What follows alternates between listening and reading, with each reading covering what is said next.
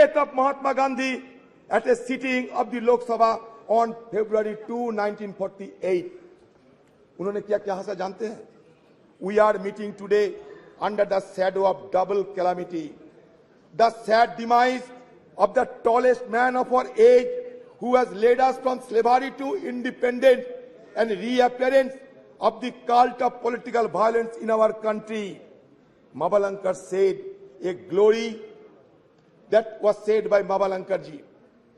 What Nehru ji uttered, a glory has departed, and the sun that warmed and brightened our life has set, and we shiver in the cold and dark.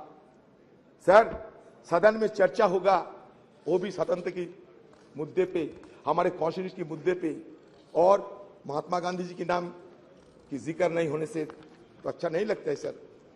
Sir, हमें वाजपेयी जी को भी बहुत श्रद्धा करते थे, अभी भी करते हैं। सर, उन्होंने दिखाया ताकत।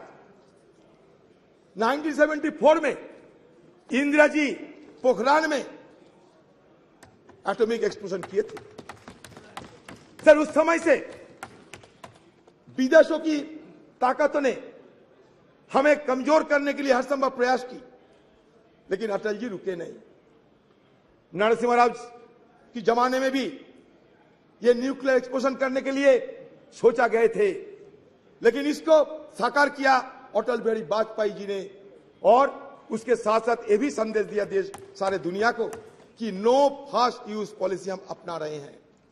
सर, उसके पहले हमारे खिलाफ सारे पाबंदी लगाए रहे थे, उसको हटाने के काम किसने किया था?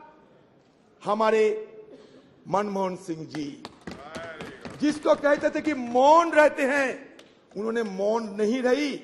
जब G20 की सम्मेलन हुआ करते थे, उस समय भी उन्होंने कहा ये अच्छा है हमारे देश के लिए। वो मौन नहीं थी, लेकिन बात कम करते थे और काम ज्यादा करते थी। फर्क यही है। Sir, Indo US nuclear deal किसकी अगुवाई में हुई बताइए? सर, इसी सदन में इस चेयर में बैठा होते हुए सोमनाथ चटर्जी साहब देश के लिए वो इंडो यूएस न्यूक्लियर डील को समर्थन किया और अपने पार्टी को नकार दिए थे। तो ये उदाहरण है। तो ये इंडो यूएस न्यूक्लियर डील अगर नहीं होते तो आज अमेरिका देश हमारे साथ इतना जुड़ाव ना दिखाते। ये भी हमें विचार करना पड़ेगा सर। सर, हमारे इस पार्लियामेंट में क्या क्या हुई सर, छोटा सा मैं ब्यौरा देना चाहते हैं सर। सर देखिए,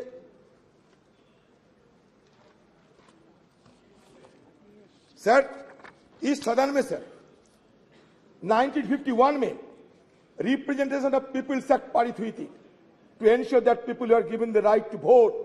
अगर वोट देने के अधिकार ना होते तो आज बाकी बात करने की हमें गुंजाइश ना मिलते। सर, दूसरा essential commodities act 1955, a law that has helped the government regulate the production, supply and distribution of essential commodities such as drugs, oil, kerosene, coal, iron, steel, pulses. Sir, तीसरा क्या हुआ? Green revolution in India 1967। 4, nationalization of bank. 14 banks were nationalized, which enhanced banking infrastructure and services and created provision of cheaper credit to farmers. बता दे sir, 1974 में atomic जब explosion हुई थी ना, हमारे प्रधानमंत्री उस समय रही थी स्वर्गीय इंदिरा गांधी जी। ये भी आपको याद दिलाते हैं।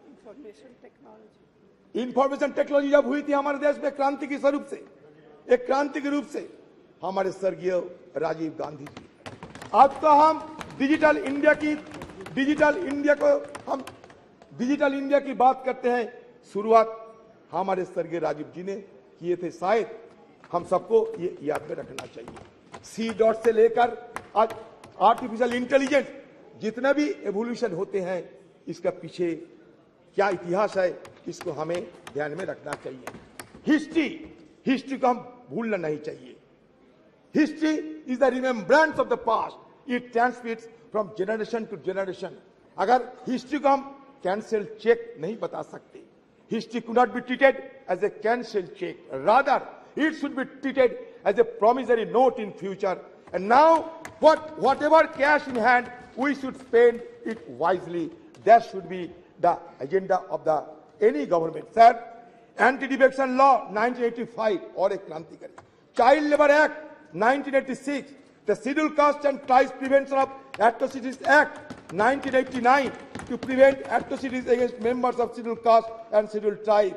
सर पंचायत राज इंस्टीट्यूशन एक्ट, ये और एक क्रांतिकारी एक्ट है, ये enacted in 1992.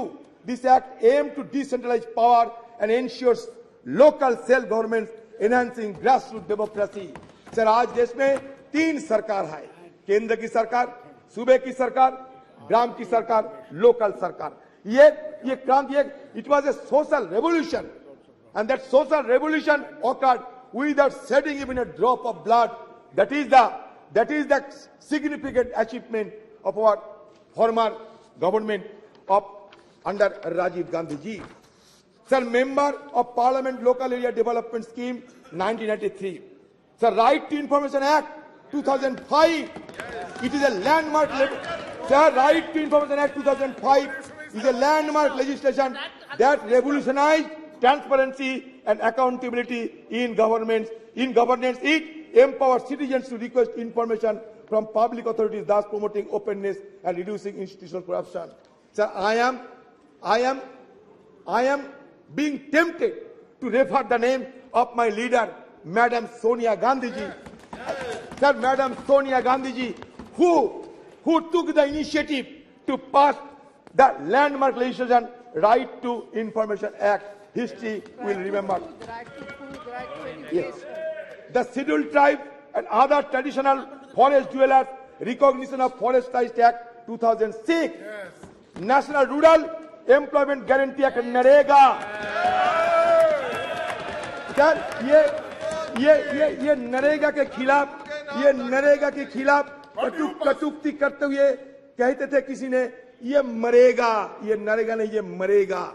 लेकिन नरेगा मरे नहीं, नरेगा जिए हैं. और नरेगा से हमें ग्रामीण लोगों को हमें भी ग्रामीण लोगों को इसके सहारे जीने का मौका मिलते हैं. Sir, right to education act और एक क्रांतिकारी विधेयक पारित किए गए 2009 साल में. ये राइट टू एजुकेशन एक्ट के तहत it made education a fundamental right for children aged 6 to 14 years. Sir, again, Food Security Act, National Food Security Act 2013. The Food Security Act aimed to provide subsidized food grant to large section of the population, ensuring food security. It sought to address malnutrition and hunger by guaranteeing access to essential food items. Sir, the issue is, sir, जानते हैं, गरीबी बढ़ रहे हैं, सारा देश में गरीबी बढ़ रहे हैं. सर, पॉवर्टी इंडेक्स में 117 की देश के अंदर हम 107 में आ गए. सर, कभी हमारे देश को देखते हुए ड्रेज और अमर्त्य सेन ने यह कहा था कि it looks like the island of California in a sea of sub Saharan country. इसलिए हमारा ये गरीबी को सबको चूकता है. एक तरफ बढ़ते हैं कुछ चुनिंदे लोगों ने, लेकिन दूसरी तरफ हमारा गरीबी भी बढ़ते जा रहे हैं. इसको ध्यान में रखना चाहिए. Sir, right to fair compensation and transparency in land acquisition, rehabilitation resettlement act 2013, street vendors act 2014. Sir, बाद में क्या देखा हमने? बाद में हमें विरोध करने पड़े, क्योंकि सदन के अंदर विरोध करने का अधिकार तो हमें है, और विरोध करने के अधिकार हमारे संविधान भी हमें देते हैं. सर, यूएस न्यूक्लियर डील जब चर्चा होते थे, जब वोट ऑफ कॉन्फिडेंस हुआ था इस सदन में, तो कौन सा पार्टी कौन सा पक्ष में थे, शायद आपसे ज्यादा जानकारी है. मैं आज इसी शुभ एक अवसर पर किसी को और नहीं बोलना चाहते, लेकिन sir, demonetisation of currency note in 2016 हमने विरोध किया. इंट्रोडक्शन ऑफ कॉम्प्लेक्स जीएसटी उस समय भी लाए गए थे जिस समय दूसरा सरकार थे, लेकिन फिर भी लाने में जो कमियां थी वो बार बार हम लोग उसका उजागर कर चुके हैं. सर, हमें application of article 370 and flight of Kashmir, ये मुद्दे को भी हमें आलोचना जरूर की थी. कश्मीर हमारा अंग है. सर, आज भी देखिए कश्मीर में हमारे फौजों को जान गंवाने पड़ती. इसमें तो यह साबित होते हैं उस दिन हमारी तरफ से जो शंका जाहिर किए थे वो शंका सही है. सर, आज मैं ये चाहता हूं कि हमारे सदन के अंदर हमारे जो रणकुबड़े जो फौजों ने वहां जान गंवा रहे हैं, उसके लिए कम से कम हम थोड़ा सा मौन व्रत करते थे, थोड़ा सा साइलेंस ऑब्जर्व करते थे, अच्छा होते सर। एक तरफ मणिपुर, दूसरी तरफ जम्मू कश्मीर जल तो रहे हैं दोनों, और हम जल तो रहे हैं, इसलिए हमें बहुत कुछ करना बाकी है। ये तो सिर्फ एक झांकी है, हमें बहुत कुछ करना बाकी है सर। और एक देखिए, और एक divisive legislation, citizenship amendment act 2019 and NRC, तो इस तरीके की डिविजन लेजिस्लेशन के विरोध हम लोग किए हैं सदन के अंदर। जो हम किए हैं बताते हैं सर, हम लोग विरोध किए हैं, ये फार्म लोग के चलते हम विरोध किए हैं, और हमारे विरोध के चलते, देश की किसानों की विरोध के चलते ये सरकार को फिर वापसी तो लेने पड़ी सर। फिर digital personal data protection act हम लोग तो विरोध किए थे सर। जो किए हैं हम वजह क्या है बता दिए हैं सर, और ये सारे हमारी तरफ से बात रखे गए हैं सर। हम तो ये चाहते हैं कि आज की हालत में हमारी तरफ से और एक मांग आपके पास रखना चाहते हैं। वो मांग ये है सर कि हमारी सदन में एक आप नियम चालू करें, इसमें विपक्ष के लिए सिर्फ एक दिन विपक्ष के लिए डेडिकेटेड किया जाए। उस दिन विपक्ष सब कुछ बोलेगा, विपक्ष को जो मर्जी विपक्ष को बोलते रहेंगे, इसलिए एक दिन विपक्ष के लिए अब रख दिया करो सर। आपको शायद ये भी जानकारी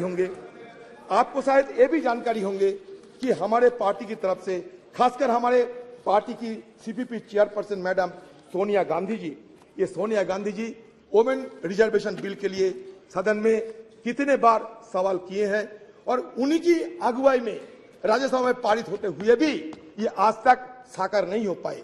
तो हमारी तरफ से फिर हम ये मांग करते हैं कि आपकी सरकार रहते हुए ये वोमेन रिजर्वेशन बिल को पारित किया जाए। ये हमारी देशवासियों की मांग है। मुझे लगता है कि आप हमारी बात को जरूर गौर से सोचेंगे सर। बस हो गए सर। मैं ये कहना चाहते हैं सब देश के हम ये कहना चाहते हैं सर, ये हमारे अभी भी बहुत सारे चैलेंजेस है, हमारे लिए बहुत सारे अवसर भी है। तो चैलेंजेस एंड अपॉर्चुनिटी के बीच मैं ये कहना चाहते हैं कि आज देखिए एक माहौल पैदा होते जा रहे हैं कि मेजोरिटी रहने से सब कुछ कर सकते हैं sir. There are fears of an ambition to establish a one party dictatorship. ये देश में एक माहौल पैदा हो रहे हैं। This has led to the sidelining of the opposition role in parliament, destabilisation of opposition led government through tactics like the purchase of members of legislative assembly and the selective use of central agencies such as Enforcement Directorate, CBI, Income Tax Department against opposition leaders and ministers. Furthermore, the devaluation of parliament and the erosion of parliamentary procedure have become particularly pronounced during the second term of this dispensation. In 2021, the Parliament convened for fewer than 50 days with minimal discussion on legislation and inadequate scrutiny of legislative bills. The decline in the referral of bills to standing committee is also notable, dropping from 60 to 70% during the previous government to only 22%. आपके लिए अच्छा होगा, ये हमारे deputy leader है, पूछिए ना sir. हो गया the first term of this government, a mere 13% in the second term. Additionally, the opposition has been denied the right to raise issues and press for vote during the legislative process, further undermining parliamentary norms. Sir, same is the status of Rajya Sabha. I don't know whether it will be allowed or not. Sir, India's transition, sir, मान के चलिए, India's transition from one-party dominant system to multi-party system, and more recently to a nascent one-party system under this regime has fundamentally altered the dynamics of engagement with Parliament. One positive aspect of parliamentary story is its representativeness. Initially in 1952, Parliament consisted mainly of lawyers associated with the freedom movement and pre-independence legislative bodies. But now, scheduled caste, scheduled tribe, OBC, all have been included in the legislative mechanism. It's a very positive idea. Sir, मैं जानता हूं sir आपको थोड़ा जल्दबाजी है, मैंने आपने पहले ही बोल दिया था सर। मैं ये कहना चाहते हैं कि देखिए सर, ये हमारे देश, इसमें तरह तरह की बात तो किए जाते हैं, लेकिन सच तो ये है कि इंक्लूसिवनेस की बात होते हुए भी इंक्लूसिव नहीं है हमारे पार्लियामेंट। आप खुद देख लीजिए, नंबर देख लीजिए, माइनॉरिटी कम्युनिटी के लोगों को संख्या देख लीजिए और खुद तय कर लीजिए। मैं कुछ नहीं कहूंगा, आज कटुता हम नहीं चाहते सर। बात यह है कि सर, ये हिंदुइज्म की अगर बात करें, हिंदुइज्म क्या होते हैं? हिंदुइज्म में 4 वेद है, मिलियंस ऑफ गॉड्स है, 18 उपनिषद है, 18 उपनिषद है sir, 6 classical school of philosophy है सर, दो एपिक है। अच्छा ठीक है, अच्छा मान लिया आप अच्छा ठीक है, तो है तो that means what does it suggest? It suggests that plurality is the essence of our civilization. We may be a young nation, but certainly we can proud of old civilization. Sir, हमारे civilization क्या कहते हैं? Plurality की बात करते हैं। India as a nation or as a civilization is an unending celebration of pluralism. Sir, pluralism accommodates differences, and differences in turn embody, enact dissent. Sir, ये हम कहना चाहते हैं, जब ये कहते हैं कि वसुधैव कुटुंबकम, मतलब क्या है? यही तो मतलब है, सबको चिंता को, सबकी भावना को शामिल करना चाहिए। सर, हमारे सरकार कहिए, हमारे संस्कृति कहिए, ये संस्कृति में ये भी दोहरा गया है, अहंकारम बलम दर्पम क्रोधम। सर, अहंकारम बलम दर्पम ये वर्जित किए हैं हमारे हिंदू धर्म। सर, इसलिए मैं कहना चाहते हैं, अहंकार को छोड़ना चाहिए हम सबको। हो सकता है आपका बहुत सारी क्षमता हो सकता है, आपको कभी हमको, लेकिन इसको वर्जन करना चाहिए। अहंकारम बलम दर्पम कामम क्रोधम समस्थिता मम आत्मा सर्वदेहेषु प्रदो विष्णु अभ्यसुआ का मतलब क्या है? मतलब ये होते हैं कि ऊपर वाले को गुस्सा की आप आमंत्रण ना करें तो बेहतर है। सर, इसलिए आज जब सदन के अंतिम दिन है, मैं उस बुजुर्गों को स्मरण करते हैं जो हमारे बीच अभी नहीं है। Carry on. हाँ sir,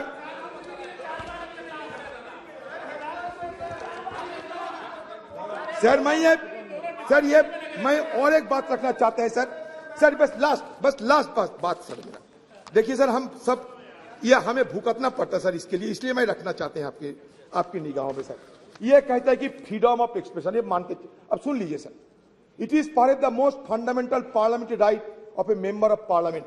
Every member is entitled to freely and fearlessly express himself on the floor of the house, inter alia on burning issues of the day and matters of urgent public importance. If a member fails to do so under one of the available procedural devices, he often takes recourse to what has come to be known as zero hour. While unparliamentary or objectionable expression may be expunged from the proceedings of the two houses of parliament by the respective presiding officer under the existing rules, shutting off or blinding the proceedings of any house under the presiding officer's direction, that nothing of what is said without his permission would go on record, may be questionable desirability, in as much as in that case the reports of the proceedings cannot really be regarded anymore as a faithful record of all that happened. This applies equally well to the expurgated and edited version of the selected proceedings that may be telecast. In any case, when the question hour or any other part of the proceeding is telecast live, how can the presiding officer expunge an order operate? Sir, इसलिए हम चाहते हैं कि हमारे अधिकार को ये दे जाना चाहिए सर। हम चाहते हैं कि सदन की जो गरिमा, वो गरिमा बरकरार रही है सर। आज स्पेशल सेशन है, ये नॉर्मल सेशन है, क्या है किसी को पता नहीं। हमें बाहर से मीडिया वालों के हवाले से पता चलता कि स्पेशल सेशन है या नहीं। सर, जब मिडनाइट सेशन होते हैं, जैसे कि आजादी के दिन हुई थी 14-15 अगस्त, वैसा मिडनाइट उसमें चर्चा नहीं होते। जैसे कि जीएसटी के लिए नरेंद्र मोदी जी किए थे, चर्चा नहीं होते, लेकिन बाकी स्पेशल सेशन में चर्चा होते, लेकिन इसके साथ साथ बाकी लेजिस्लेशन नहीं जा सकते। लेकिन यहाँ 8-9 सारे मुद्दे को आप शामिल किए हैं। पता नहीं इस तरीके की कैसे आप सदन को गरिमा को बरकरार रखेंगे। क्वेश्चन आवर में हमें शामिल होने का मौका नहीं है, 0 आवर उठाने का मौका नहीं है, फिर आप कहते हैं कि गणतंत्र गरिमा को बजाय रखना चाहिए। सर, ओल्ड से न्यू हम जाते हैं, ओल्ड को हम भूलना नहीं चाहते। Old is always gold. Sir, there is a saying that old horse is best to ride. Old horse is best to ride. Accordingly old house is best to bus. हम नया सदन में जाएंगे लेकिन पुराने को याद में रखेंगे। सर, फिर एक बार कहना चाहते हैं, हमारे राजेश खन्ना जी बाबू मोशाई एक पिक्चर थे, उसमें कहा था जिंदगी बड़ी होना चाहिए, लंबी नहीं। हम रहे या ना रहे, लेकिन आज सदन के अंदर हम जो करते जा रहे हैं, अगले दिन हमारा पीढ़ियों ने इसको याद रखेंगे। इसलिए जिंदगी बड़ी होना चाहिए, लंबी नहीं। ये बात कहते हुए मैं अपना बात समाप्त करता हूं। माननीय सदस्यगण, मुझे आपको सूचित करना है कि लोकसभा और राज्यसभा के सदस्यों का संयुक्त ग्रुप फोटोग्राफ, राज्यसभा सदस्यों के ग्रुप फोटोग्राफ और 7वीं लोकसभा के सदस्यों का ग्रुप फोटोग्राफ मंगलवार 19 सितंबर 2023 को 9:30 बजे संसद भवन के प्रांगण नंबर 1, द्वार संख्या 1, सेंट्रल हॉल के बीच में किया जाएगा। अतः मैं आपसे अनुरोध है कि ग्रुप फोटोग्राफ के लिए 19 सितंबर 2023 को पूर्वाह्न 9:15 पर उपस्थित स्थल पर पहुंचे, ऐसा मेरा आग्रह है। श्रीमान TR बालू साहब। Sir, from 1962 onwards, the DMK, now presided by the Honorable Chief Minister of Tamil Nadu, Dr. M.K. Stalin, has been part of all historical discussion in this House and also in the other House. Sir, though called this is the special session, there is nothing special about it. Just yet another session. The new Parliament building has been constructed at an enormous cost without a felt need. Money has been carved out by government when there is so much of financial crunch. Now Parliament House inaugurated with much fun and fair, but why the last session was not held? Was it due to any vast consideration or any only today you could find the auspicious moment? More than auspicious time, what is needed is an auspicious agenda of business, which augurs well for the well-being of peace, progress and happiness of 143 crore people. This session in new premises seems not to be a social session but an emergency session, or to carry out certain urgent mission of the ruling party to fulfill certain ulterior objects only in violation of democratic norms. This sitting will take stock of India's journey as an independent nation. We got independence in 1947. The 75th year of celebration fell last year in 2022. We have already stepped into 76th year. If at all any special event has to take place of the long journey, it has been done, it should have been done last year itself. Okay, even accepting the while that we are commending our 75th year parliament, such a special sitting should have been done in the historic parliament, house where the country's destiny was decided further nurtured and endured in 1947. India, our country, our dear nation, the largest and vibrant democracy in the world, is today because of the invaluable contributions of firstly of the people of the country. Then comes to the political parties and the leaders who steered government for the majority of the time. That is, for the past 6 years, government of India was run by parties other than the present party. The strong base of the modern India, the developed India was laid by 6 decades of planned work done by sovereign leaders starting from Jawaharlal Nehruji, the light of Asia. Contributions of Prime Ministers Lal Bahadur Shastriji, Indira Gandhi, Morarji Desai ji, Chaudhary Charan Singh ji, young Prime Minister leader Rajiv Gandhi ji and Narasimha Rao are great indeed. Tower of strength of the backward class masses who constitute more than 60%. VP Singh ensured social justice to them, which was denied to those marginalized fourth-level people, so-called Sutras. His contribution is immense and invaluable. It will stand out and shine in our modern history of progress. His government was pulled down with vengeance by forces inimical to the empowerment of weaker section. Leaders and their parties who led the country with a lot of sagacity and foresightedness. Whenever there was political instability, when single-party majority evaded mainstream parties, it was like saving and protecting standard person. It happened in 1989, 96, 98, 99, 2004 and 2014. The leaders who came to the rescue of the nation at critical times were Deva Gowda, I.K. Gujaral, Atal Bihari Vajpayee and Dr. Manmohan Singh. The political leaders who played a great role then were DMK leader Dr. Kalanga Karunanidhi, NTR, George Fernandez, Communist Party like Indrajit Gupta, Somnath Chatterjee, Sujit Singh. When we look back at 75 years, the contribution of these tall leaders is great and needs special mention. The contribution of opposition parties, mostly of the regional parties like DMK, in national politics and governance, have a special place.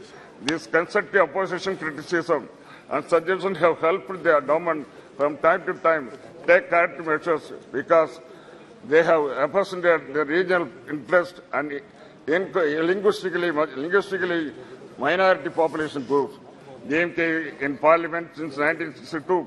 Our founder leader Anna, who was in high esteem by his contemporary leader Nehruji, Vajpayee and others, spoke for the political rights of states, protection and development of various classical languages like Tamil, though he advocated a separate Dravida Nadu in 1962.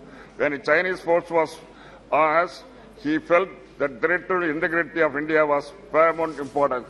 Though Anna gave up the Dravida Nadu, he claimed loud the reason for a separate nation still existed. That way, it was sagacious advice of central government. After all, India is a union of states. That is the constitutional position. 560 princely states and kingdoms, including large countries like Kashmir, Hyderabad, small kingdom like Pudukkottai and Tamil Nadu, joined later with independent India. Sikkim was the last to join in Indian part. In the last 75 years, promises given to its members, state and just aspiration of the people of the states with various cultural traditions have been broken by Union of India. The latest example is repeal of Article 370 and snatching away the special status of Jammu and Kashmir, like rubbing salt on the serious wound that large states have now been broken into 2 union territories, whereby the emotions and rights of the people of Kashmir have been trampled upon. While looking back India's 75 years, patting our backs and claiming credit to the impressive performance like Chandrayaan by individual leaders and parties is not appropriate. The success we have seen so far is success of 140 crores of people of this country. Without their support, strength, labor and commitment, nothing is possible. What we have really introspect is the failures we have faced in 75 years. These failures are the result of the broken promises as in Kashmir, Manipur, Tamil Nadu and other states. Union of India should go extra mile to get full confidence of the people of states and fulfill the regional aspirations in terms of secularism, equal rights for development, linguistic, political and democratic rights. While mentioning about the crucial role played by DMK party in ensuring stability and national government at the center, I have tell you about the support extended to Indiraji government in 1969 and Vajpayee government in 1999. After vertical split support by Congress in 1969, the Indiraji government lost majority. it becomes a minority government. This happened after leader Anna has passed away in 1969. Congress was not our friend then, but when mattered to our great leader Kalaignar, who succeeded Anna as Chief Minister and President of DMK, was stability of the Union of India. Still, the scares of 1962 war with China was still paining us. Therefore, Kalaignar decided with a clear vision to support Indira Ji with our 26 members in Lok Sabha. With our continued support, she was able to bring the revolutionary policy measures like abolition of privy purse, nationalization of banks, and the other poverty alleviation program. Anna, a good friend of Atalji, after a very long political struggle, he was able to lead BJP to power in center 1998. It was a feeble, ragtag coalition with a particular party. Poor Vajpayee, a gentleman leader, was carrying on with his government. As he said in Tamil, Nitya Gandam Purna Aisu, daily death, threat by alive still. This was the condition of Vajpayee government. The government was in ICU for 13 months. She was gifting life to Vajpayee government on a daily basis. What a pity. Ultimately, she pulled out and government fell at 13th month in March 1999. On the confidence motion in Lok Sabha, DMK supported Prime Minister Vajpayee, but he lost by 1 vote. In the subsequent election, we supported Vajpayee's candidature for the Prime Minister because, as I said, he was a gentleman politician, a statesman, and above that, he did not have animosity towards all minorities. He willingly agreed to common minimum program with alliance partners. He stuck to Raj Dharma. Not only that, Vajpayee has asked his other leaders in his party to stick to Raj Dharma. He was able to complete his full term as Prime Minister with the prestige and hope. Pokhran test and Kargil victory was possible because of stability of Vajpayee's government with the DMK support and our leader Dr. Kalaignar support was the main reason. The present ruling party should revisit the pages of India's recent history and refresh itself with these important movements and appreciate how DMK has played a respectable role in providing stable government at the center. In the building of the modern India, the role of former young Prime Minister Rajiv Gandhi has an exceptional place. In fact, he is the father of the so-called digital India. His competence and involvement of the people of village level resulted in Panchayat Raj Act and empowerment of rural people's representative. His sacrifice of his life in pursuit of public service is unparalleled in Indian history, sir. With this, I thank you for having given this. Thank you. Thank you. Shri Sudeep Bandyopadhyay ji.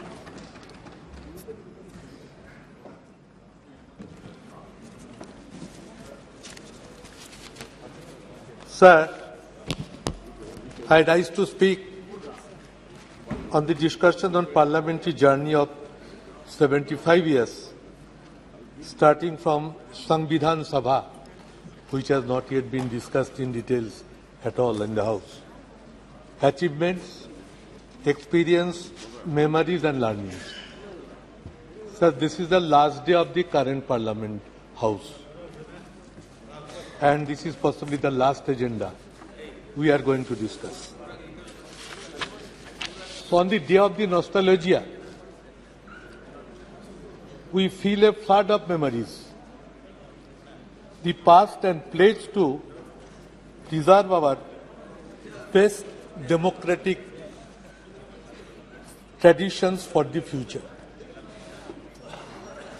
Sir, the journey began just after independence with the covering of the Samvidhan Sabha,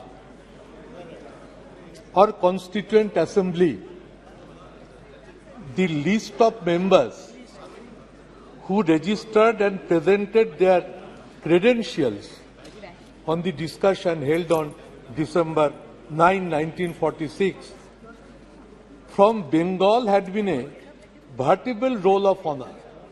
Many speakers took part. I will just remember their role. It read as follows. 1. Dr. B.R. Ambedkar from Bengal. Mr. Sarat Chandra Bose. Mr. Kiran Shankar Roy. Mr. Frank Reginald Anthony, Mr. Satyaranjan Bakshi, Dr. Prafullo Chandra Ghosh. The list included another 25 members from Bengal who took part on this debate for the final publication of the Indian Constitution. Sir, the proceedings of the Constituent Assembly would have been very dull, Dr. Ambedkar said in his final speech in the Samvidhan Sabha, if all members had yielded to their party lines or party discipline in all its rigidity, then it could be a gathering of yes men only. But few persons raised their voice of their own, going out of the placed resolution, which there were rebels rising to the lend qualified support to Dr. Ambedkar's motion to pass the Constitution. One of these rebels was Hari Vishnu Kamath, suggested that we the people of India. And that was inducted in the Constitution with the proposal of Hari Vishnu Kamath, we the people of India, had come to the end of a long journey, which was, however, the beginning of a longer, a more arduous and a more hazardous one. True to the Indian genius, he noted, our struggle, our awakening began with a spiritual renaissance, which was pioneered by Ramakrishna Paramahansadev, Swami Vivekananda and Swami Dayananda. In the wake of those spiritual leaders came the political renaissance and the cultural renaissance, of which the torchbearers, the leaders, the guides were Lokmanya Tilak, Aurobindo and Mahatma Gandhi, and last but not the least, Netaji Subhash Chandra Bose. Today, we once again pay our tribute to those great leaders of our freedom struggle. Set the journey of a next 75 years. The covering of a 17th Lok Sabha in this historic house. Before moving from an old building to a new one, we need to understand the true meaning of the name of our country, India, that is Bharat. We are happy and comfortable with both the names. That we want to reiterate here also. Sir, while speaking inspiration from achievements and memories of the past, that is the main learning we must take for the future. We who currently in the opposition rededicate ourselves to defending democracy against authoritarianism and commit ourselves to building our new India on the strong foundations of secularism and federalism. One of our colleagues, Sugata Basu, now he is the head of the Harvard University, was MP in the 16th Lok Sabha, delivered a beautiful speech on this subject, which I remember very much. Sir, India has a parliamentary system of government. We are watching it since last 75 years. The Union of Parliament is the supreme legislative body of India. Our parliamentary democratic system stands upon the principles of communal harmony, secularism, and unity of the country. Ethos of our constitution vibrated as, after the constitution was passed, unity in diversity. This spirit is to be kept maintained. India is a country which almost believes on principles of Nana Bhasha, Nana Mat, Nana Poridhan, Bibidher Majhe Dekho, Milan Mohan. This is unity in diversity.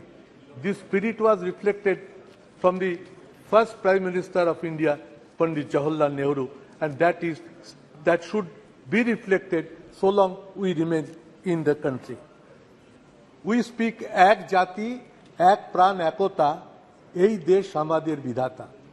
This country is godly to us, and this is one country, one feeling should percolate to the hearts of every Indian.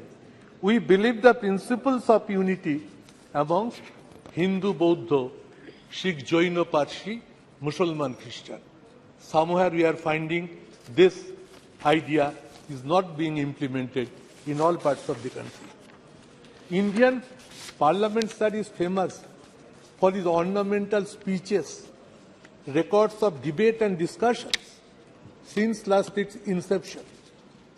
Spirit of brotherhood and feeling of respect always used to maintain between one party MPs to the other parties, from which we are now lacking. This system is vanished. Prime Minister was expressing no claps from the opposition. I was hearing. But the system has been collapsed, and this is not a good sign which are going to face. Sir, Indian Parliament at different occasions and different era have proven that how much powerful can Indian Parliament become at the time of crisis of nation. Whole Parliament stands by India or Bharat. Earlier Prime Ministers, sir, of all times responded to the questions raised by the members. But somehow we are not finding this since last 10 years. Why it is happening? I am here, sir, last 12 Lok Sabha. I have interacted with so many Prime Ministers in question hours. But this time I am not finding it. I hope this will be reflected at the new House. Continuous process of discussion in connection with international and very important national issues were part of regular parliamentary practices. Nowadays, it is totally invisible, sir. Indian Parliament have shown their unity amongst themselves when China or Pakistan invaded India. Atal Bihari Vajpayee ji praised Indira Gandhi by pronouncing her as Ma Durga. At the time of war in Bangladesh, we still remember it. There are exemplary precedents like this in the history of Indian Parliament. Opposition praising treasury benches opposition, these were reflected in the House on many occasions, on several times, but which is now being totally invisible. Keeping faith upon international solidarity and brotherhood, our Parliament has expressed solidarity with many other countries who have fought for their independence. Sir, I was first elected in 12th Lok Sabha as Trinamool Congress candidate. That time, our party leader Mamata Banerjee, it was the first time a new political party entered into the Parliament.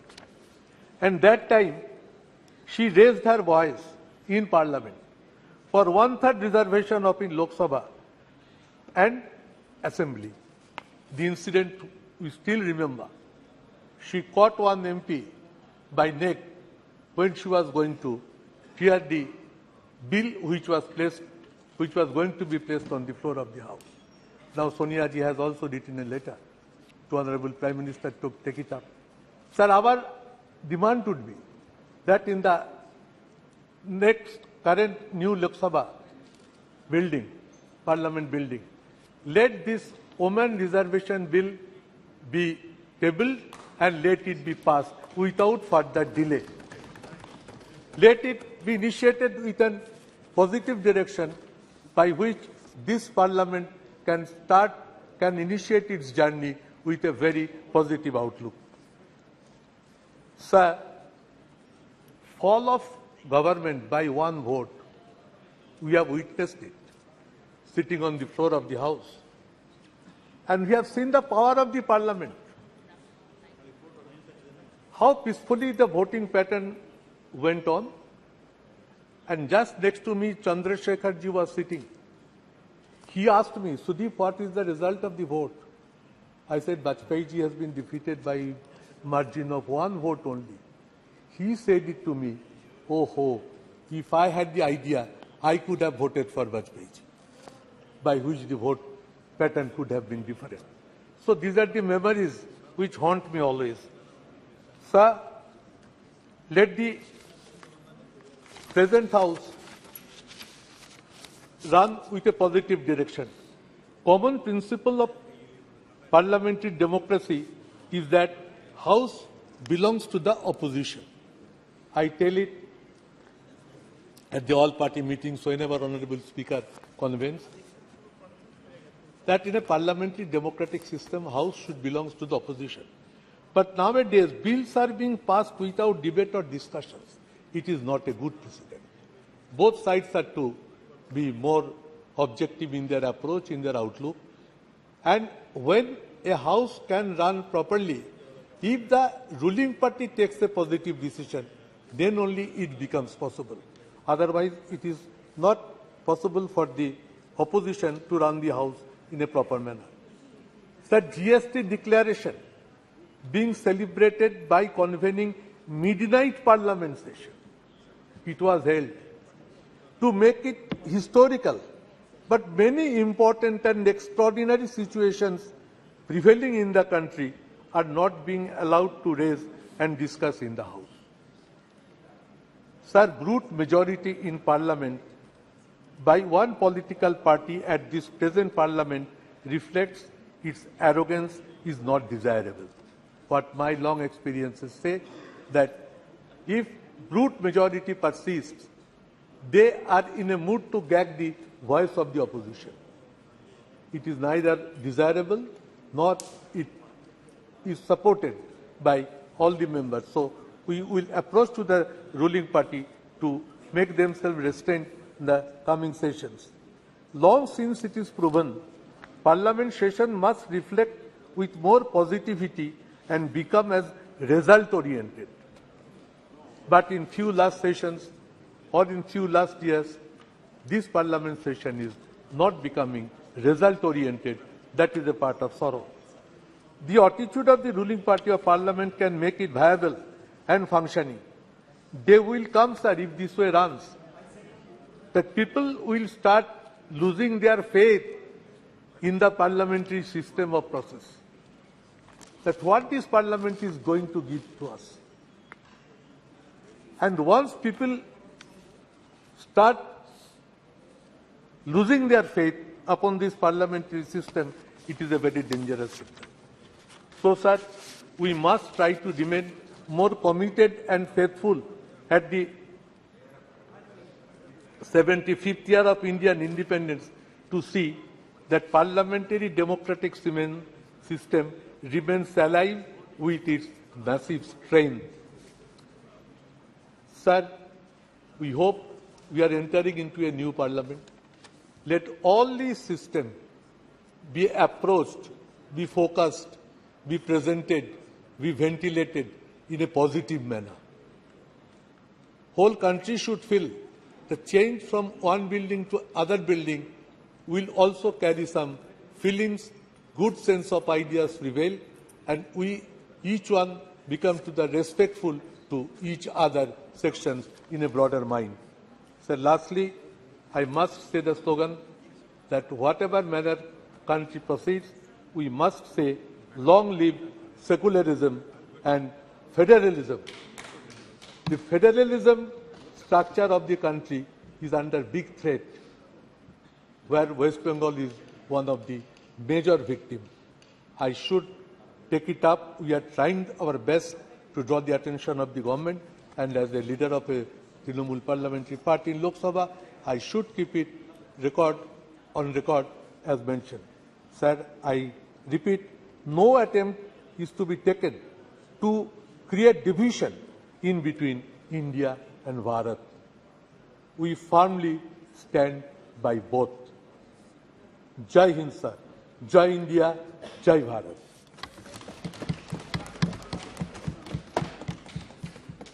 Shri M. Shri Nivasro Reddy ji, please. Sir, thank you very much, sir. Speaker, Please, sir. please.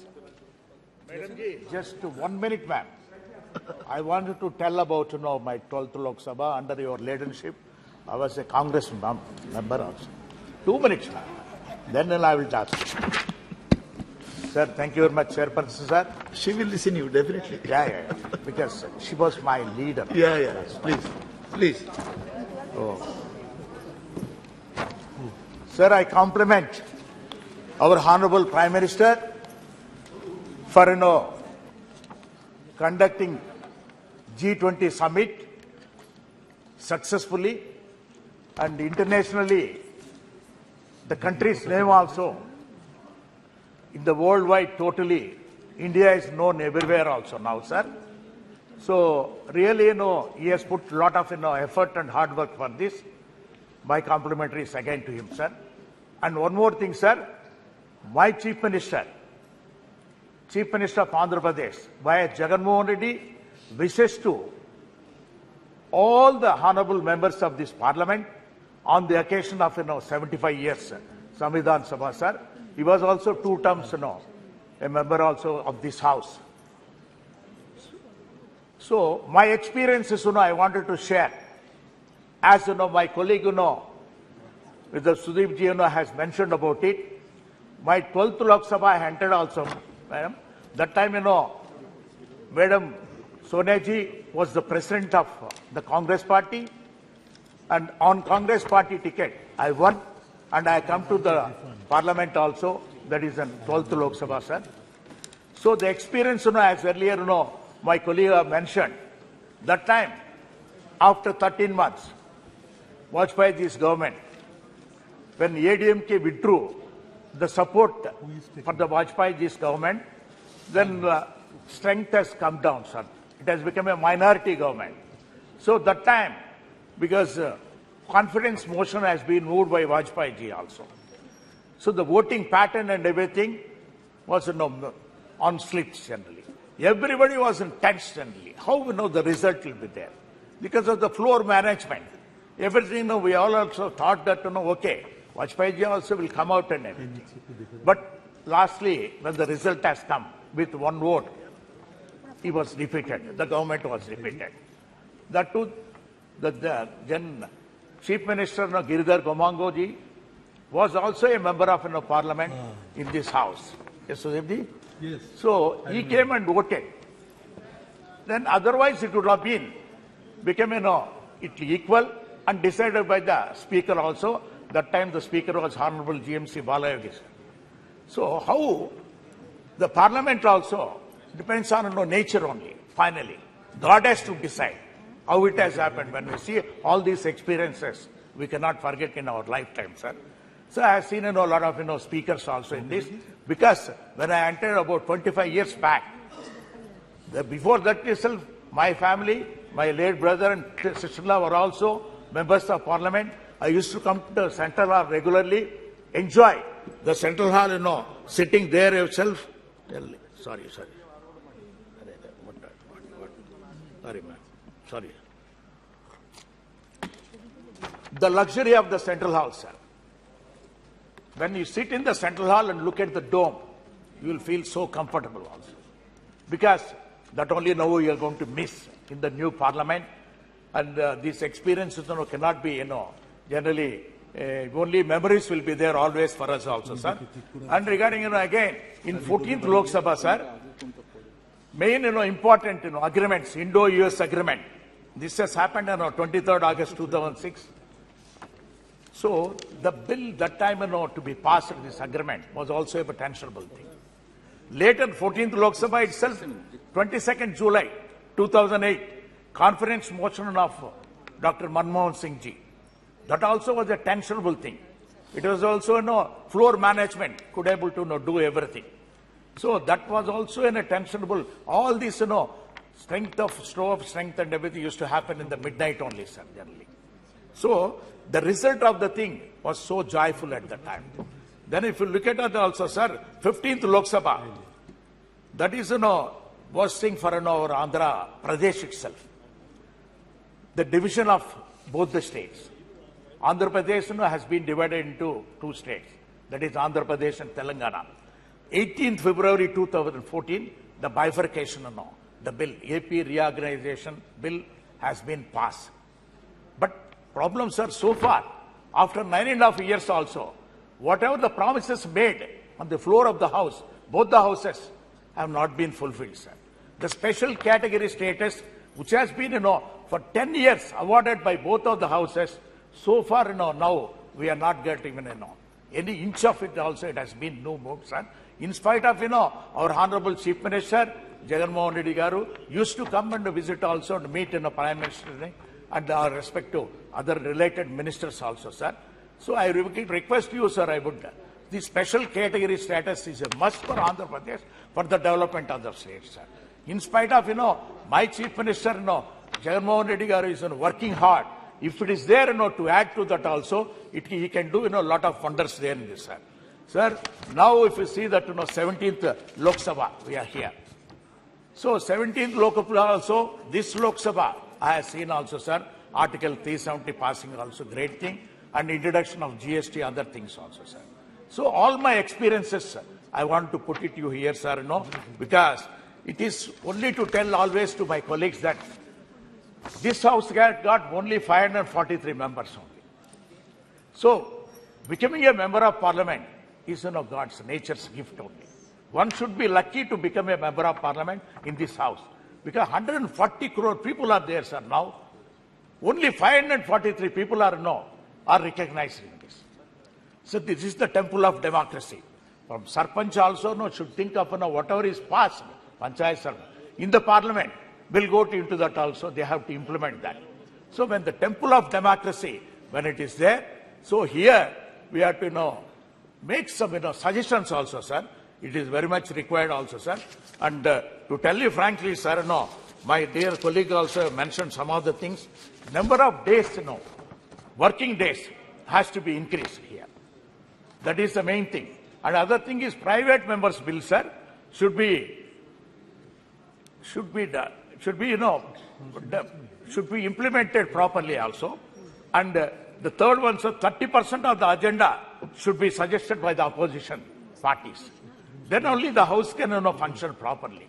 And apart from that, sir, respect for MPs are a little bit coming down, what I could able to see, sir, now. So that earlier when I entered in, that is 1998, 25 years back, the ministers used to give appointments, right away, without, much time or anything. And the secretaries used to give appointments also right away. And now, that is lacking. And not only that, sir, what is required is because our country's thing is, only 10%. That means strength of the ministers have been decided by long ago. That is 10% of the Rajya Sabha and the Lok Sabha members only can be made as the Council of the Ministers. See, this time, this thing has been decided when the population was only 50-60 crores. Now the population has increased to 140 crores. This percentage has to be increased automatically to take care of the public so that, everybody can, get the benefits of the central government. Sir, the states also needs to know more powers to be given also, which has to be done by the central government. Sir, my conclusion is that, sir, we have done, beautiful here. We have actually 75 years now we are living in this atmosphere. We are going to miss it.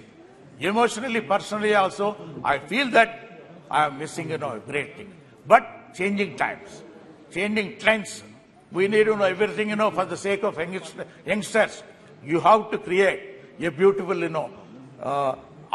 modern, all digitalized parliament. So that's why our Honorable Prime Minister also has taken the task. I must compliment him also for creating a new parliament, sir. Thank you very much for giving a lot of time. Thank you. Honorable Member Shri Giridhar Yadav ji. Giridhar, yeah.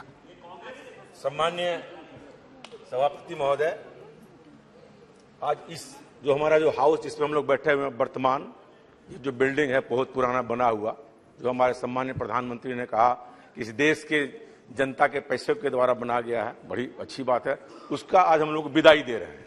वो नए भवन में हम लोग कल से जाएंगे। इस भवन को हम बहुत प्रणाम करते हैं कि इसने बहुत सारे दिन देखे 75 साल के आजादी के इतिहास में और बहुत अच्छे से भारत का लोकतंत्र चलते रहा है। संविधान सभा के द्वारा, जिसमें ये संविधान जो बनाया गया था, उस संविधान सभा में डॉक्टर अंबेडकर की मुख्य भूमिका थी संविधान को बनाने में। उन्होंने कहा कि भारत एक संप्रभु, सोशलिस्ट, धर्मनिरपेक्ष और लोकतांत्रिक गणराज्य होगा। लेकिन जो संविधान में लिखा हुआ संविधान की आत्मा के विपरीत आज काम हो रहा है। लोग धर्म के नाम पर वोट मांग रहे हैं, लोग हाउस में जय श्री राम कर रहे हैं, लोग हाउस में कुछ कुछ बोल रहे हैं। समझ में नहीं आता जो हमारे अंबेडकर जी ने जिस संविधान की रचना की थी, जिसमें धर्मनिरपेक्ष शब्द का उपयोग उन्होंने प्रस्तावना में ही किया है, उसके बारे में क्या भावना है इन लोगों को समझ में आता है कि नहीं? जो इन नारों को लगाते हैं हम समझ में आता। वोट में तो देखते हैं जो नेता हैं, बड़े नेता हैं देश के, वो हनुमान जी का गदा लेके कहते हैं कि वोट दे दो, जबकि संविधान में धर्मनिरपेक्ष कहा गया है और धर्म के नाम पर वोट मांगना उसमें तो डिस्क्वालिफिकेशन हो जाता था। हमको ताज्जुब लगता है कि पता नहीं इन लोगों को लोकतंत्र तो लोकलाज से चलता है। यदि कोई लोकलाज ही खत्म कर देगा तो लोकतंत्र कैसे चलेगा? लोकलाज बचा के रखिए तभी लोकतंत्र चलेगा। और जहां तक बात है, हम लोग हर अच्छे काम का हमेशा सपोर्ट भी करते हैं। जो अच्छा काम है अच्छी बात है। हमारे सम्मानीय प्रधानमंत्री जी ने कहा कि मैं इस सदस्य का सदस्य एमपी बना। वो कभी सदस्य के एमपी नहीं बने, वो सीधे प्रधानमंत्री बन गए। एमपी का शपथ उन्होंने बाद में लिया, प्रधानमंत्री का पद पहले लिया। सुने विदाई पर भी बोल रहे हैं, लेकिन उनको एमपी का दर्द समझ में नहीं आता। बोले कि हम सब बंद कर दिए, एक दिन तनख्वाह एमपी का नहीं बढ़ा। क्या एमपी लोग जो गरीब हैं, जैसे हम लोग हैं, हम लोग तो वो तो आज मेट्रो में चढ़ते हैं, तो रोज मेट्रो में चढ़ के प्लेन पकड़ने जाते हैं। पैसा ही नहीं है, गाड़ी का कहां से जाएंगे? इसलिए जो हमारे एमपी हैं, जो गरीब एमपी हैं, उनका भी ध्यान रखिए। अब निशिकांत दुबे जी के हम बड़े आदमी तो हैं नहीं, जो हम तो साधारण जानते हैं मेरे बारे में, जानते हैं चौबे जी मेरे बारे में कि कैसे हम गरीबी में चलते हैं। इसलिए हम चाहते हैं ये जो संविधान सभा के द्वारा जो आत्मा किया गया, और बहुत सारे लोग, देश की आजादी में कोई रोल नहीं है, देश का संविधान बनाने में कोई नहीं है। एक है कोई पेपर में पढ़े, कोई विवेक देवराय जी हैं, वो कह रहे संविधान बदल देंगे। ये बताइए संविधान कैसे बदल देंगे? इसको हम चाहते हैं कि जो संविधान के साथ छेड़छाड़ किया जा रहा है, ये सब काम नहीं होना चाहिए, तभी लोकतंत्र बचेगा। और देश की जनता ने बड़े बड़े सत्तारूढ़ दल को चने चबवा दिए हैं। ये देश की जो जनता है, ये जागरूक जो भारतवर्ष की जनता है, जितने को भी अहंकार जब सत्ता में हुआ है, उसको चना चिबवाने का काम इस देश की जागरूक जनता ने किया और सत्ता से उखाड़ फेंकने का काम किया। ये हमारा लोकतंत्र है। ये लोकतंत्र कोई एक दिन का नहीं है, वैशाली के जमाने से इस देश में लोकतंत्र चला आ रहा, आज से लोकतंत्र है हमारा। ये तो ट्यूटर पार्लियामेंट जो कहते हैं, वो ट्यूटर पार्लियामेंट जो अंग्रेज लोग बोलते हैं, पहले मेरे यहाँ ट्यूटर पार्लियामेंट था, ब्रिटेन में पहले लोकतंत्र था, उसके पहले मेरे यहाँ लोकतंत्र था। लिच्छवी का गणतंत्र, वैशाली का गणतंत्र, जो गणतंत्र इस देश में है, उसकी एक परंपरा रही है, उसी परंपरा के हम लोग हैं। आप जानते हैं अमेरिका में अभी जो चुनाव हुआ था ट्रंप और जे बाइडेन में, ट्रंप हमला कर दिया कि लोकसभा उसके जो उसका सदन है, बोला कि हम ही प्रधान राष्ट्रपति रहेंगे। लेकिन इस देश में ऐसा कभी नहीं हुआ। जब सत्ता परिवर्तन की बात आई हो, इस देश की जनता ने, इस देश के नेता ने, चाहे वो किसी दल के राजनीतिक नेता हो, किसी दल के प्रधानमंत्री हो, स्वेच्छा से जाके राष्ट्रपति के यहाँ इस्तीफा देने का काम किया। हम तो 3 बार लोकसभा में रहे, 11वीं लोकसभा में मुझे 3 प्रधानमंत्री को देखने का मौका मिला है। वाजपेयी जी 13 दिन के प्रधानमंत्री थे, तुरंत जाके इस्तीफा दिया। देवगौड़ा जी बने, उन्होंने इस्तीफा दिया। गुजराल जी बने, उन्होंने इस्तीफा दिया। ये तो हमारा स्वस्थ लोकतंत्र है कि जो बहुमत यहाँ होगा उसके बाद सीधे हम राष्ट्रपति के यहाँ जाते हैं और इस्तीफा देते हैं। ये किसी के द्वारा नहीं, हजारों साल की परिपाटी इस देश की जो है उसके द्वारा हमारा लोकतंत्र चल रहा है। और आप एक से एक दिन भी देखा है इस हाउस में, बड़े बड़े लड़ाइयां इस हाउस में भी देखा, लेकिन सब मिलके हम जानते हैं जब हम लोग आपस में किसी बात पर बहस करने लगते हैं, तो जो हमारे सीनियर मेंबर ऑफ पार्लियामेंट होते हैं वो तुरंत हम लोगों को जाके उस बात को कहते हैं कि नहीं आप लोग शांति रहिए। हम लोगों ने इस हाउस में जब वाजपेयी जी को देखे हैं, जब 96 में हम लोग थे, जब वाजपेयी जी बोलने के लिए खड़े होते थे, विपक्ष से लोग बोलते थे, सत्ता पक्ष से सारे लोग हम लोग सुनते रहते थे कि वो क्या बोल रहे हैं। लेकिन आज क्या परिपाटी है, जब हम लोग बोलते हैं विपक्ष का लोग, एक भी सत्ता पक्ष एमपी नहीं रहता। ये नहीं है, नहीं ये कोई उपस्थिति है, ये कोई उपस्थिति है, क्या कहते हैं निशिकांत जी, ये कोई उपस्थिति तो है नहीं। और हम लोग सब लोग रहते थे। ये स्वस्थ लोकतंत्र का इस देश में हनन हो रहा है। वो ये सत्तारूढ़ पार्टी के, आपकी जिम्मेवारी है, अरे आपकी जिम्मेवारी है लोकसभा चलाना, सत्ता पक्ष की जिम्मेवारी है, कोरम पूरा करना सत्ता पक्ष की जिम्मेवारी है, विपक्ष की सूची लागू नहीं है। इसीलिए आप जो कह रहे हैं ये सच बात को स्वीकार करिए, आप ऐसा नहीं करिए। आप हम कोई ऐसा बात नहीं, ये आपकी जिम्मेवारी है, लेकिन आप तो सुनेंगे नहीं किसी का बात, आप बोलेंगे सब लोग चले जाएंगे। इसलिए स्वस्थ लोकतंत्र का हनन हो रहा है, इस पर भी हमारे सम्माननीय अध्यक्ष महोदय को विचार करना चाहिए। जब तक हम लोग इस पर विचार नहीं करेंगे तब तक कैसे चलेगा हम लोगों का काम। और हम लोग जिन बातों को आप देख लीजिए, अब हमारे संविधान को बनाया कितने 2 साल कुछ महीना बताए सम्मानित प्रधानमंत्री महोदय, और आज ये कोई विवेक देवोराय या ओबेराय क्या है पता नहीं, नाम नहीं जानते हैं उतना, पेपर में पढ़े वो कहते हैं संविधान बदल देंगे। ऐसे कैसे होगा, बाहर का आदमी बोल रहा कि संविधान बदल देंगे। अब हम लोगों को कल अपियर होना है कहां पे, फोटो सेशन, हम लोग पेपर में पहले ही पढ़ लेते हैं, बाद में सूचना हम लोग को जाती है कि कल हम लोग का ग्रुप फोटो सेशन होना। हम नोटिस ऑफिस में जाके पूछे भाई क्या है, बोला सवेरे पेपर में देखे कि पहले ही छप गया। पहले हम लोग को सूचना मिले, लोकतंत्र में हम लोग जब से थे पहले एमपी को सूचना जाती थी तब मीडिया में जाती थी, अब हम ही लोगों पे सूचना बाद में जाती है, मीडिया में पहले चली जाती है। अब बहुत सारी बात है, आप सब जानते हैं कि जो लोकतंत्र जो बना है, अंबेडकर से लेके नेहरू से लेके लोहिया से लेके जितने लोगों ने हमारे लोगों ने किया है, सब हम लोग जानते हैं कि कितने अच्छे तरीके से इस हाउस ने आरक्षण का बिल भी पास किया है। बीपी सिंह के नेतृत्व में जब आरक्षण का बिल लाया गया था मंडल कमीशन को, कितना दुराव था, लेकिन सब लोगों ने मान लिया बाद में। फिर हमारे रामकृपाल जी बैठे हैं, अर्जुन सिंह जी ने शिक्षा का बिल लाया आरक्षण का, लेकिन आरक्षण का जो था वो धीरे धीरे निजीकरण कर रहे हैं। जो सोशलिस्ट वर्ड लिखा हुआ है इस सब प्रस्तावना में वो तो खत्म हो रहा है। अब सारा चीज पूंजीपतियों को बेच दे रहे हैं, आप सारे होटल बेच रहे हैं, एयरपोर्ट बेच रहे हैं, रेलवे स्टेशन बेच रहे हैं, तो प्रस्तावना ही खत्म हो जा रहा है। कुछ दिन संप्रभुता का जो वर्ड है ये बचेगा कि ना बचे, इस पर भी हमको ध्यान देना पड़ेगा। सोशलिस्ट तो खत्म हो चुका, सेकुलर खत्म हो चुका, डेमोक्रेटिक अब चुनी हुई सरकार को गिराने का काम करते हैं। एक संप्रभु शब्द ही अभी तक बचा हुआ है, उसको भी बचाने के लिए मेहनत करना, बाकी तो खत्म हो ही चुका है। आप सब चीज को खत्म कर ही रहे हैं, उसमें कोई बहुमत आप करेंगे ही।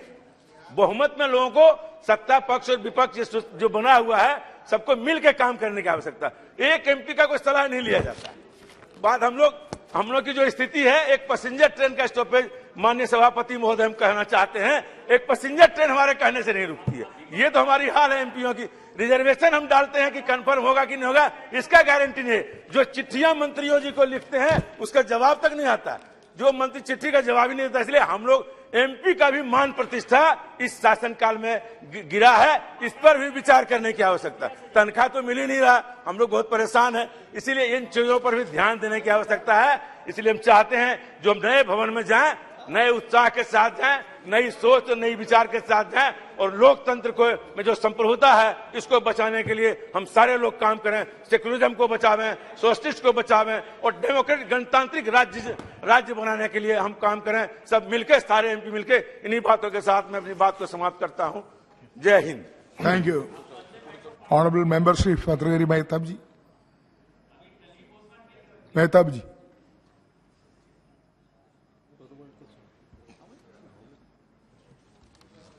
Is not ready. Not ready. Mehtab ji. Thank you. Ready? Sir. Unexpected call, I think. Unexpected call. You're not ready. I'm unable. Unexpectedly. Yes. I was expecting Shivasena to speak before. No, Shivasena member late. But came late. because I don't have the habit of jumping the queue, and thank you for allowing me to speak. It is definitely a nostalgic moment. Nostalgic in the sense that when you leave one house and go to a new one, you have all the expectations of the new house.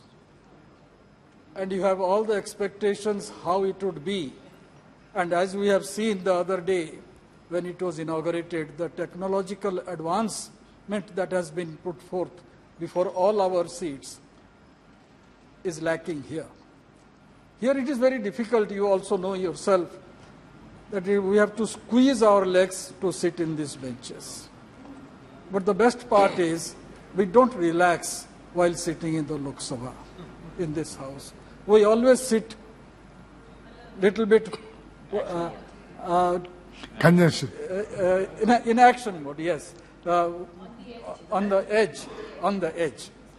And always the people also put us on the edge so that we always strive to get elected again and again. I remember the day I first got elected to this house in 1998. Our party was, for the first time, got elected to parliament. Like, Yes. And that during that period, there were a lot of anxiety, how long the government will last, because it was a conglomeration of 26 political parties led by Atalji. Anxiety was there. And while sitting in the central hall, normally when you have nothing to do or when you are anxious, you look upwards. And all of us, we were sitting in the bench where I still sit, in that last bench of Central Hall. And some of my friends always allow me to sit in that bench. We looked up. And in the inverted dome, we saw number of hexadomes. That time, one of my friend, my colleague, had said, my intention is to be a member of this house at least for 2 terms. Then I asked him, 2 terms means 10 years. अगर 10 साल हो गया तो काफी है यहाँ member होने में, फिर हम अपने प्रोफेशन में निकल जाएंगे. That time I had yes, and that time I suggested, very foolishly of course, that let us count the hexagrams which are up there. Let us count it. And the day we get the correct answer, I am yet to count it. The day we get the correct answer, counting it, think that that is the last term of yours in this house. And Mr. Shiv Kumar Udasi has already counted it. And he has been repeatedly telling us the eventuality. So I'm a short-sighted person. I'm very poor in arithmetic. I'm yet to complete the counting, and I still venture to count. Yes. Sir, we are celebrating Amrit Kal of Bharat, independent India. We are in the 75th year of our independence. I bow my head in reverence to those freedom fighters who gave away their present for our future, for our tomorrow. Let us not forget that it is because of their sacrifice, their titikya, tapasya, tyag, we gained freedom. And in Swadhin Bharat, our forefathers framed the constitution not by diktat of a few, but democratically after full-fledged discussion, deliberation, and debate. It is the constitution that has guaranteed us to remain one as a nation. They deliberated for 2 years, 11 months, the Honorable Prime Minister mentioned that time period. Many kingdoms ruled different parts of the present-day India in different eras. At no point of history, the borders of the present were borders of the past.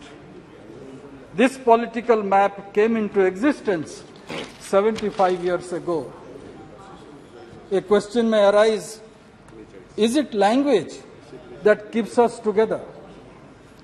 Andhra Pradesh, sharing the same classical language, Telugu, split into 2 states, Madhya Pradesh, Bihar, Uttar Pradesh, being Hindi-speaking states, also split in not recent past. If language cannot unite even states and provinces, how can it be the basis of a nation? Are we united because of culture? Culturally, Bengalis and Bangladeshis share similar linguistic culture, icons, food, dress, but they have different majority religions and have fought bitter battles a few decades ago. Is it Hinduism that defines the unity of India? Then why is Nepal a different country? Had religion been the defining force of a nation, then all Muslim countries be one nation. All Christians countries also be in one nation, but that is also not the case. As we see, none of the factors like language, religion, or culture guarantee to remain one as a nation. The political landmass that we call Bharat or India as is because of our constitution. Article 1 defines our nation today. And that was framed in this edifice 75 years ago. We all believe in the Constitution. It is our respect towards our national flag, national anthem, and national emblem that holds us to our nation. It is our trust in electoral democracy, despite its flaws. We all believe that all are equal before the law, irrespective of gender, race, religion, caste, language, or culture, and this keeps us together. This present model has so far proved better in keeping us together. If we forget this, it will splinter into many parts, like how it was for most part of our history. Our republic is commemorating the 150th birth year of Shri Aurobindo, 90th death anniversary of Bipin Chandra Pal, and the 103rd birth anniversary of Bal Gangadhar Tilak. Long before, in 1905, these three intellectual giants laid the foundation of our freedom struggle with clarity on the power of Swaraj, nationalism, and Sanatan Dharma. It is the great resilience and tolerance of the Indian people that has contributed to the unity amidst fascinating diversity. It is the spirit of togetherness and tolerance and acceptance of other point of view that has bound us together, the people of Bharat, of diverse region and culture, while extreme individualism and separatism have marked the evolution of European nationalism. Admittedly, all was not well with the Indian civilization in its journey towards unity and integration of our nation. We should remember the painstaking effort that Sardar Patel had made in uniting this country. The princely states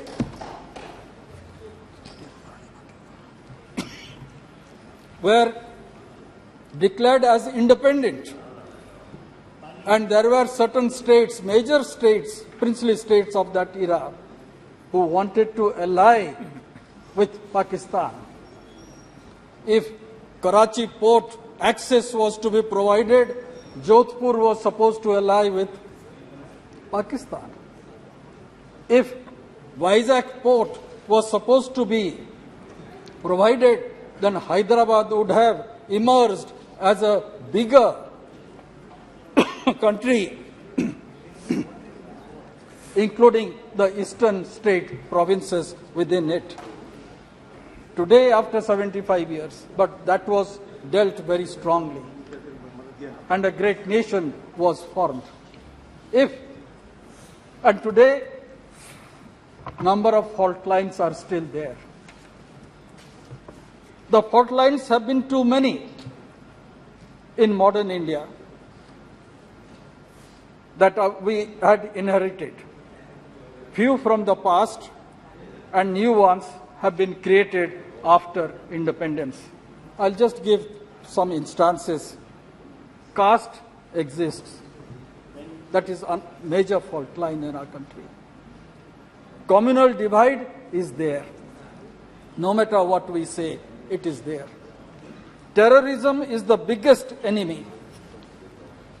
Ultra-communism or communist revolt is also affecting large part of our country. Paradox of personal law is glaring. Constitution guarantees freedom of expression, yet repressive personal laws take away basic fundamental rights of the individual.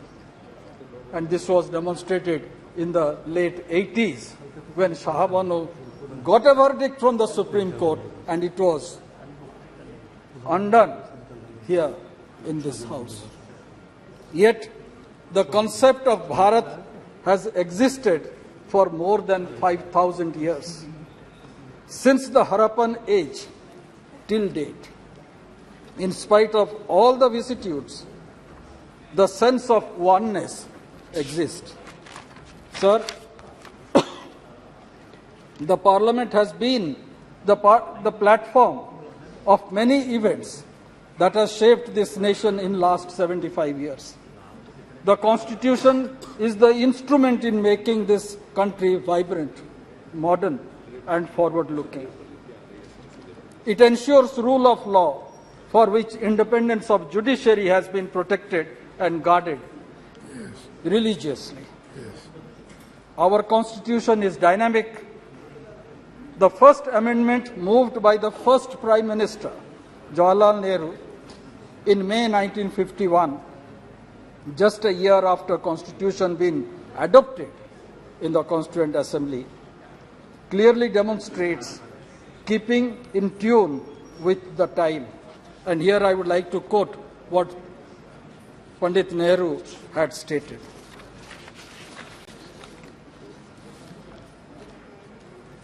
Now we come to this House for amendments because we have noticed some lacuna. We have, of course, of various interpretations by the court. And he goes on explaining, this House knows very well that there are many kinds of constitution in the world. There is the constitution which is not written down, citing the United Kingdom's constitution. And also he has mentioned about the Constitution of United States.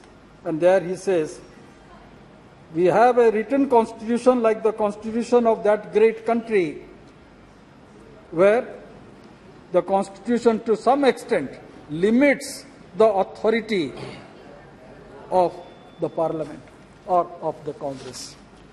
So bringing a semblance of both together, where rigidity will be little bit of flexible and one can move ahead. That's how the first amendment relating to Article 19, addition of 31A and 31B was incorporated so that the elected government can prepare specific programs for the development of the country. Sir, the basic structure is a moot point which I believe should be discussed when we are discussing about the 75 years of our independence. Supreme Court, I need, sir, a little bit of time.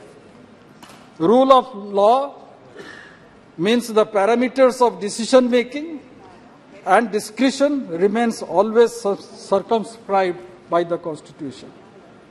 We were witness to the revocation of Article 370 in this House. Uniform Civil Code is another relevant matter that needs to be fulfilled, as Constitution has stipulated. Lot of talk is being made about nation, one election. Various views are expressed. A committee has been formed. Let's wait for their recommendations. But I feel it's not something unachievable. I believe it is a necessity. We cannot have elections every year. And we should also remember what Gandhiji had said. He always said, India belongs to all who live in it. Feeling others' pain is the mark of a good individual. And the prarthana that is also sung in all Gandhian ashrams is Vaishnava Janato Tena Kahiye. पीड़ा जो दूसरे के पीड़ा जानते हैं वही वैष्णव ही होते हैं. And that is the essence of our republic, the mantra of our constitution. Sir, during my 25 years in this house, I've seen completed silver jubilee, the important matter. I have seen stringent law being implemented like POTA in a joint session, and the division of this House relating to Indo-US nuclear treaty. I witnessed Atalji's government fall by one vote when Naitikata was given a goodbye. I had the fortune to represent our parliament in the making of the Right to Information Act. That was in 2005. I felt elated the other day when I received a small note from the then Prime Minister after criticizing him forcefully in this House relating to the nuclear agreement, and I was totally taken aback. And that demonstrated the true democratic temper of the then Prime Minister, Dr. Sahab. We also GST being implemented in a midnight hour. India celebrated 25 years of independence, and the freedom fighters were presented with a copper plaque by the then Prime Minister, Mrs. Indira Gandhi. On 50th year of independence, when Mr. Sangma was sitting in the chair, Parliament held special session which continued beyond midnight, as I don't know how long we'll be sitting here today, but that continued beyond midnight till 3 o'clock in the morning.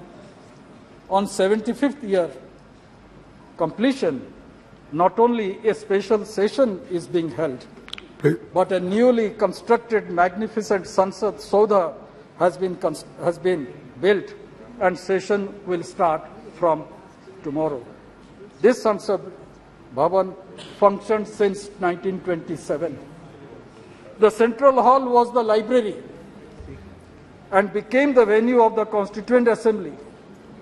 The Supreme Court, when it came into existence, was functioning in the Rajya Sabha house. So these are certain instances which we remember, Yes. and which we also remember. I don't know what will happen once we move out to the new Saudha.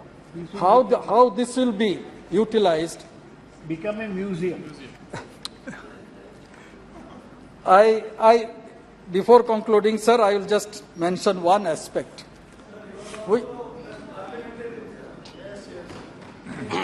And that aspect is in this house, in Lok Sabha, when the ruling party had a brute majority of more than 400 members during Rajiv Gandhi's time.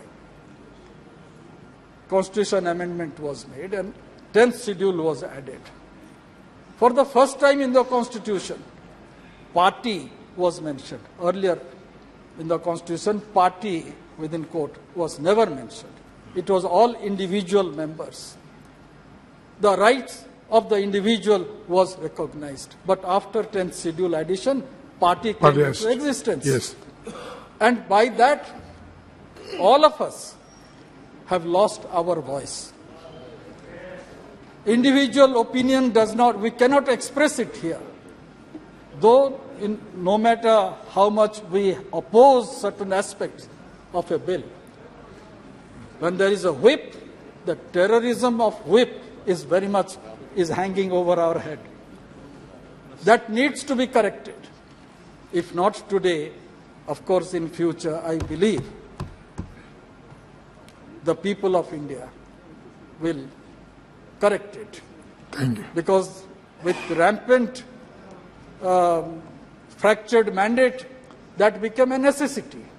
But I think it is necessary now that individual members should express themselves in this House. Unless you do that, the discussion, deliberations in the House becomes sterile. We know what Madam Supriya Sule is going to speak. We anticipate what Nishikant Dubey is going to speak. We all know. How? We also know Professor Sogat Ray's view, what he is going to speak. Because every view today is because of the party. The party gives dictate that this is the view is to be expressed. I also follow that view. And I also follow another point. And that is, we have committed ourselves to the rules and regulations of the process of the parliament. We never jump to the well. BJD perhaps is the first party never to jump to the well. And this has been recognized by the leader of the House, by the deputy leader of the House, and also by the chairman. No. NCP also. And that's why I say there are certain customs and regulations which needs to be maintained for a proper functioning of the House. And the best part in our constitution that is enshrined is this, that yes, I should have that strength to act. I may not accept the other point of view, but should I quarrel with him? He has a different point of view. Let me accept it. And that is what Hinduism is all about. Yes. That is what Indianness is all about. We always have different path. That is what Bharatiyata is about. That is what Bharatiyata is about. That's the reason why I would say Thank you. the other may have a different point of view. That is what Swami Vivekananda had said in Chicago's speech. It's not that I tolerate another religion. I accept that point of view. That is what Swamiji had said. Yes. So let us have that point of view here. Let us hear others, and by hearing others, we can frame our own opinion and still hold to our own opinion. With these words, Thank you. Thank you, sir. Honorable Member Shri Rahul Sheware. धन्यवाद अध्यक्ष महोदय, आपने मुझे संविधान सभा से शुरू हुई 75 वर्षों की संसदीय यात्रा, उपलब्धियां, अनुभव, यादें और सीख के बहस पर बोलने का मौका दिया। अध्यक्ष महोदय, सबसे पहले मैं हिंदू हृदय सम्राट शिवसेना प्रमुख बाला साहब ठाकरे जी का धन्यवाद मानता हूं और उनकी वजह से आज मुझे इस सदन में आने का मौका मिला है और मैं खुद को भाग्यशाली समझता हूं कि मुझे इस सदन में भी बैठने का मौका मिला है और कल नए सदन में भी बैठने का मौका मिलेगा। और माननीय प्रधानमंत्री जी का भी धन्यवाद मानता हूं कि कल 19 सितंबर को गणेश चतुर्थी है और पूरे महाराष्ट्र और पूरे देश में गणेश चतुर्थी के अवसर पर गणेश उत्सव मनाया जाता है। और आप सभी को पता है कि हम गृह प्रवेश करते तो गणेश जी की पूजा करते हैं, तो कल का एक पवित्र दिन है और कल के पवित्र दिन में हम नए संसद में वहां पे प्रवेश करेंगे, तो एक हमारे सभी सदस्यों के लिए एक भावुक क्षण है हमारे लिए। और अध्यक्ष महोदय, क्या अध्यक्ष महोदय, भारत के संविधान 26 नवंबर 1949 को संविधान सभा द्वारा अपनाया गया था और 24 नवंबर 1950 को सभा के सदस्यों द्वारा औपचारिक रूप से हस्ताक्षरित किया गया था और संविधान 26 जनवरी 1950 को लागू हुआ। अध्यक्ष जी, 1579 में इस देश में आने वाला पहला अंग्रेज एक ईसाई धर्म प्रचारक था। उसके बाद ऐसे व्यापारी आए जो व्यापार करने आए लेकिन शासन करने के लिए रुक गए। 1765 में अधिकार ईस्ट इंडिया कंपनी को हस्तांतरित कर दिया गया बाद में इसे धीरे धीरे संसद के अधीन कर दिया गया और इसकी जगह संसद का अधिकार आ गया और अब तक ये जारी है। अध्यक्ष जी, इन दिनों देश भर में भारत और इंडिया नाम पर खासी बहस चल रही है। भारतीय संविधान का पहला अनुच्छेद कहता है इंडिया, जो कि भारत के राज्यों का संघ है। भारतीय संविधान सभा में भी इस विषय को लेकर काफी बहस हुई। संविधान सभा में कांग्रेस के दिग्गज नेताओं ने भारत नाम रखने की पुरजोर वकालत करते हुए कहा था कि भारत नाम रखने से गरिमा लौट आएगी। हजारों साल की गुलामी में हमारी पहचान ही मिट गई थी। इस विषय में इतिहास को किनारे नहीं किया जा सकता। संविधान सभा में भारत और इंडिया को लेकर हुई बहस को भी याद रखना चाहिए। दरअसल संविधान सभा में लंबी बहस के बाद इंडिया दैट इज भारत लिखा गया था और इस बहस में कांग्रेस के कई दिग्गज नेताओं ने भारत को देश की पहचान से जोड़ा था और उनका कहना था कि इंडिया दैट इज भारत के स्थान पर भारत दैट इज इंडिया लिखना उचित रहेगा। महोदय, इस डिबेट में कांग्रेस के दिग्गज नेता श्री कमलापति त्रिपाठी ने कहा था, यदि आप लोगों को लगता है कि संविधान में दैट इज लिखना जरूरी है तो भारत दैट इज इंडिया लिखना चाहिए। उन्होंने देश का नाम भारत रखने को गौरव, स्वाभिमान और स्वदेशी प्रतीक से जोड़ा था। त्रिपाठी जी ने कहा था, जब कोई देश दूसरे के दिए नाम और प्रतीकों का इस्तेमाल करता है तो उसकी आत्मा मर जाती है। भारत ने 1000 साल की गुलामी में सब कुछ खो दिया है। हमने अपनी संस्कृति, इतिहास, सम्मान, मानवता, आत्मसम्मान और यहाँ तक की आत्मा तक खो दिया है।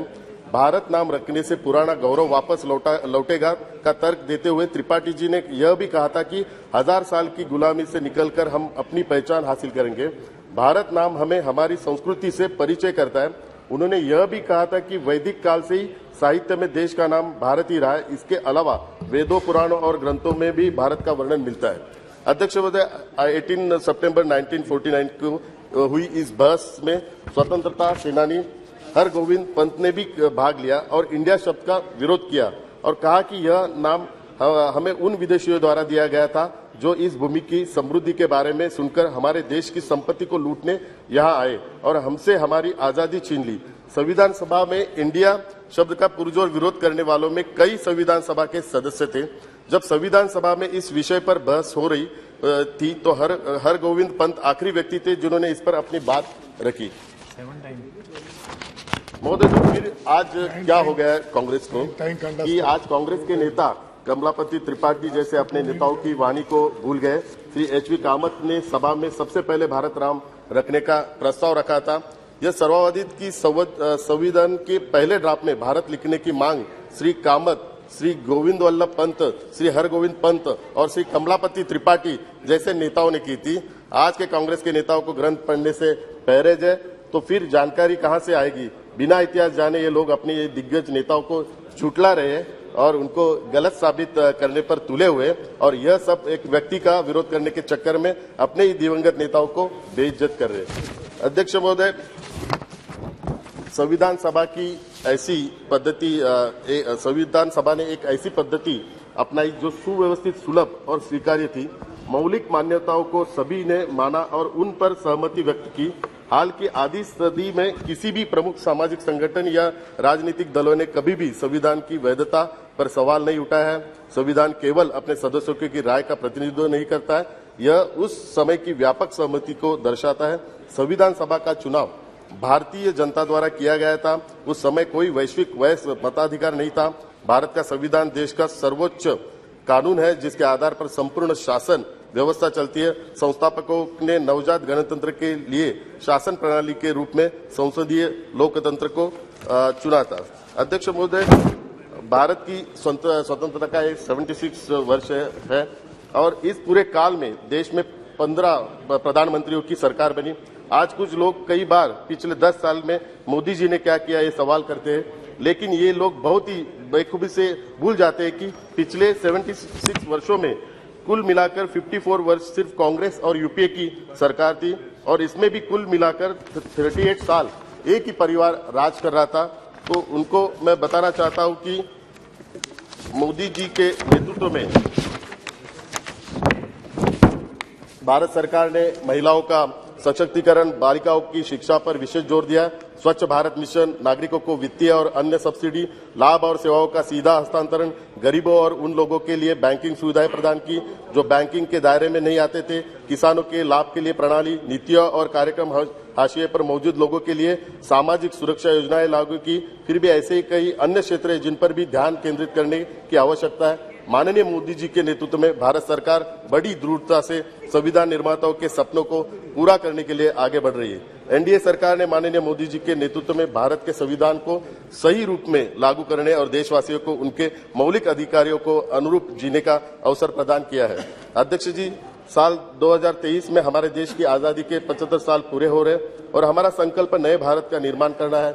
नया भारत एक आधुनिक समाज होगा जिसमें करुणा का लोकाचार समाहित होगा, एक ऐसा समाज जहां सभी हितधारकों को सर्वांगीण विकास और भागीदारी का ध्यान रखा जाता है, चाहे वो बच्चा हो, युवा हो या वृद्ध हो, पुरुष हो या महिला, गरीब हो या वंचित, जहां सुलभ, सस्ती और उच्च शिक्षा और गुणवत्तापूर्ण स्वास्थ्य देखभाल और पोषण, जहां प्रत्येक भारतीय अपनी क्षमता का एहसास करने और ऐसा करने में सक्षम है जिसमें हम में हर कोई संतुष्ट और खुश हो। और माननीय मोदी जी के नेतृत्व में भारत सरकार इसके लिए दृढ़ता से आगे बढ़ रही है। इसी से कहते हैं सबका साथ, सबका विकास और सबका विश्वास। अध्यक्ष महोदय, माननीय मोदी जी के नेतृत्व में भारत ने अपने गौरवशाली अतीत को पुनः प्राप्त करने और नई ऊंचाइयों को प्राप्त करने की अपनी यात्रा शुरू की है। बुनियादी ढांचे के विकास, रेलवे के आधुनिकीकरण और विस्तार, बंदरगाहों के विकास, हवाई अड्डों के विकास, शहरों के विकास, चिकित्सा विज्ञान और स्वास्थ्य देखभाल प्रणाली में विकास, खेल में विकास, विज्ञान और प्रौद्योगिकी में विकास, अंतरिक्ष में विकास के क्षेत्र में उपलब्धियां है। प्रौद्योगिक परमाणु ऊर्जा में विकास, देश की रक्षा में विकास और भारत में विशाल आबादी के लिए खाद्य उत्पादन। अध्यक्ष जी, सबसे महत्वपूर्ण है एक बहुत छोटी अर्थव्यवस्था का दुनिया की 5वीं सबसे बड़ी अर्थव्यवस्था के रूप में विकसित होना। इसके लिए मैं माननीय प्रधानमंत्री जी का अभिनंदन करता हूं। अर्थव्यवस्था की वृद्धि भारत को जल्द ही दुनिया की तीसरी सबसे बड़ी अर्थव्यवस्था में ले जा सकती है। एक और महत्वपूर्ण उपलब्धि आजादी के बाद से भारत में लोकतंत्र की सफलता। अध्यक्ष जी, देश के संविधान ने प्रत्येक नागरिक को बोलने की आजादी दी है, लेकिन इसका मतलब ऐसे नहीं कि कोई धार्मिक भावना को ठोस पहुंचाए। कुछ व्यक्ति अभिव्यक्ति स्वातंत्र का उसका गलत फायदा लेके धार्मिक भावना को ठोस पहुंचाने का भी काम कर रहे हैं। अध्यक्ष जी, अंत में यही कहूंगा कि भारत के संविधान सभी प्रावधानों का पूर्ण मिश्रण है और इस प्रकार प्रावधान और अनुच्छेद ही इसे राज्य का सर्वोच्च कानून बनाते हैं। संविधान के किसी भी अनुच्छेद को लागू करने और व्याख्या करने में हमेशा संविधान सभा की आत्मा पर विचार किया जाना चाहिए। संविधान निर्माताओं ने संविधान में महत्वपूर्ण प्रावधानों को शामिल करने का प्रयास किया है ताकि किसी देश में शासन कैसे होगा इस बारे में अस्पष्टता की कोई गुंजाइश न रहे, और इसलिए यह भारतीय संविधान की विशेषता है जो इसे अपने आप में एक संपूर्ण संविधान बनाती है और देश का एक व्यापक दस्तावेज है। हाँ, अध्यक्ष महोदय, मैं अपनी वाणी को विराम देते हुए यही कहता हूं कि सभी सदस्यों को मैं शुभकामनाएं देता हूं, गणेश चतुर्थी की भी शुभकामनाएं देता हूं।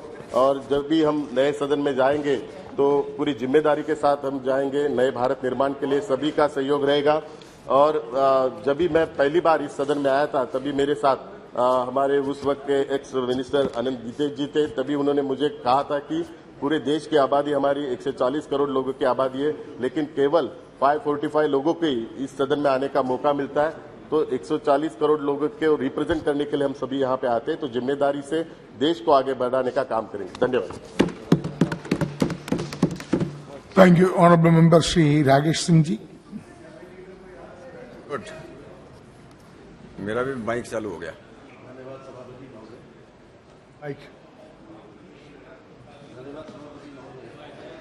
माइक मेरा माइक चालू हो गया, पीछे का माइक यहाँ से चालू नहीं होता, माइक वहीं से चालू होता। अब हो गए थे। धन्यवाद सभापति महोदय, आपको धन्यवाद कि आपने आज इस महत्वपूर्ण विषय पर मुझे बोलने का अवसर दिया। मैं अपने नेतृत्व के प्रति भी आभार प्रकट करना चाहता हूं, जिन्होंने इतिहास में अंकित होने वाली इस चर्चा में मुझे बोलने का अवसर दिया है। महोदय, देश और दुनिया में अनेकों घटनाएं ऐसी होती हैं जो इतिहास के पन्नों में अंकित होती हैं और उनमें से भी कुछ ऐसी होती हैं जिन्हें इतिहास स्वयं में समेटकर गौरवान्वित होता है। और आज जो घट रहा है इसको अवसर के रूप में बदलने वाले देश के यशस्वी प्रधानमंत्री माननीय नरेंद्र मोदी जी के प्रति मैं संपूर्ण देशवासियों की तरफ से आभार प्रकट करना चाहता हूं, जिनके कारण भारत के महान लोकतंत्र के 75 वर्ष की संसदीय यात्रा के अवसर पर हम सभी को अपनी संसदीय प्रणाली पर गर्व करने का अवसर मिला है। मैं सदन की प्रेस गैलरी में बैठे हुए मीडिया के साथी गणों के प्रति भी आभार प्रकट करता हूं, जिनके बिना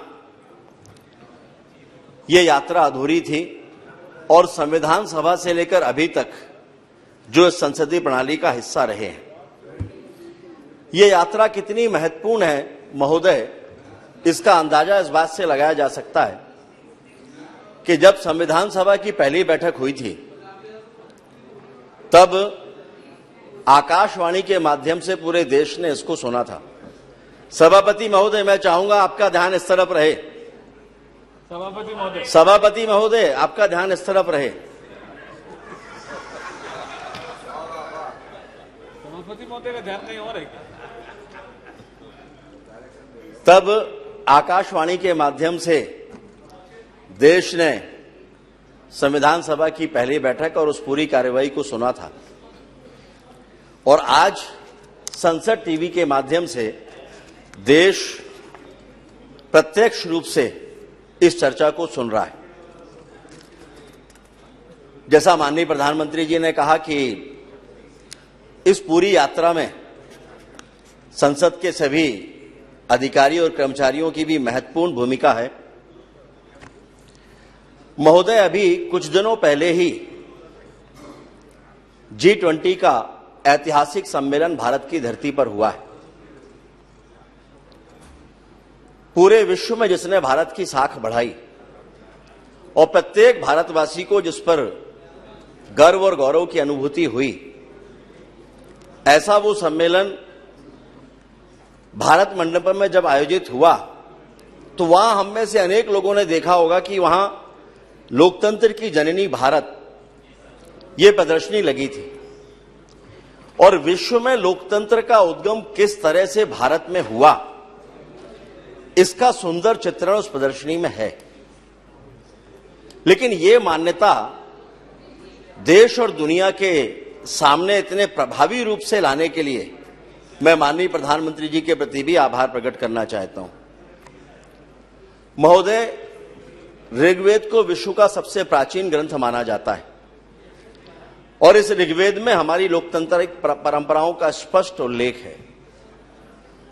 40 स्थानों पर ऋग्वेद में और 9 स्थानों पर अथर्ववेद में गणतंत्र शब्द का उल्लेख आता है। यानी हजारों सालों से हमारे भारत में लोकतंत्र की सनातनी परंपरा रही है। ऋग्वेद के 10वें अध्याय के 174वें सूक्त के पहले श्लोक के अनुसार देश में राजा या राष्ट्राधिपति के चुनाव तब भी होते रहे हैं, और वो श्लोक है, आत्वा हर्षित मंत्रेधि ध्रुव स्तिष्ठा विचाचली विशरत्वा सर्वा वांछन्तु मातत्व राष्ट्रमदि भ्रशत। अर्थात हे राष्ट्र के अधिपति, मैं आपको चुनकर लाया हूं, आप सभा के अंदर स्थिरता बनाए रखें, सारी प्रजा आपको चाहेगी और आपके द्वारा राज्य का पतन भी नहीं होगा।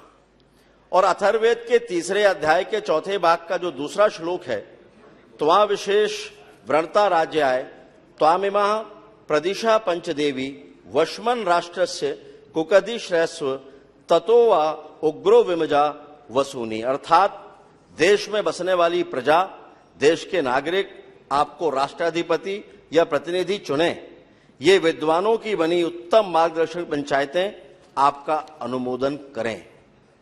और ऐसे अनेकों श्लोक, अनेकों मंत्र हमें वेदों में मिलेंगे जो इस बात को रेखांकित करते हैं कि लोकतंत्र यह हमारे सनातन की परंपरा है।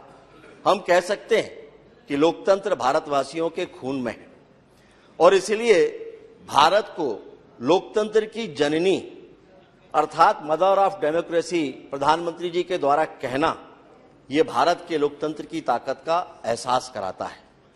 चाहे महाभारत हो या बौद्ध साहित्य, सभी में गणतांत्रिक प्रणाली का उल्लेख हमको मिलता है। इसके बहुत विस्तार में न जाते हुए मैं इतना ही कहूंगा कि वैशाली साम्राज्य में जितने भी गणराज्य रहे हैं ये सभी लोकतांत्रिक प्रणाली के उदाहरण हैं। यहां तक कि वैशाली के पहले राजा विशाल का भी चयन चुनाव के द्वारा ही हुआ था। और जब अलेक्जेंडर ने भारत पर आक्रमण किया उसके 20 साल के पश्चात जब यूनान के राजदूत मैगास्थनीज भारत में आए, चंद्रगुप्त मौर्य का वो कार्यकाल था, उन्होंने भारतीय गणराज्यों के बारे में बहुत विस्तार से उल्लेख किया है कि कितनी सुंदर व्यवस्था उस समय पर इसकी हुआ करती थी। तो हम कह सकते हैं कि ये गणतंत्र प्रणाली, ये लोकतंत्र हमें विरासत में मिला है और हमने इसको दुनिया को दिया है। लेकिन आजाद भारत के बाद या आजादी के समय पर जो परिस्थितियां बनी, जब अंग्रेज इस बात के लिए मजबूर हुए कि उन्हें देश छोड़ना पड़ेगा, तब लोकमान्य तिलक की मांग पर संविधान सभा के गठन को मंजूरी मिली। और संविधान सभा जब देश आजाद हुआ उसके पश्चात संविधान सभा ने 2 वर्ष 11 महीने और 18 दिन में कुल 165 बैठकें की। ये जो हमारा सेंट्रल हॉल है वहां 9 दिसंबर 1946 को संविधान सभा की पहली बैठक हुई थी, जिसमें बोलने वाले पहले वक्ता थे आचार्य कृपलानी। और 26 नवंबर 1949 को संविधान सभा ने भारतीय संविधान को मान्यता दी और इस संविधान सभा की जो अंतिम बैठक थी महोदय, वो 24 जनवरी 1950 को हुई। और हम सभी जानते हैं कि 26 जनवरी 1950 को संपूर्ण संविधान लागू हुआ और जिसके कारण देश में लोकसभा और राज्यसभा इन दोनों का निर्माण हुआ। और लोकसभा के इस पवित्र मंदिर में, यानी इस लोकसभा में जो पहला सत्र प्रारंभ हुआ था वो था मंगलवार 13 मई 1952। लोकसभा के पहले अध्यक्ष, जिनके बारे में माननीय प्रधानमंत्री जी ने अभी कहा, मावलंकर जी, उन्होंने अनेकों आदर्श परंपराएं इस सदन में स्थापित की। उसके बाद जो हमारे माननीय अध्यक्ष हुए उन्होंने भी अनेकों परंपराएं स्थापित की। और हमें कहते हुए खुशी है कि वो परंपरा जो तब प्रारंभ हुई थी हमारे वर्तमान लोकसभा अध्यक्ष माननीय बिरला जी के समय तक अत्यंत प्रभावी रूप से चल रही है। और इसी के कारण से भारत में एक मजबूत और स्वस्थ संस्कृति, गणतंत्र संस्कृति, लोकतांत्रिक संस्कृति की नींव भारत में स्थापित हुई है। 1952 के बाद से अभी तक लगभग 71 सालों में अनेक विद्वान सांसदों के भाषण को सदन ने और देश ने सुना है। इसी सदन में जवाहरलाल नेहरू और पीलू मोदी, जवाहरलाल नेहरू और अटल बिहारी वाजपेयी, नेहरू जी और फिरोज गांधी, इन सबके बीच की नोकझोंक को भी सदन में और देश में लोगों ने सुना है।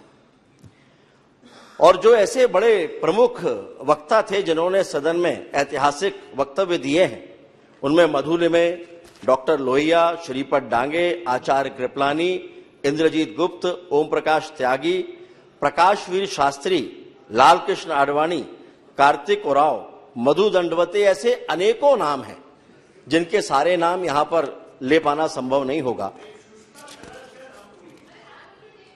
चलिए दादा, जो नाम आप बोल रहे हैं उनका नाम भी जोड़ लेते हैं। क्या नाम बोला उन्होंने? सुषमा स्वराज जी। सुषमा स्वराज जी। सुषमा स्वराज जी हमारी नेता थी और सुषमा स्वराज जी के भाषण आज भी लोग उनसे प्रेरणा लेते हैं, उन भाषणों से। उनमें हम सभी लोग भी शामिल हैं। आएगा आगे उनका नाम। माननीय प्रधानमंत्री जी ने विस्तार से इन सभी नामों का उल्लेख किया है। माननीय चंद्रशेखर जी भी उसमें रहे हैं। और तब से लेकर अभी तक इस विशाल देश में लोकसभा और राज्यसभा के माध्यम से लोकतंत्र का अविरल प्रवाह जारी है। लेकिन इसमें महोदय एक अपवाद भी है। लोकतंत्र की जो धारा प्रवाहित हुई थी उसमें 26 जून 1975 से 23 मार्च 1977 का कालखंड, यानी आपातकाल के 21 काले महीने, वो लोकतंत्र के इस मंदिर पर एक दाग है। अभी अधीर रंजन जी यहां पर होते तो अच्छा लगता, काफी सारी बातें वो कह रहे थे। और उस समय उन 21 महीनों में देश के सभी मौलिक अधिकारों का हनन करके देश ही पूरा जैसे कारावास में बदल गया था। लेकिन महोदय, हमारा देश का लोकतंत्र ही परिपक्व नहीं है, बल्कि देश की जनता भी परिपक्व और समझदार है। और इसलिए उसने एक रक्तहीन क्रांति करके लोकतांत्रिक पद्धति के माध्यम से ही व्यवस्था को बदल दिया। और भारत के लोकतंत्र की सुंदरता देखिए महोदय, जब हम संसदीय प्रणाली पर बात कर रहे हैं तो आपातकाल के उन अंतिम दिनों में लोकतंत्र के इस दाग को हटाने के लिए बाबू जगजीवन राम, आचार्य कृपलानी, विजय लक्ष्मी पंडित, हेमवती नंदन बहुगुणा और चंद्रशेखर जी जैसे लोग भी सामने आए, जो कांग्रेस की संस्कृति में ही पले बढ़े थे। लेकिन उन्होंने देश के माथे के इस काले दाग को स्वीकार नहीं किया और संघर्ष का रास्ता अपनाया। और हमारी संसदीय प्रणाली पर समय समय पर अनेकों महत्वपूर्ण लोगों ने अपने विचार रखे हैं। डॉक्टर एपीजे अब्दुल कलाम हो, जयप्रकाश नारायण जी हो, देश के प्रधानमंत्री माननीय मोदी जी हो, श्रद्धेय अटल बिहारी वाजपेयी जी हो, लाल कृष्ण आडवाणी जी हो, इन सभी के विचार समय समय पर आए हैं। और सभी ने, मैं उनके विस्तार में नहीं जा रहा हूं, और सभी ने भारत के लोकतंत्र की ताकत और उसके महत्व को स्थापित किया है। इस समय पर हम जरूर अंबेडकर जी को स्मरण करना चाहेंगे। जो ड्राफ्ट कमेटी बने थे उसके वो चेयरमैन थे। और अंबेडकर जी ने ये कहा था कि हमने जनता के लिए और जनता द्वारा बनाई गई सरकार का सिद्धांत जब स्थापित किया है तो हमें यह प्रतिज्ञा भी करना चाहिए कि हमारे रास्ते में जो बुराइयां खड़ी हैं उनको मिटाने में हम किसी तरह की कोई ढिलाई नहीं बरतेंगे। और देश की सेवा का इससे बेहतर कोई दूसरा रास्ता नहीं हो सकता, ये अंबेडकर जी का मानना था। महोदय, ये विचार अंबेडकर जी के हैं। अब इसकी व्याख्या अलग अलग तरह से लोग अपने अपने तरीके से कर सकते हैं, लेकिन एक मायने में उनका विचार एकदम स्पष्ट है, प्रतिज्ञा पूर्वक बुराइयों का समापन करना या मिटाना। अधीर जी अभी चले गए। हाँ, कोई नहीं है। चलिए, वो होते तो प्रतीक के रूप में हम उन्हीं को मान लेते, लेकिन वो नहीं है। तो ये देश जानना चाहता है कि क्या महोदय भ्रष्टाचार देश की सबसे बड़ी राजनीतिक, नैतिक और सामाजिक बुराई नहीं है? और अगर जब ये है और देश के गरीब से गरीब आदमी का भी जब इस बुराई से बचाने के लिए उसका जनधन खाता खोला जाता है, तो क्या ये भ्रष्टाचार पर एक सबसे बड़ी नकेल नहीं है? वो उन परिस्थितियों में कि आजाद भारत के इतिहास में 57 सालों तक जिस पार्टी की सरकारें रही हैं देश में और प्रदेशों में, एक पूर्व प्रधानमंत्री ने कहा था कि हम यहां से 1 रुपया भेजते हैं और केवल 15 पैसे गांव तक पहुंचता है। तो क्या उस परिस्थिति में यह आवश्यक नहीं है कि जब ये जनधन योजना खाता खोला गया तो भ्रष्टाचार की बड़ी नकेल के रूप में कांग्रेस भी इसकी सराहना करती? और क्या यह देश के लोकतंत्र और संविधान निर्माता अंबेडकर जी के विचारों का सम्मान नहीं है? मैं फिर से अधीर जी को याद करना चाहूंगा, कई सारी बातें वो कहकर गए थे। उन्होंने कहा कि देश में गरीबी बढ़ रही है। ये अपेक्षा होती है महोदय कि जब सदन में कांग्रेस जैसी राष्ट्रीय पार्टी का नेता जब अपनी बात रखेगा तो कुछ अध्ययन के साथ में रखेगा। लेकिन ये कहते हुए खेद है कि बगैर अध्ययन के इन्होंने सारी बातें रख दी, केवल राजनीतिक आरोप लगाने के लिए आज के दिन का चयन किया, अन्यथा मुझे भी उनकी बातों का उत्तर नहीं देना पड़ता। उन परिस्थितियों में जब देश में 13.5 करोड़ गरीबी रेखा से हटके अलग हो गए, तब वो ये कहते हैं कि गरीबी बढ़ रही है। उन्होंने मनरेगा के बारे में भी आरोप लगाया कि इसको मरेगा बोल दिया गया। मनरेगा को मरने के लिए हमने नहीं छोड़ा, कांग्रेस ने छोड़ा। नाम तो दिया मनरेगा, लेकिन पैसा कितना दिया? अभी यहां पर होते तो वो सुनते कि भारतीय जनता पार्टी और एनडीए की सरकारों ने 3 गुना ज्यादा पैसा इस मनरेगा योजना के लिए दिया है। हाँ, जियो टैगिंग के माध्यम से सीधे खाते में आज पैसा पहुंचता है, जो वो नहीं कर पाए थे। अभी ये इससे बड़ी भ्रष्टाचार पर नकेल और क्या होगी। उन्होंने आज के दिन जब संसदीय प्रणाली के पक्ष में बातें करना थी, तब उन्होंने भारत के हमारी इस संस्था के सदन के क्वेश्चन आवर के बारे में भी बातें रखी कि बोलने नहीं मिलता। लेकिन आज कोई बताए कि पिछले ये 3 सत्र होने को आ रहे हैं, कौन यहां की कार्रवाई को बाधित कर रहा है, कौन यहां पर क्वेश्चन आवर होने से रोक रहा है। जो रोक रहे हैं वही ये सवाल खड़े करें कि उन्हें क्वेश्चन आवर में बोलने नहीं मिलता। इससे ज्यादा शर्मनाक स्थिति कोई दूसरी नहीं हो सकती। अभी महिला रिजर्वेशन पर भी वे अपनी बात रखकर बस्ता लेकर चले गए, लेकिन विचार करना चाहिए कि 57 साल तक शासन करने के बाद ये सारी बातें वो क्या इस बात के लिए छोड़कर गए थे कि देश में कभी नरेंद्र मोदी जी प्रधानमंत्री के रूप में आएंगे और उस समय देश की समस्याओं का निराकरण होगा। महिला रिजर्वेशन पर बोलने के पहले एक बार कम से कम उनको याद करना चाहिए था कि कांग्रेस ने इस दिशा में क्या काम किया। वो तो आज भी अगर चंद्रयान चांद पर उतर रहा है तो वो 1964 में नेहरू जी ने इसरो का गठन किया था। 74 बोला या 64 बोला उन्होंने, भाभा का गठन किया था। वो इसको इससे जोड़ते हैं कि तब भाभा का गठन हुआ था यानी अनुसंधान प्रारंभ हुआ था, तो चंद्रयान जो आज जा रहा है उसका क्रेडिट कांग्रेस को जाना चाहिए। और इतनी बचकाना बातें इस सदन के भीतर कांग्रेस के किसी नेता से उम्मीद नहीं की जा सकती। चंद्रयान तो अटल जी की कल्पना थी। अटल जी की कल्पना थी भाई चंद्रयान। महोदय, 75 सालों की ये संसदीय यात्रा श्रद्धेय अटल बिहारी वाजपेयी जी के स्मरण के बगैर अधूरी है। और सभी इस बात को कोट करते हैं। माननीय प्रधानमंत्री जी ने बहुत गर्व के साथ कहा कि उन्होंने कहा था सरकारें आएंगी सरकारें जाएंगी, लेकिन लोकतंत्र रहना चाहिए और देश रहना चाहिए और लोकतंत्र मजबूत बनना चाहिए, क्योंकि देश का लोकतंत्र महान है महोदय। और इसकी संसदीय यात्रा भी इतनी प्रेरणादायक है, उसको समझने के लिए 2 उदाहरण ही काफी हैं। देश के प्रधानमंत्री नरेंद्र मोदी जी जब पहली बार सदन में आते हैं तो लोकतंत्र के सर्वोच्च मंदिर की सीढ़ियों पर वो माथा रखकर नमन करते हैं, जो ये साबित करता है कि लोकतंत्र के इस सर्वोच्च मंदिर के प्रति भारतीय जनता पार्टी या देश के प्रधानमंत्री के मन में कितना सम्मान है। और जब उन्हें कांग्रेस के नेता लोकतंत्र के बारे में ज्ञान देते हैं, जिन्होंने देश के माथे पर आपातकाल जैसा काला दाग लगाया, तो फिर देश की जनता को उन पर हंसी आती है। और लोकतंत्र की मर्यादा और उसका सम्मान देखना हो तो हमें एक बार फिर से देश के प्रधानमंत्री का आचरण देखना होगा कि इसी सदन के भीतर एक दिन जब वो प्रवेश कर रहे होते हैं और एक माननीय सदस्य का वक्तव्य चल रहा होता है तो वो वहीं ठहर जाते हैं, क्योंकि ये मर्यादा है कि जब कोई सदस्य अपना वक्तव्य दे रहा हो तो उसको लांघ कर नहीं जाना चाहिए। और दुनिया के सबसे लोकप्रिय नेता भारत के प्रधानमंत्री तब तक वहां पीछे खड़े रहते हैं जब तक उस हमारे सदस्य का वक्तव्य पूरा नहीं हो जाता, उनका भाषण पूरा नहीं हो जाता। इससे ज्यादा देश की संसदीय प्रणाली पर देश के प्रधानमंत्री के विश्वास का और कौन सा दूसरा उदाहरण होगा। और यह घटना केवल आज के लिए नहीं, आने वाली पीढ़ियों को भी प्रेरणा देने वाली ये घटना होगी।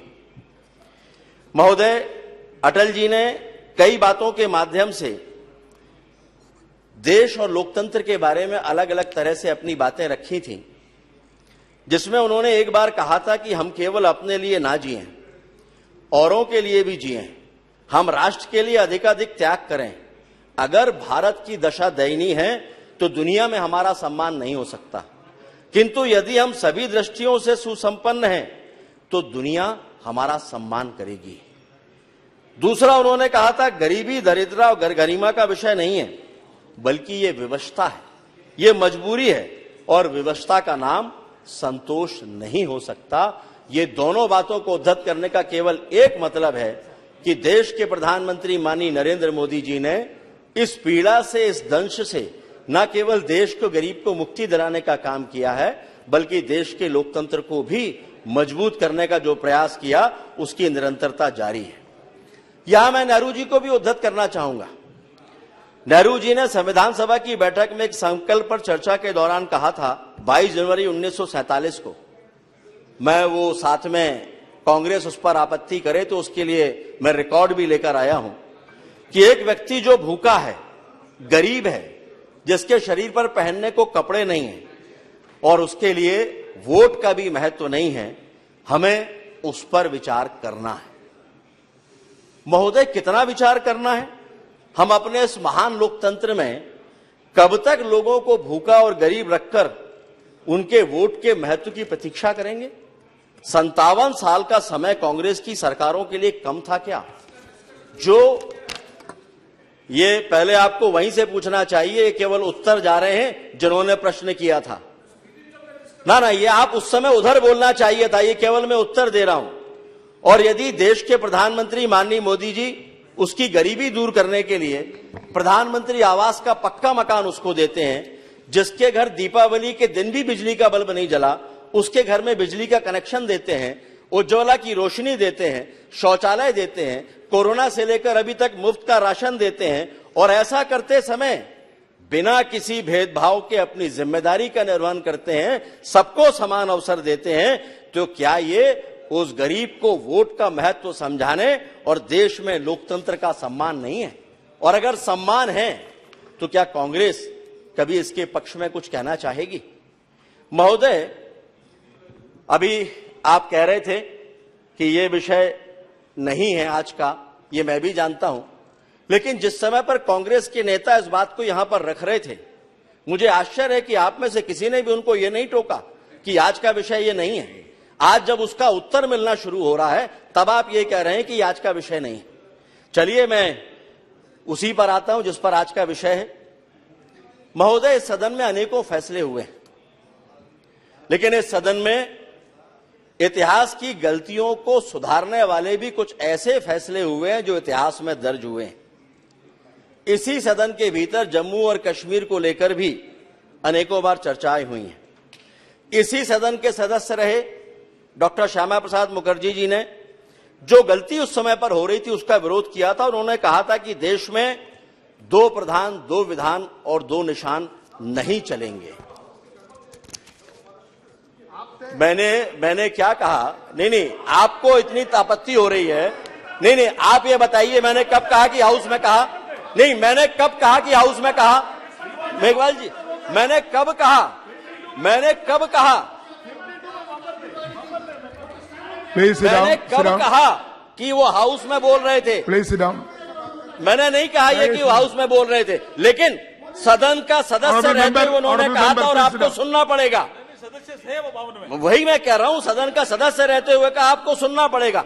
कश्मीर के मामले में आपको जो तकलीफ होती है, उस समय कश्मीर के लाखों करोड़ों लोगों का भविष्य आपको ध्यान में नहीं आता। जब कश्मीर में कश्मीरी पंडितों की हत्याएं होती हैं, मासूम लोगों के साथ में उनकी इज्जत छीनी जाती है, उनकी हत्याएं होती हैं, उनका खून बहता है, तब आपको ध्यान में नहीं आता कि श्यामा प्रसाद मुखर्जी ने क्या कहा था। Nothing going on record except... और उस समय महोदय, बड़ी स्पष्टता के साथ मैं कहना चाहूंगा कि उन्होंने ये कहा था कि देश में स्वतंत्र राज्य का दर्जा देने की मांग करने वाले, आप सुन लीजिए इस बात को, शेख अब्दुल्ला क्या इस बात के लिए तैयार होंगे कि जम्मू कश्मीर के भीतर जम्मू और लद्दाख, वहां के लोगों को भी अवसर देंगे कि वो स्वतंत्रता की मांग करें और उनको मिले? ये उन्होंने कहा था और तब भी ये बात बोली थी उन्होंने, लेकिन उन्होंने ये भी कहा कि ये देश की अखंडता के साथ खिलवाड़ होगा।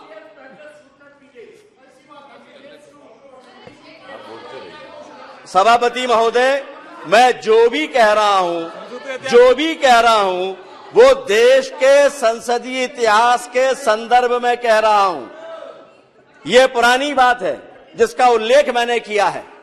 दादा, इतनी फुर्ती से आप तब खड़े होते जब जम्मू कश्मीर पर यह बिल आया था और वहां से लोग विरोध कर रहे थे 370 समाप्त करने का, तब आपको ध्यान में नहीं आया कि आपको उसके बारे में, उसके विरोध में कहना चाहिए। लेकिन उन्होंने कहा कि देश की अखंडता के साथ ये खिलवाड़ स्वीकार। दादा आप तो बैठ जाओ, कल्याण दादा आप तो बैठो।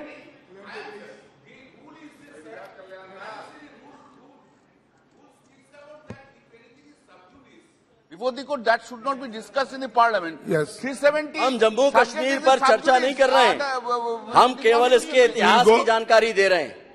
we will go on the record and expense. और हमने ये देखा, अगर कुछ गलत हो जो नियम के विरुद्ध हो तो आप जरूर हटाइएगा, अगर कुछ गलत हो तो जरूर हटाइए। और हम सभी इस बात के गवाह हैं कि इसी सदन में माननीय प्रधानमंत्री जी के नेतृत्व में माननीय अमित शाह जी जब धारा 370 और 35A के खात्मे का बिल लेकर आए तो इतिहास में दर्ज होने वाली बहस भी इसी सदन में हुई थी, और जिसका जवाब देते हुए दादा परेशान मत होइए, कोई भी ऐसी बात नहीं हो रही है। आप अपने इस हथियार का उपयोग सारे वक्तव्यों में करते हैं, लेकिन तभी करते हैं जब बात यहां से रखी जाती है। जब वहां से बात होती है तब आपके हथियार बाहर नहीं निकलते। और इसका जवाब देते हुए माननीय गृह मंत्री जी ने कहा था कि देश की एकता और अखंडता के लिए अपना सर्वस्व तो क्या, जान भी निछावर करनी पड़ी तो वो कर देंगे। कश्मीर भारत का अखंड और अटूट हिस्सा है। और आज धारा 370 और 35A की समाप्ति के साथ जम्मू कश्मीर विकास की नई इबारत लिख रहा है। महोदय, अब जो बात मैं कहना जा रहा हूं इनको शायद अच्छी नहीं लगेगी, लेकिन स्वस्थ लोकतंत्र के लिए आवश्यक है स्वस्थ विपक्ष का होना। स्वस्थ लोकतंत्र केवल सत्ता की जिम्मेदारी नहीं है, सत्ता पक्ष की जिम्मेदारी नहीं है। उसमें जिम्मेदारी और भागीदारी बराबरी से कैसी है, यह मैं आपको अभी बता देता हूं। हम सभी को याद होगा, इतिहास में रिकॉर्ड में मिल जाएगा, दादा तो जरूर ढूंढ निकालेंगे उसको। जब हम संसदीय परंपरा के 75 वर्षों की बात कर रहे हैं तो संसद के माननीय सदस्य मधु लिमय जी के नाम का उल्लेख भी मैं करना चाहूंगा। इंदिरा गांधी जी ने जब लोकसभा में बजट पेश किया वो आर्थिक लेखानुदान था, और भाषण जब समाप्त हुआ तो मधु लिमय जी ने तत्काल व्यवस्था का प्रश्न उठाया, लेकिन स्पीकर ने उनको अनुमति नहीं दी, सदन उठ गया।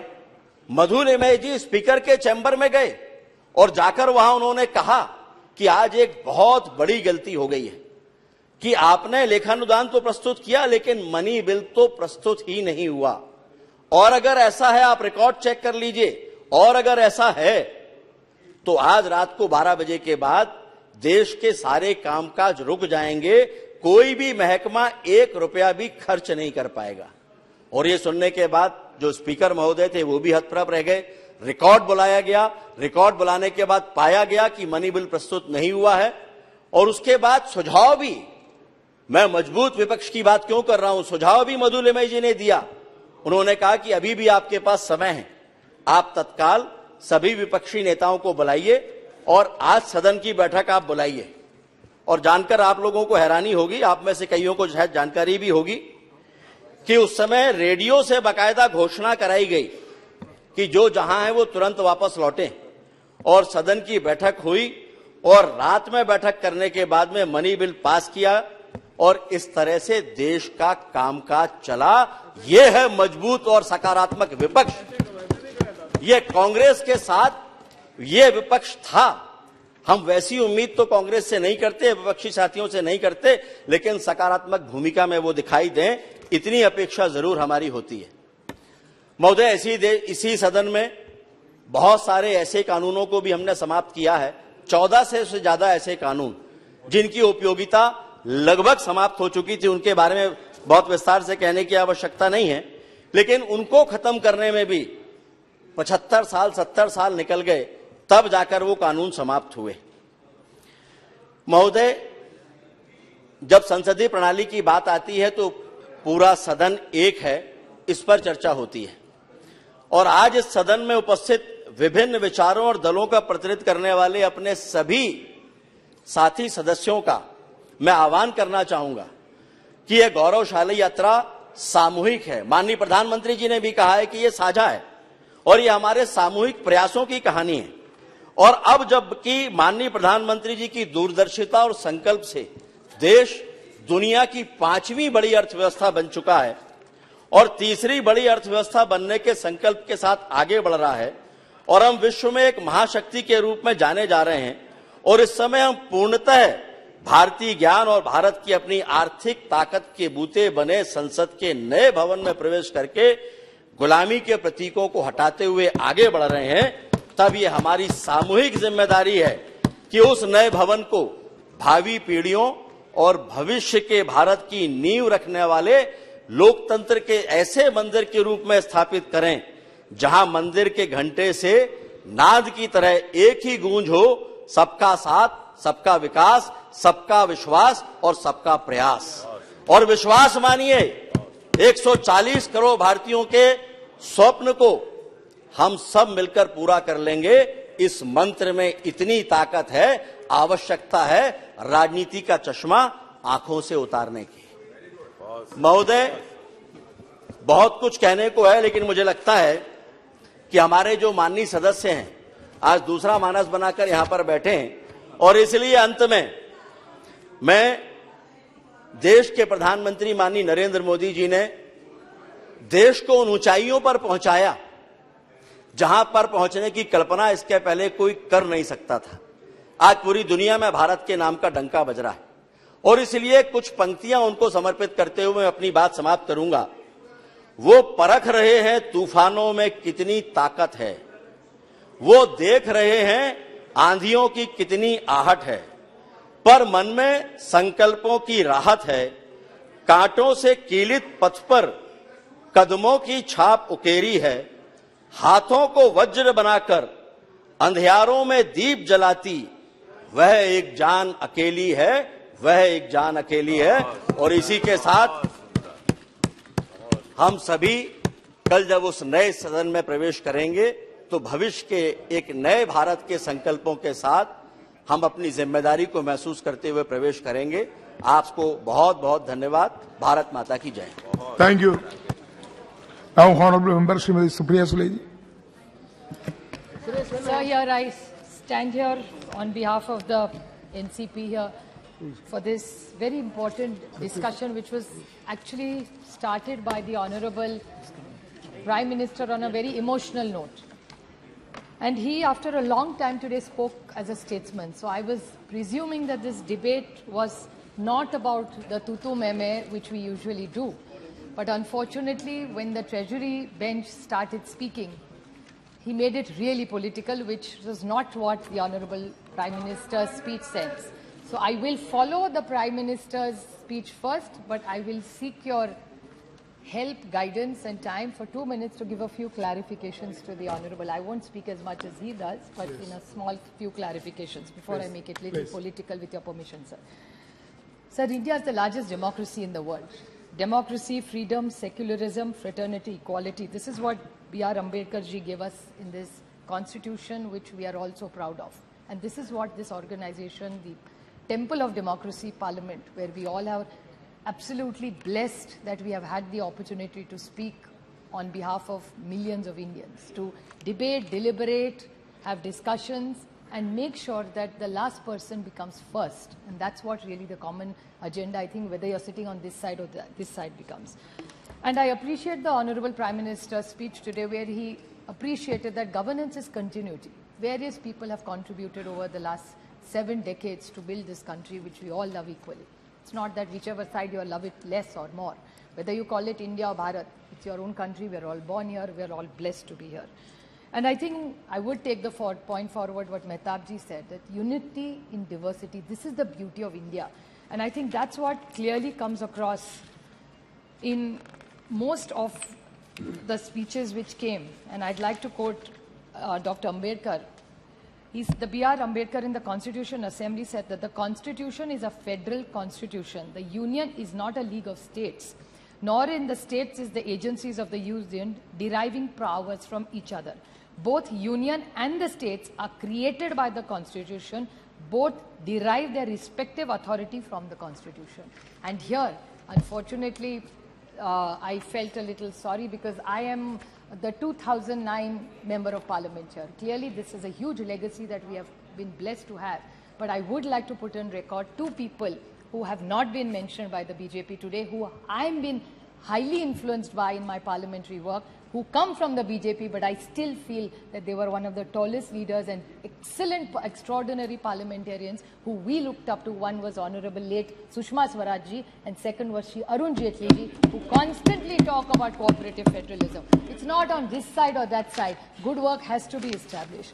So this building that we are all sitting in today, it was the Herbert Baker who opened this in 18 January 1927. And this building was built by sandstone.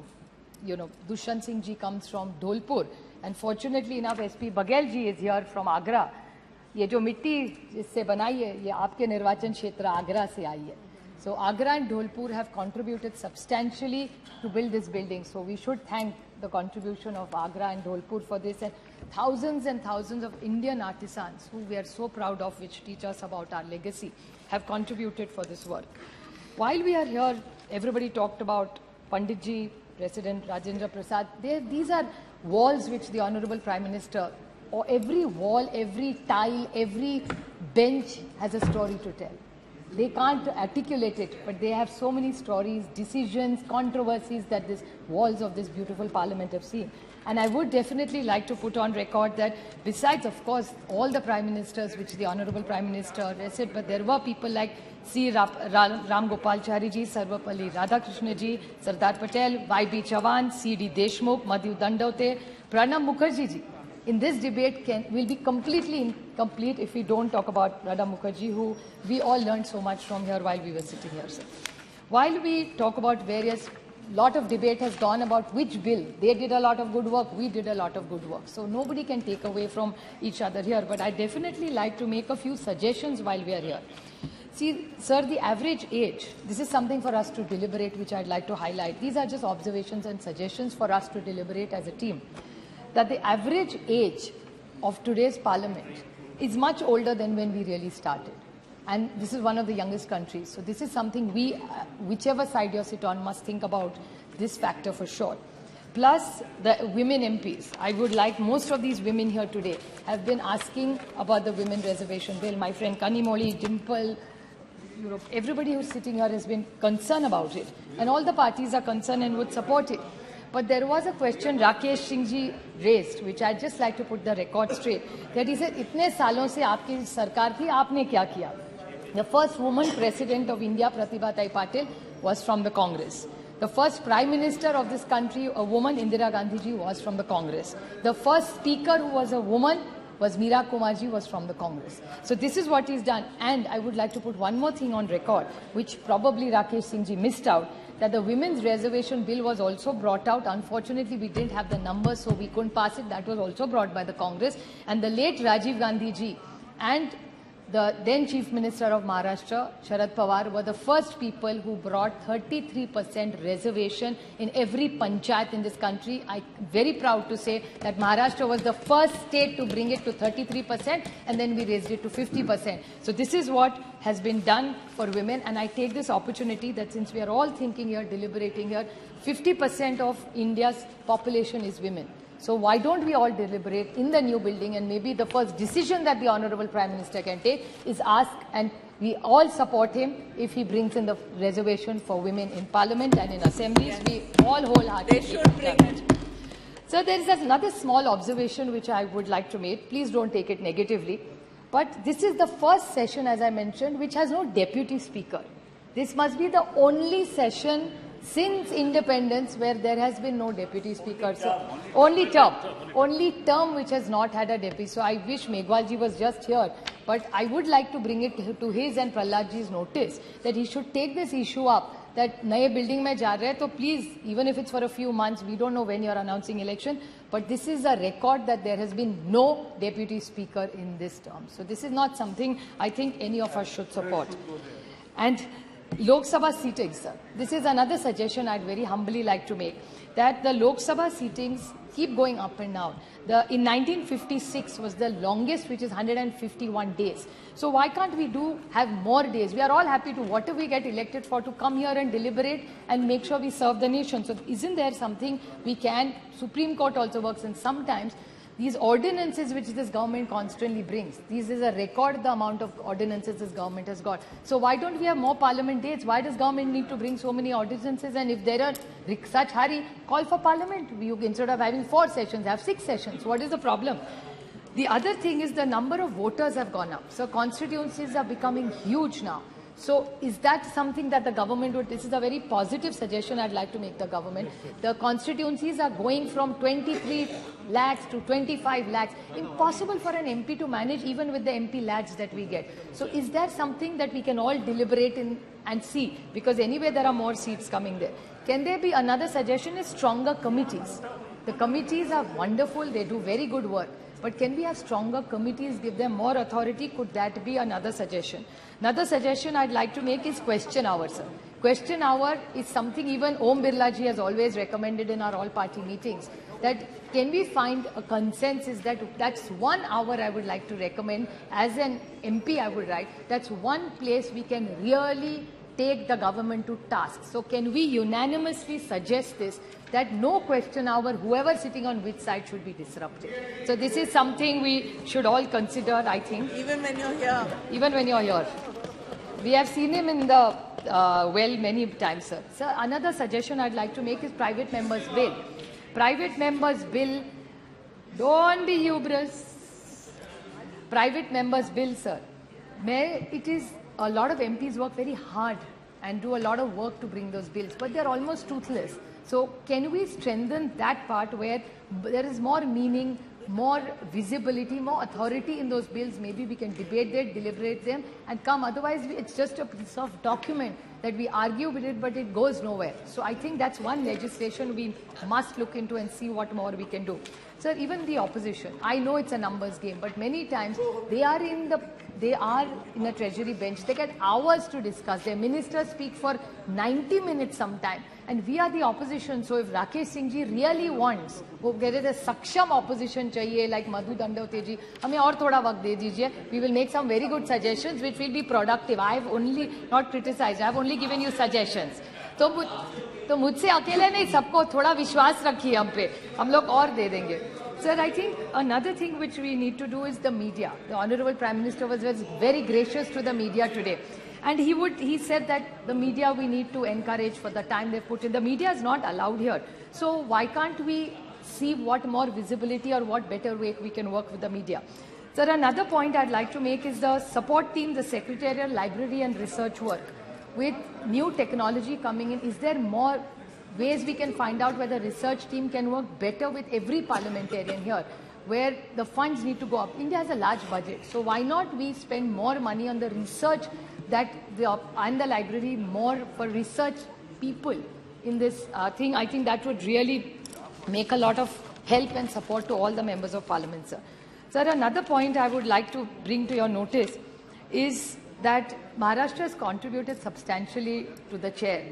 I mean, the Honorable Prime Minister was very kind to take Malvankar ji's name, but I would like to put it on record that Shivraj Patil ji, Manoj Joshi sir, Sumitra Mahajan ji, he mentioned, but she was Miss Maharashtra, Mrs. Madhya Pradesh. So she was our daughter from Maharashtra who got married into Madhya Pradesh. So we have had a long legacy of very good parliamentary work. So I feel that Maharashtra has contributed substantially and we are very proud to be integrated in this temple of democracy, for it to be fair and to be just. That's which our constitution wants. Now, Rakesh ji's two small points I'd like to clarify. He talked about Bhraштachar. Rakesh ji, I'm completely with you. आप भ्रष्टाचार के लिए कौन सी भी inquiry लगा दीजिए, we will support you 100% because I remember the Honorable Prime Minister coming to Maharashtra आए थे और तब एनसीपी के बारे में उन्होंने एक स्टेटमेंट किया था प्राइम मिनिस्टर जी ने कि it's a naturally corrupt party, और उन्होंने दो इंक्वायरी के बारे में कहा था, एक इरिगेशन स्कैम के बारे में और दूसरा एक बैंक के बारे में. I request you with folded hands, with full humility कि माननीय प्रधानमंत्री जी की जो इच्छा है आप पूरी कर दीजिए. I will support it wholeheartedly. So आपने जो भ्रष्टाचार का जो उठाया था, प्लीज आप कर लीजिए. We will support you wholeheartedly. ये दोनों नहीं और चार भी है, कोई एसीबी जी है और बहुत सारे हैं. Another thing that you said about the Congress, which I repeat, that this is not about relationships. भाई तो मेरे 800 भाई है पार्लियामेंट में, एक थोड़ी है. So my suggestion to you is there are many such cases which the Honorable Prime Minister was very deeply pained by. So I understand his pain. उनका जो दुख है भ्रष्टाचार के बारे में, उनको जो करना है वो पूरी ताकत से हम उनके साथ खड़े रहेंगे. So is any such things he wants to do in Maharashtra, we will wholeheartedly support it and we will want to see where is these debates gone? And another thing that he said that Congress के बारे में सबसे ज्यादा BJP का आप देखें तो it's very Congress heavy. आज अगर आप महाराष्ट्र में या इधर यहाँ भी जब देखें ना तो बीजेपी कांग्रेस के वाले पुराने एनसीपी पुराने वो आपके यहाँ हमारे से ज्यादा है. हमारे यहाँ नए लोग आ रहे हैं लेकिन आपके यहाँ ज्यादा है. So I think you really need to reinspect. जैसे 60 साल में आपने किया 60 साल में जिन्होंने जो किया ना वो आप सारी वॉशिंग मशीन उस साइड में है, इस साइड में अभी कोई नहीं रहा. So we are very happy because we are completely with you because we are mostly very honest, committed to the cause why we joined politics. Why did we all come to this temple of democracy? We came to this temple of democracy not here to just do a tutu meme. We genuinely wanted to influence policy to serve this nation for the betterment. यहाँ बैठो या यहाँ बैठो अच्छा ही सोचेंगे ना देश के लिए, ऐसा थोड़ी कहेंगे कि एक दूसरे के खिलाफ कुछ सोचेंगे. So I think the larger picture, I would like to finish my speech by quoting Somnath Chatterjee ji, who was here for 10 terms. I said the greatness of Parliament lies not just in the majestic building, but is derived from sustained by quality of debates that take place inside the house. Thank you very much. So I think we take this opportunity that I'm eternally grateful, and people from Baramati who gave me this opportunity to stand here because I have no identity here. My identity is my constituency and people. So I'm eternally grateful to be a part of this esteemed place which is a temple of democracy, and I commit myself to working here and working within the rules of the constitution. Thank you, madam. Thank you very much. Shri Girish Chandar ji.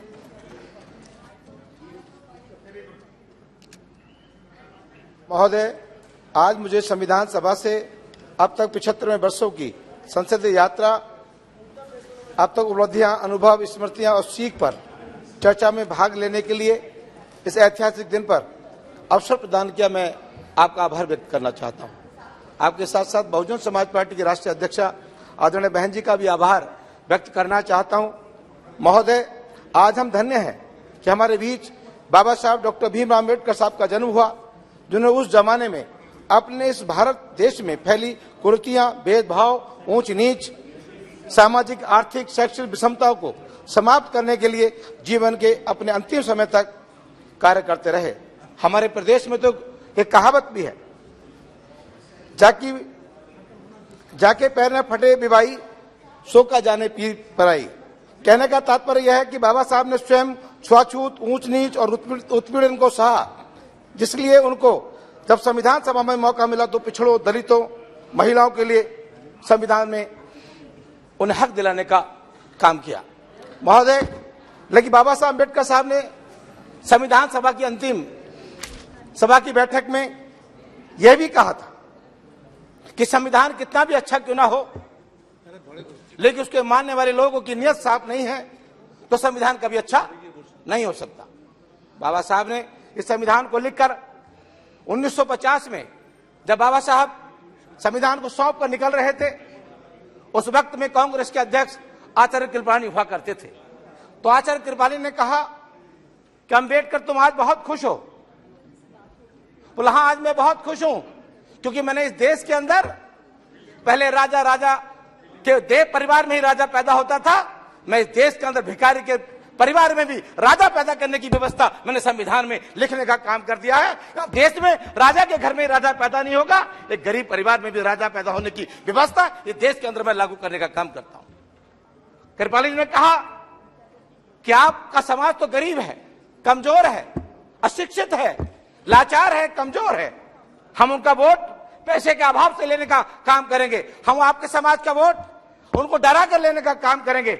उनका vote हम खरीदने का भी काम करेंगे. लेकिन बाबा साहब ने आचार्य कृपलानी जी को एक बात कही, ये बात सही है आपकी कि मेरा समाज गरीब है, कमजोर है, पिछड़ा है, शोषित है, अशिक्षित है, लाचार है. लेकिन एक बात याद है कृपलानी जी, जिस दिन मेरा समाज अपने वोट की कीमत को समझ जाएगा तो तुम्हें भी लाचार बनाने का काम करेगा. और साथ ही जब आप उनका समाज ने वोट का महत्व समझा, अब वोट का महत्व समझने के बाद 1952 में जो पहला चुनाव हुआ, इस देश में जिस व्यक्ति ने देश का संविधान लिखा हो, देश में गैर बराबरी की व्यवस्था को खत्म किया हो, इस देश में समतामूलक समाज की स्थापना की हो, इस देश के अंदर भाईचारा कायम किया हो, इस देश में सभी को बराबरी का हक दिया हो, इस देश में राजा की वोट की कीमत एक तो भिखारी के वोट की कीमत भी एक करने का काम क्या हो। ऐसे व्यक्ति को जब चुनाव में गए तो उस वक्त में कांग्रेस में जवाहरलाल नेहरू जी की हवा थी, उनका संदेश था पूरे देश में। लेकिन बड़े दुख की बात है कि ऐसे नेता को हराने के लिए जवाहरलाल नेहरू जी ने उनका विरोध करके और उनके पीए कजरोलकर को चुनाव जिताकर बाबा साहब को चुनाव हराने का काम किया। ये कितने दुख की बात है कि जो आज परम कुछ बाबा साहब अम्बेडकर साहब की बातें तो करते हैं, लेकिन बाबा साहब के साथ जो शोषण कांग्रेस ने किया, मैं समझता हूं किसी और ने तो शोषण करने का काम नहीं किया। बाबा साहब अम्बेडकर साहब तो पहले चुनाव में हारे, कजरोलकर में हारे, तो मैं बधाई देना चाहता हूं उस मुस्लिम समाज के उस व्यक्ति को जो बंगाल से चुनाव जीत कर आए थे। खलीकुल जुमा साहब चुनाव जीत कर आए थे, खलीकुल जुमा साहब ने इस्तीफा दिया और इस्तीफा देने के बाद बाबा साहब को चुनाव जिताकर संविधान भेजने का लोकसभा में काम किया और बाबा साहब फिर उसके बाद यहाँ कानून मंत्री बने। लेकिन सरकार में रिमोट किसके हाथ में था? आज इधर के लोग बड़े रिमोट की बात करते हैं, लेकिन उस वक्त भी रिमोट किसके हाथ में था? कानून मंत्री थे। बाबा साहब चाहते थे देश के अंदर कि अगर पुरुष को प्रधान देश माना जाता है देश, पुरुषों को और अधिकार हो तो महिलाओं को भी पूर्ण अधिकार इस देश के अंदर मिलना चाहिए। ये बाबा साहब इस देश के अंदर हिंदू कोड भी लेकर आए और हिंदू कोड भी लाकर देश में उन्होंने व्यवस्था दी कि इस देश के अंदर महिला चपरासी बनेगी तो इस देश के अंदर महिला अधिकारी बनने का भी काम करेगी। ये देश में महिला प्रधान बनेगी तो देश के प्रधानमंत्री भी एक महिला बनेगी। ऐसी व्यवस्था परम कुछ बाबा साहब अम्बेडकर साहब ने हिंदू कोड बिल में व्यवस्था देने का काम किया था। लेकिन दुर्भाग्य है उस वक्त की सरकार ने बाबा साहब को इतना परेशान करने का काम किया, उन्होंने अंत में आकर कानून मंत्री से इस्तीफा कांग्रेस को देने का काम किया। दुर्भाग्य की बात है। लेकिन साथियों, उसके बाद बहुजन समाज पार्टी के राष्ट्रीय अध्यक्ष इस देश में बाबा साहब ने आर्टिकल 340 में पिछड़े को 27% का आरक्षण दिया, 341 और 342 में SC ST को 15%, 7.5% का आरक्षण देने की बात कही। 1952 में सरकार बनी, बाबा साहब ने अनुसूचित जाति अनुसूचित जाति के लोगों के लिए तो आरक्षण दिलाने की व्यवस्था कर दी। जब उन्होंने पिछड़ों की बात कही तो कांग्रेस ने कमीशन काका कालेकर के नाम से कमीशन बनाने का काम कर दिया। आरक्षण देने की बात नहीं करी, जो 27% आरक्षण मिलना चाहिए था काका कालेकर की कमीशन बनाने का काम कर दिया। उसके बाद मंडल कमीशन को बनाने का काम कर दिया। लेकिन 1989 में देश में फिर लोकसभा का 9वीं लोकसभा का चुनाव हुआ। उसमें बहुजन समाज पार्टी के राष्ट्रीय अध्यक्ष आदरणीय बहन कुमारी मैत्री जी, जिस जनपद से मैं चुनकर आया हूं, आदरणीय बहन कुमारी मैत्री जी उसी 89 में बहुजन समाज पार्टी की राष्ट्रीय अध्यक्ष लोकसभा 9वीं लोकसभा चुनकर आई। जब 9वीं लोकसभा में चुनकर आई उस वक्त में बीपी सिंह देश के प्रधानमंत्री बनने वाले थे, लेकिन उनके पास 3 वोटों की कमी पड़ रही थी, 3 सांसदों की कमी थी। माननीय काशीराम साहब से बहन कुमारी मैत्री से आदरणीय बीपी सिंह जी मिले, उन्होंने कहा कि आप हमें 3 वोटों का समर्थन दे दो, पत्र हमें दे दो, इस देश के प्रधानमंत्री पे मैं पहुंच जाऊंगा। तो परम पूज्य बाबा साहब मानव काशीराम साहब ने कहा ठीक है, बोले इसके बदले कोई मंत्री ले लो, मंत्री पद ले लो। बोले मुझे मंत्री पद नहीं चाहिए, मैं चाहता हूं इस देश में मेरी 3 मांगे, अगर इस बात अगर आप मांगेंगे तो मैं आपको समर्थन पत्र दे दूंगा। कि बड़ी खेद की बात है कि कांग्रेस के इतने लंबे समय से इस देश के अंदर कांग्रेस की सरकार ने नाचने वालों को, गाने वाले को, खेलने वालों को तो भारत रत्न की उपाधि सम्मानित करने का काम किया, लेकिन जिस व्यक्ति ने देश का संविधान लिखा उसे भारत रत्न की उपाधि सम्मानित करने का काम कांग्रेस ने नहीं किया। मैं चाहता हूं, मैं समर्थन आपको दे दूंगा, लेकिन आपको सबसे पहले परम पूज्य बाबा साहब अम्बेडकर साहब को भारत रत्न की उपाधि से सम्मानित करना पड़ेगा। बीपी सिंह जी ने कहा ठीक है, मैं आपकी शर्त को मानता हूं। दूसरी हमारी मांग है, ये देश धर्मनिरपेक्ष देश के नाम से जाना जाता है, इस देश पे सबको बराबरी का अधिकार है, संविधान के तहत सबको बराबरी का हक है। ये देश सभी धर्मों का सम्मान करता है, इसलिए किसी भी धर्म को ये इजाजत नहीं कि दूसरे धर्म का शोषण ये देश के अंदर करने का काम कोई व्यक्ति करे। और तीसरी मांग मानव काशीराम साहब ने कहा कि जो मंडल कमीशन की रिपोर्ट ये देश में अभी तक लागू नहीं हुई, परम पूज्य बाबा साहब अम्बेडकर साहब ने संविधान में 27% का आरक्षण इन पिछड़े समाज के लोगों को दिया है। मैं चाहता हूं देश के अंदर कि मंडल कमीशन की रिपोर्ट लागू हो और पिछड़े समाज को तो आर्टिकल 340 में ये व्यवस्था दी थी कि 27%, चाहे वो नौकरी में हो चाहे वो राजनीतिक में हो, उनको हक और अधिकार मिले। बीपी सिंह जी ने जब तो उस वक्त हाँ कर दी, प्रधानमंत्री बन गए, परम पूज्य बाबा साहब अम्बेडकर साहब को भारत रत्न की उपाधि से सम्मानित कर दिया। लेकिन जब मंडल कमीशन की रिपोर्ट को लागू करने की बात आई तो बीपी सिंह जी भी हीबा वाली करने लगे। उन्होंने मंडल कमीशन की रिपोर्ट को लागू नहीं किया। माननीय काशीराम साहब ने कहा अगर आप मंडल कमीशन की रिपोर्ट लागू नहीं करोगे तो मैं वोट के अभाव पर धरना दूंगा। उन्होंने वोट के अभाव पर धरना दिया और कहा बीपी सिंह जी से कि देश हमारा, राष्ट्र हमारा नहीं चलेगा, नहीं चलेगा। ये नारा माननीय श्री काशीराम साहब ने देने का काम किया था और कहा था बीपी सिंह जी की सरकार में कि हम वोट से लेंगे पीएम और सीएम और आरक्षण लेंगे एसपीडीएम, ये नारा दिया। और साथ बाद में माननीय काशीराम साहब ने जब वोट के अभाव पर 6 महीने तक धरना चलता रहा, माननीय 2 मिनट धरना चला तो बीपी सिंह जी जब कहने लगे अगर आपने मंडल कमीशन की रिपोर्ट लागू नहीं की तो मैं आपकी सरकार को गिरा दूंगा। तो उस वक्त में फिर रात को 12 बजे देवीलाल जी उस वक्त प्रधानमंत्री हुआ करते थे, वो प्रधानमंत्री हुआ करते, उनसे मिले माननीय काशीराम साहब कि आप चिंता ना करें, आप मंडल कमीशन की रिपोर्ट की मेरी वकालत करो, मैं आपको अगला देश का प्रधानमंत्री देखना चाहता हूं। वहां से माननीय काशीराम साहब की तरफ को देखकर बोले तुम्हारे पास 3 तो सांसद हैं, तुम मुझे देश का प्रधानमंत्री कैसे बना दोगे?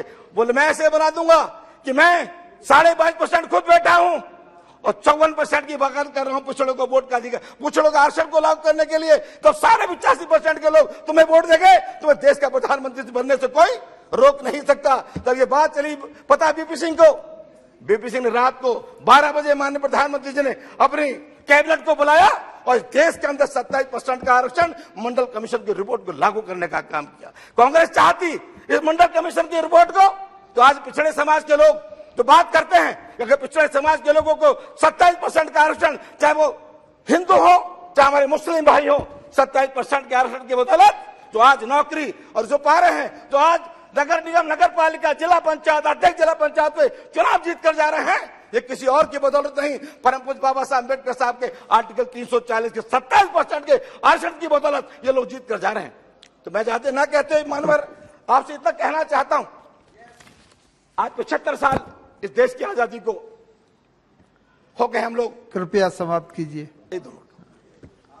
लेकिन दलितों के साथ जो बाबा साहब ने संविधान में व्यवस्था दलितों को दी थी, वो अभी भी वो अपने अधिकार से वंचित है।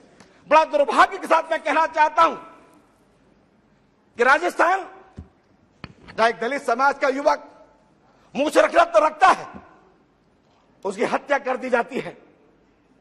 मध्य प्रदेश में दलित के ऊपर पेशाब करने की घटना घटित होती है। पूरे देश में दलितों के ऊपर शोषण हो रहा है। तो मैं आपके माध्यम से सरकार से कहना चाहता हूं कि ये देश में अगर आप चाहते हैं कि तरक्की बढ़े तो आप दलितों के शोषण को रोकने का काम करो, दलितों को उनके बराबरी का अधिकार में लाओ और दलितों की लड़ाई को अपनी लड़ाई की लड़ो, वो भी आपके अपने परिवार के हैं। तो मैं आपके माध्यम से इतना कहना चाहूंगा कि 75 साल में आज हम लोग संकल्प लें कि जब नए संसद भवन में हम प्रवेश करें, इस लोकतंत्र के इस मंदिर से, पुराने मंदिर से जाकर नए मंदिर हम जाएं, तो वहां पर सरकार की सोच बदले और पूरे देश में जो दलितों को पूरा अत्याचार हो रहा है वो अत्याचार बंद हो और हर दलित को न्याय मिले। बहुत बहुत धन्यवाद। आपके माध्यम रखना चाहता हूं। आपका बहुत बहुत धन्यवाद। धन्यवाद। श्री एसटी हसन जी। बहुत बहुत शुक्रिया सर, आपने मुझे इस डिबेट में बोलने का मौका दिया। 75 साल का इतिहास सुबह से हम लोग सुन रहे हैं। अच्छी बातें भी हैं, मीठी भी हैं, खट्टी भी हैं, सभी कुछ है। हमने प्रधानमंत्री जी का पहली बार सकारात्मक भाषण भी सुना, जिसमें पहली बार हमने देश के एक बहुत बड़े राजनीतिक इंसान जवाहरलाल नेहरू जी की तारीफ इस दल से पहली बार सुनी। वो फ्रीडम फाइटर जो 9 साल तक जेल में रहे और उन्होंने देश को उस वक्त संभाला था जब हमारे देश में गाड़ियों में लकड़ी के पहिए चला करते थे। साइंस टेक्नोलॉजी में हम कहीं नहीं थे। धीरे धीरे हम आगे बढ़े और हम इस दौर में आ गए कि जहां सोफिस्टिकेटेड गाड़ियां और हर तरह की सुविधाएं हमें मैसर हैं। ये हमारी तरक्की होती चली गई। सर, मैं जब पहली बार सदन में आया, मैं तो पहली बार का सांसद हूं, मैंने सदन का शेप देखा मुझे बापू का वो रंग बिरंगी गुलदस्ता याद आ गया।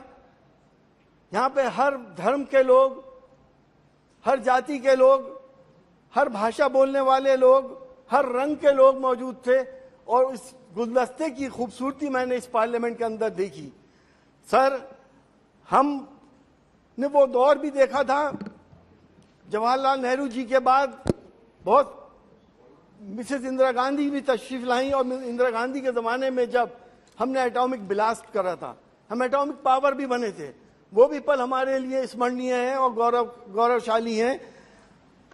इसी तरह से हमारे देश ने इंसानियत की हमेशा खिदमत करी और 1971 में जब बराबर के मुल्क में ईस्ट पाकिस्तान के अंदर इंसानियत पे जुल्म हो रहे थे तो हमारी प्रधानमंत्री जी ने अपनी फौजें उतार दी और उस मुल्क को इन आफतों से और इन जुल्मों से बचा लिया था। ये तमाम बातें हमारे देश में होती चली आई। सर, हम ये जानते हैं बहुत सी चीजें नकारात्मक भी हमने देखी। इस 17वीं लोकसभा में हम आए, हमारे एक साथी हमारे साथ थे जो देश के नेता हैं, जिनको ऐसे ऐसे चार्जेस में फंसाया गया जिनका नाम आजम खान साहब है, वो इसी हमारे कोलीग थे। कहीं मुर्गी चोर, कहीं बकरी चोर, कोई भैंस चोर, अब पता नहीं क्या क्या उनके ऊपर इल्जाम लगाया गया और आज भी उनको टॉर्चर किया जा रहा है। उस नेशनल लीडर के साथ ये सब कुछ हुआ और जब हमने अपने संरक्षक से शिकायत करी तो मुझे अफसोस के साथ कहना पड़ रहा है कि हमने अध्यक्ष जी को भी बहुत असहाय पाया। हमने प्रधानमंत्री जी से मिलने की कोशिश करी, हमें टाइम नहीं मिला। सर, प्रजातंत्र में ये परंपराएं हमारी समझ में नहीं आती कि प्रजातंत्र इस तरह से आगे बढ़ेगा या नहीं बढ़ेगा। हमने 7वीं लोकसभा में सर हमारे कुछ ऐसे बिल पास हुए, सीए आ गया, 3 तलाक का बिल आया, 370 को हटाया गया, जिससे हिंदुस्तान की दूसरी बड़ी आबादी मुसलमानों की दिल आजारी हुई। और इसका संदेश क्या गया देश के अंदर? संदेश ये गया कि किसी को हिजाब पे परेशानी होने लगी, किसी को नमाज पे परेशानी होने लगी, किसी को मस्जिद पे, किसी को मदरसे पे परेशानी होने लगी। क्या ये वही बापू का देश था जहां पे हम सब ने प्यार मोहब्बत से मिलके मंदिरों के तहखाने में एक तरफ नमाज पढ़ते थे, एक तरफ पूजा करते थे? हमने इस तरह से देश को आजाद कराया है जब हम एक थाली में खाना खाते थे। आज हम किस जगह पे आ गए कि यहाँ मंदिर ना हो, यहाँ मस्जिद ना हो, यहाँ अजान ना हो, यहाँ नमाज ना हो। अरे क्या पैदा करने वाला मेरा और है और आपका कोई और है? पालनहार क्या अलग अलग हो गए? सर, ये राजनीति बहुत खतरनाक दौर से गुजर रही है, देश के लिए बहुत खतरनाक है। अगर आज हमने ये नहीं समझा तो आगे आने वाला भविष्य हमारा अंधकार में है। हमें प्यार मोहब्बत से आगे बढ़ना पड़ेगा। हमने सर कानून पास करे। हम चाहते हैं कि हम इस लोकसभा से दूसरी लोकसभा में जा रहे हैं। हम चाहते हैं कि हमारा प्यार मोहब्बत, सांप्रदायिक सौहार्द, सर्वधर्म संभाव और वासुदेव कुटुंबकम के फंडामेंटल पे हम आगे बढ़ें, तभी हम दुनिया में महाशक्ति बन सकते हैं। हम नई पार्लियामेंट के अंदर सर चाहते हैं कि वुमेन रिजर्वेशन बिल आना चाहिए। समाजवादी पार्टी उसकी पक्षधर है, लेकिन समाजवादी पार्टी चाहती है कि SC, ST और OBC और मुस्लिम्स का भी उसके अंदर अलग से रिजर्वेशन हो और ये रिजर्वेशन पार्टियों के ऊपर लागू हो, इलेक्शन कमीशन के ऊपर नहीं लागू होना चाहिए। पार्टियां अपने हिसाब से वुमेन्स को टिकट दें। कहीं ऐसा ना हो कि जहां जहां हमारे बड़े बड़े नेता खड़े होते हैं, अगर इलेक्शन कमीशन उनसे नाराज है तो उसको महिला डिक्लेयर कर दे। सर, हम चाहते हैं कि नई पार्लियामेंट के अंदर प्लेस ऑफ वर्शिप एक्ट को और स्ट्रेंथन किया जाए ताकि एक सांप्रदायिक सौहार्द बने। लोग मौका उठा रहे हैं देश के सांप्रदायिक सौहार्द बिगाड़ने का। अगर प्लेस ऑफ वर्शिप एक्ट को आप और स्ट्रेंथन करेंगे, प्लीज सुन लिए, स्ट्रेंथन करेंगे तो हम प्यार मोहब्बत से, एकता से और सांप्रदायिक सौहार्द, गंगा जमनी तहजीब से अपनी नस्लों को ये तहजीब दे के चले जाएंगे। वरना हमारी नस्लें, यकीन जानिएगा, हमें कभी याद नहीं करेंगी। वो हालात पैदा ना हो जाएं। आज देश की दूसरी बड़ी आबादी मुसलमान बहुत फिक्रमंद है, बहुत परेशान है कि हमारी नस्लों का आगे क्या होगा, कहां हमें इंसाफ मिलेगा और कहां हमारी बात सुनने वाला कोई होगा या नहीं होगा। हालांकि मैंने देखा इस पार्लियामेंट के अंदर, मैं धन्यवाद देता हूं अपने स्ट्रेटेजी बेंच वालों को कि जब भी हमने कोई समस्या, लोगों की समस्या की बात करी तो इन्होंने हमारी मदद करी। जब भी हमने कोई क्वेरीज करी तो इन्होंने हमारी मदद करी।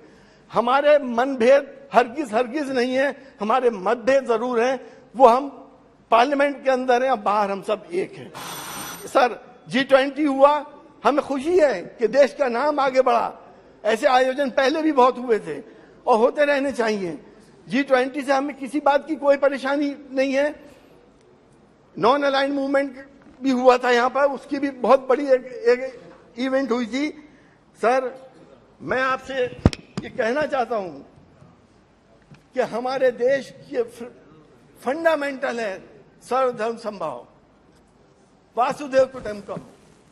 अगर हमने इसको नहीं बचाया तो फिर हम देश को नहीं बचा पाएंगे। बहुत बहुत शुक्रिया। बहुत बहुत धन्यवाद।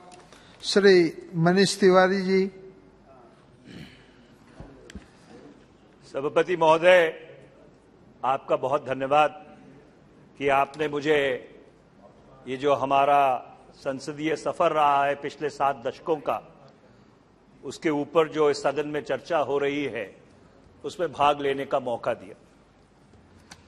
9 दिसंबर 1946 को पहली बार भारत की जो संवैधानिक सभा है उसकी बैठक यहीं इसी सेंट्रल हॉल में हुई थी, पर उसका एक परिप्रेक्ष्य था। अगस्त 1945 में दूसरे महायुद्ध की समाप्ति हुई। पहली बार जो परमाणु शक्ति है उसका उपयोग किया गया और लाखों लोग पूरी दुनिया में 1939 से लेकर 1945 तक मारे गए। और उस परिप्रेक्ष्य में जब भारत के आजादी का संग्राम चल रहा था, इस संविधान सभा की बैठक हुई। पर वो जो संघर्ष था जिसने उस संवैधानिक सभा को जन्म दिया, वो संघर्ष 90 वर्ष पहले शुरू हुआ था। 1857 में जब आजादी की पहली लड़ाई हुई और उसके बाद अंग्रेजी साम्राज्यवादियों ने यह तय किया कि जो भारत की बागडोर है वो ईस्ट इंडिया कंपनी से उन्होंने अपने हाथ में ले ली, तो एक संघर्ष का दौर शुरू हुआ। और वर्ष 1885 से जो भारत के स्वतंत्रता संग्राम का इतिहास है वो लगभग कांग्रेस पार्टी के इतिहास के साथ समानांतर चला। निर्णायक मोड़ 1920 में आया, पहला महायुद्ध समाप्त होने के बाद, जब महात्मा गांधी जो दक्षिण अफ्रीका से लौट के वापस आए थे 1915 में, उन्होंने असहयोग आंदोलन, नॉन कोऑपरेशन मूवमेंट शुरू किया। उसके बाद 1930 में सिविल डिसोबीडियंस मूवमेंट हुई। 1942 में भारत छोड़ो आंदोलन हुआ और एक लंबे संघर्ष के बाद, जिसमें लाखों भारतीयों ने अपनी कुर्बानी दी और जिस संग्राम का नेतृत्व भारतीय राष्ट्रीय कांग्रेस ने किया था, ये मुल्क 15 अगस्त 1947 को आजाद हुआ। पर उस आजादी के साथ साथ एक आपदा भी आई कि धर्म के नाम पर इस देश का विभाजन हो गया। और जब 14 अगस्त 1947 को यह संविधान सभा दोबारा से उसी सेंट्रल हॉल में मिली जहां पे पंडित जवाहरलाल नेहरू ने वो भाषण दिया था, इंडिया स्ट्राइव्स विद डेस्टिनी, तो भारत के संविधान के जो निर्माता थे उन्होंने ये बात तय की कि एक धर्म के आधार पर विभाजन के बावजूद जिस भारत का वो निर्माण करेंगे, उस भारत में चाहे किसी मजहब से, चाहे किसी जात से, चाहे किसी संप्रदाय से, चाहे गरीब हो चाहे अमीर हो, सबको बराबरी का दर्जा दिया जाएगा। और वो जो मूल भावना थी, उस मूल भावना को उन्होंने भारत के संविधान में पिरोया।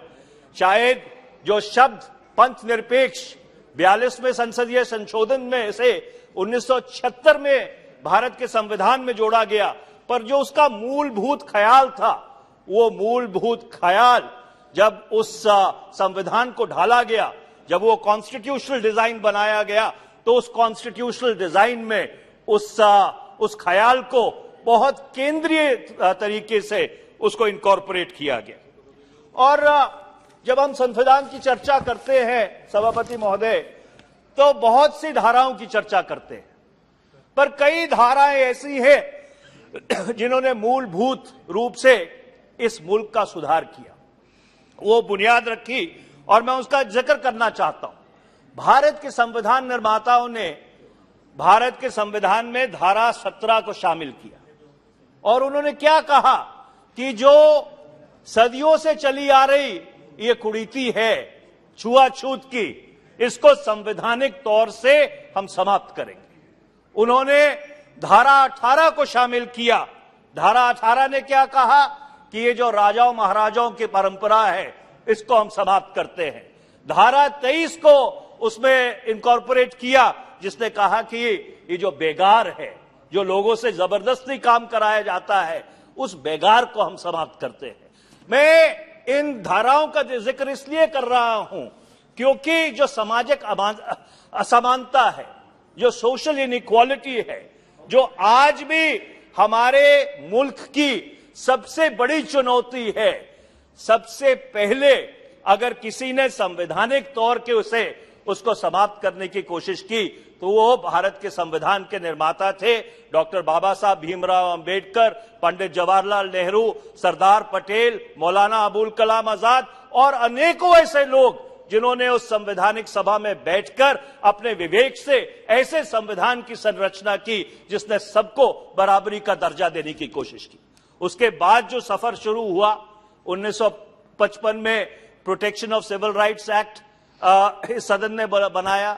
उसके बाद आपके जो बैंकों का राष्ट्रीयकरण है कि सब लोगों को बैंकों का फायदा मिल सके, बैंकों का राष्ट्रीयकरण हुआ 1969 में। 1971 में जो राजाओं महाराजाओं की बची कुछ ही संपत्ति थी, जो प्रिवी पर्सेस थे, उसको समाप्त किया गया। उसके बाद जो शायद सबसे बड़ा क्रांतिकारी कदम इस सदन ने मरहूम स्वर्गीय प्रधानमंत्री श्री राजीव गांधी के नेतृत्व में लिया कि भारत के युवाओं पर उन्होंने भरोसा किया और जो मतदान की आयु सीमा थी वो 21 से घटाकर 18 वर्ष की। 1993 और 94 में ये जो हमारी संसदीय प्रणाली है, हमारा लोकतंत्र है, उसको और ब्रॉड बेस बनाने के लिए जो पंचायती राज से जुड़े हुए प्रावधान हैं वो भारत के संविधान में जोड़े गए। जहां पे पहले एक समय भारत का जो लोकतंत्र था वो 543 जो लोकसभा में सदस्य बैठते थे, 250 सदस्य राज्यसभा में बैठते थे और जो विधानसभाओं और विधान परिषदों में चुन के आते थे उन तक सीमित रह जाता था। संवैधानिक तौर पे ये सुनिश्चित किया गया कि लाखों लाख लोग जो हमारी पंचायती राज व्यवस्था है उसमें चुन के आए और उससे जो भारत का लोकतंत्र है उसको मजबूत किया गया।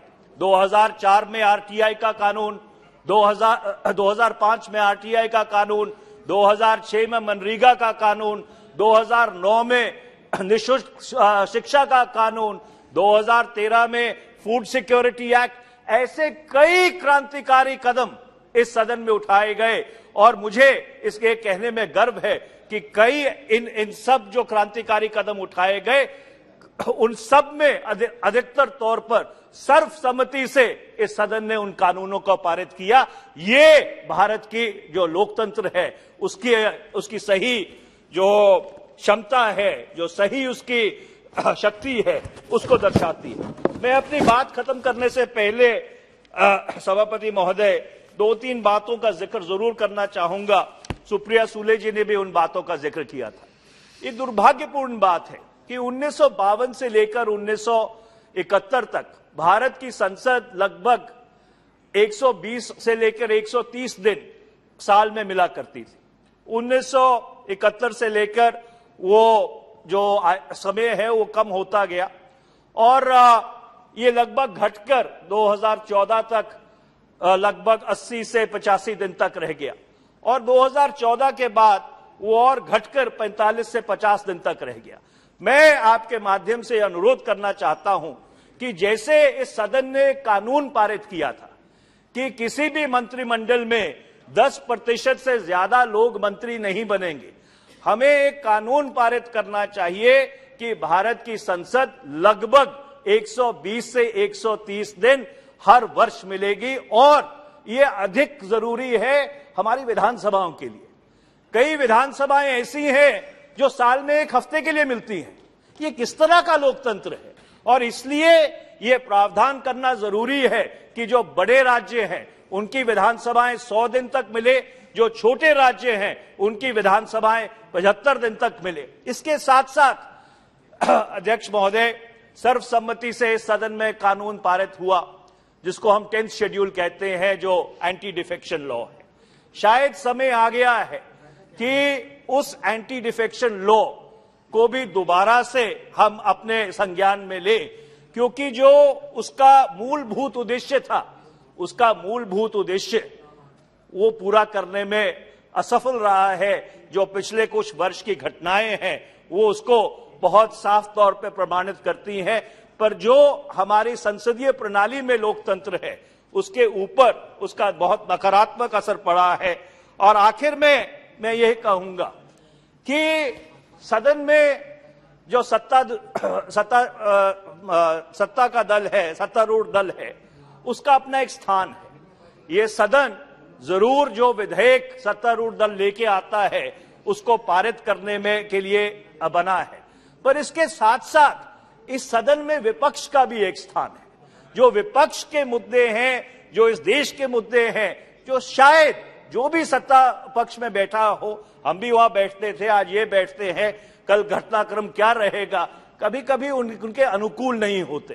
पर संसदीय प्रणाली हमारी तब मजबूत होगी अगर वो जो सत्तारूढ़ दल के लिए भी चीजें अनकंफर्टेबल हो, वो भी पूरी तरह से इस सदन में उसके ऊपर चर्चा होनी चाहिए। और मैं दुर्भाग्यपूर्ण बात है कि सितंबर 2020 से इस सदन में चीन के ऊपर एक बारी भी चर्चा नहीं हुई है, जो हमारे सामने सबसे बड़ी राष्ट्रीय सुरक्षा की चुनौती है। आखिर में मैं बस एक बात कह के अपनी बात समाप्त करना चाहता हूं, सभापति महोदय, ये सब 70 साल में संभव इसलिए हो पाया क्योंकि जो संविधान के असूल थे, संविधान की बुनियाद थी, जो उसकी मूल भावना थी, उसके प्रति हम पूरी तरह से समर्पित रहे। और जो संविधान निर्माताओं का ख्याल था, हमने उसके ऊपर पूरी तरह से खरे उतरने की कोशिश की। मैं ये आग्रह करना चाहता हूं कि इस देश में ये बहस बंद होनी चाहिए कि भारत का जो संविधान है उसकी जगह हम कोई और संविधान लेके आएंगे। इस चर्चा से भारत नकारात्मक रास्ते पर चलता है और भारत का जो लोकतंत्र है वो कमजोर होता है। मैं एक बार फिर से आपका बहुत बहुत धन्यवाद करता हूं। बहुत बहुत धन्यवाद। श्रीमती लॉकेट चैटर्जी। धन्यवाद स्पीकर महोदय। I am greatly honored that you have allowed me to put my views on the auspicious occasion of 75 years of our great parliament journey. Bande Nitarang Bharat Vasidham Divya Himalaya Ganga Yamuna Saryu Krishna Shavito Sarsamaha देवभूमि हिमालय, गंगा, यमुना, सरयू, कृष्णा और कई नदियों के साथ चमकने वाली भारत की भूमि को मेरा नमन। अध्यक्ष जी, 75 वर्ष के समयकाल में संविधान सभा के गठन से आज तक भारत निरंतर विकास के नई आयामों को छू रहा है। Days after Bharat overwhelmed the world by landing Vikram on the unexplored south pole of the moon, an achievement Modi ji monitored every moment. A big shining diamond was added to the crown of Bharat Mata when Bharat hosted G20 summit. G20 के इतिहास में पहली बार ऐसा हुआ कि किसी देश में 60 शहरों में 200 से ज्यादा सफल बैठक हुई, जो अपने आप में हिस्टोरिकल बन गया। अध्यक्ष जी, कभी इस देश की सत्ता पर बैठे लोग केवल एक परिवार की बात करते हैं, परंतु आज प्रधानमंत्री श्री नरेंद्र मोदी जी के नेतृत्व में भारत वसुधैव कुटुंबकम, जो सनातन धर्म का मूल संस्कार तथा विचारधारा है उसका संदेश संपूर्ण विश्व को दे रहा है। Modi ji said, and I quote, India's successful moon mission is not India's alone. Our approach of one earth, one family, one future is resonating across the globe. We must know that Bharat is the first nation who has reached South Pole as no other country could have reached there. The able and effective leadership of our Prime Minister and this government could have made it possible. Atul Prasad Sen had written, Bharat abar jagot sabhay shreshto ashono lobe. Bharat will once again reclaim her seat in the world stage. Bharatvarsha সূর্যের এক नाम, আমরা রয়েছি সেই সূর্যের দেশে। आज वही सूर्य पर आप भारत आदित्य L1 लॉन्च कर सूर्य का अध्ययन कर रहा है। बहुत दुख की बात है, विपक्ष वाला जो लोग हैं इसको लेकर भी राजनीति करते हैं। मैं बस उनसे इतना कहूंगी कि आपके पड़ोसी मुल्क इसलिए खुश है कि उनके झंडे पर चांद है। आप लोग इस बात पर गर्व कीजिए, हमारा तिरंगा आज चांद पर है। विश्व के जो अब देश भारत आएंगे वो सपेरे का खेल नहीं देखेंगे, बल्कि स्पेस टेक्नोलॉजी में भारत के कद को बढ़ना देखेंगे।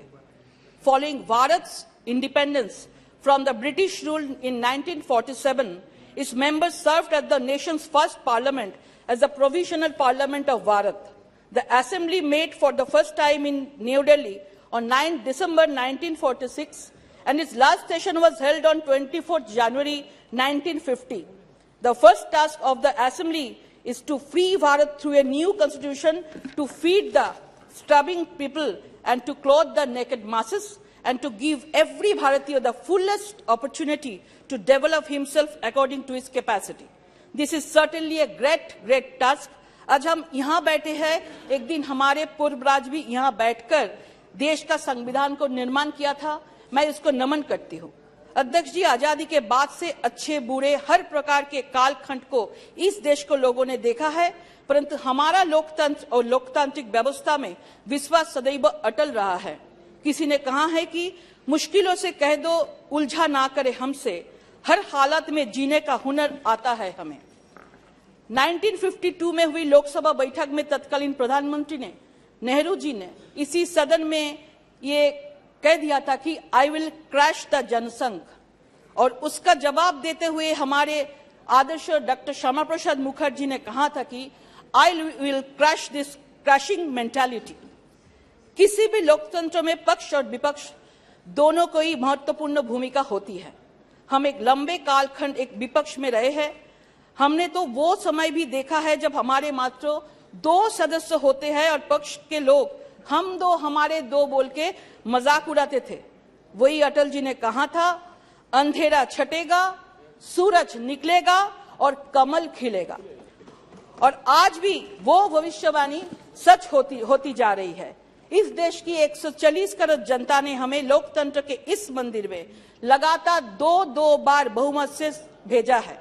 अध्यक्ष जी, हमने इसी संसदीय यात्रा में एक समय वो अभी देखा है जहां 1962 का युद्ध हारने के बाद नेहरू जी की शांति नीति के विरोध में उनके द्वारा नामित सांसद और प्रसिद्ध कवि दिनकर जी ने संसद में अपनी नाराजगी व्यक्त करने कहा था कि रे रोग युधिष्ठिर कौन है यहाँ, जाने दे उनको स्वर्ग धीर, पर फिरा हमें गांडीव गदा, लौटा दे अर्जुन भीम वीर, कह दे शंकर से आज करे वे प्रलय नृत्य, तो फिर एक बार सारे भारत में गुंजे उठे हर हर बम बम का फिर महोच्चार।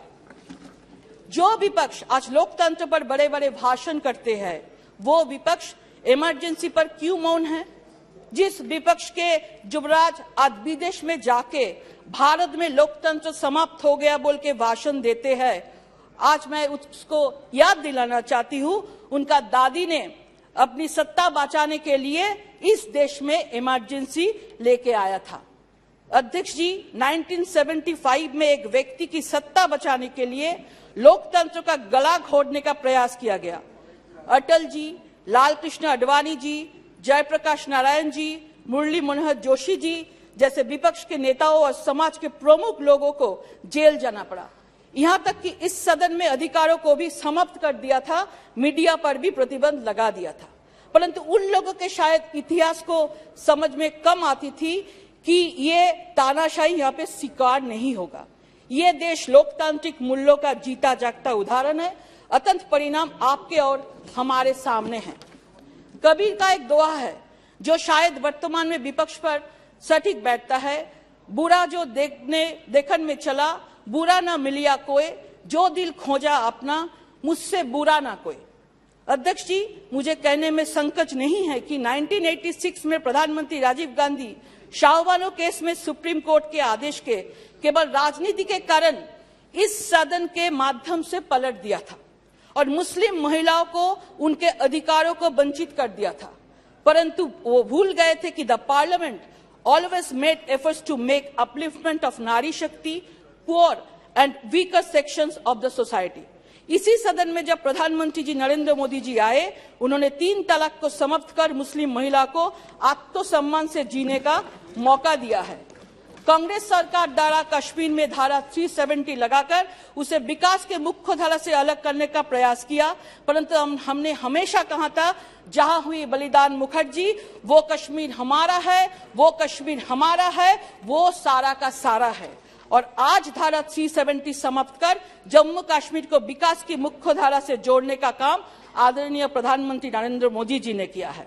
This House also witness of many historical debates from midnight freedom to debate on citizenship amendment bill. The CAA was passed to provide India citizenship to the illegal migrants who entered India on or before 31st December 2014. इसी सदन में 73वां 74वां संविधान संशोधन पर महिला को पंचायत में 33% का आरक्षण दिया है। वही सदन में परमाणु प्रशिक्षण और वैश्विक नीतियों पर भी चर्चा करते हैं। The House passed the 124th Constitution Amendment Bill 2019, providing for people from economically weaker sections to avail of 10% reservation in government jobs and educational institutes. This Parliament approved the Unlawful Activities Amendment Bill 2019, which gives the power to the centre and states to declare any individuals as terrorists and confiscate their property. This act definitely a correct procedure to make my country more secure. Since last 70 years, this auspicious House has passed many acts which have shaped our country.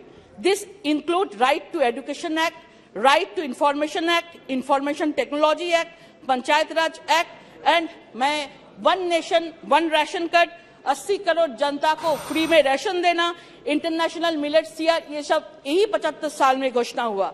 जब अटल जी ने नेता प्रतिपक्ष के प्रधानमंत्री PV Narasimha Rao ji ने उन्हें Geneva भेजा था पाकिस्तान को मंसूबे पर पानी फेंकने के लिए, अटल जी राजी हो गए क्योंकि उस समय राजनीति की नहीं देश जरूरी था।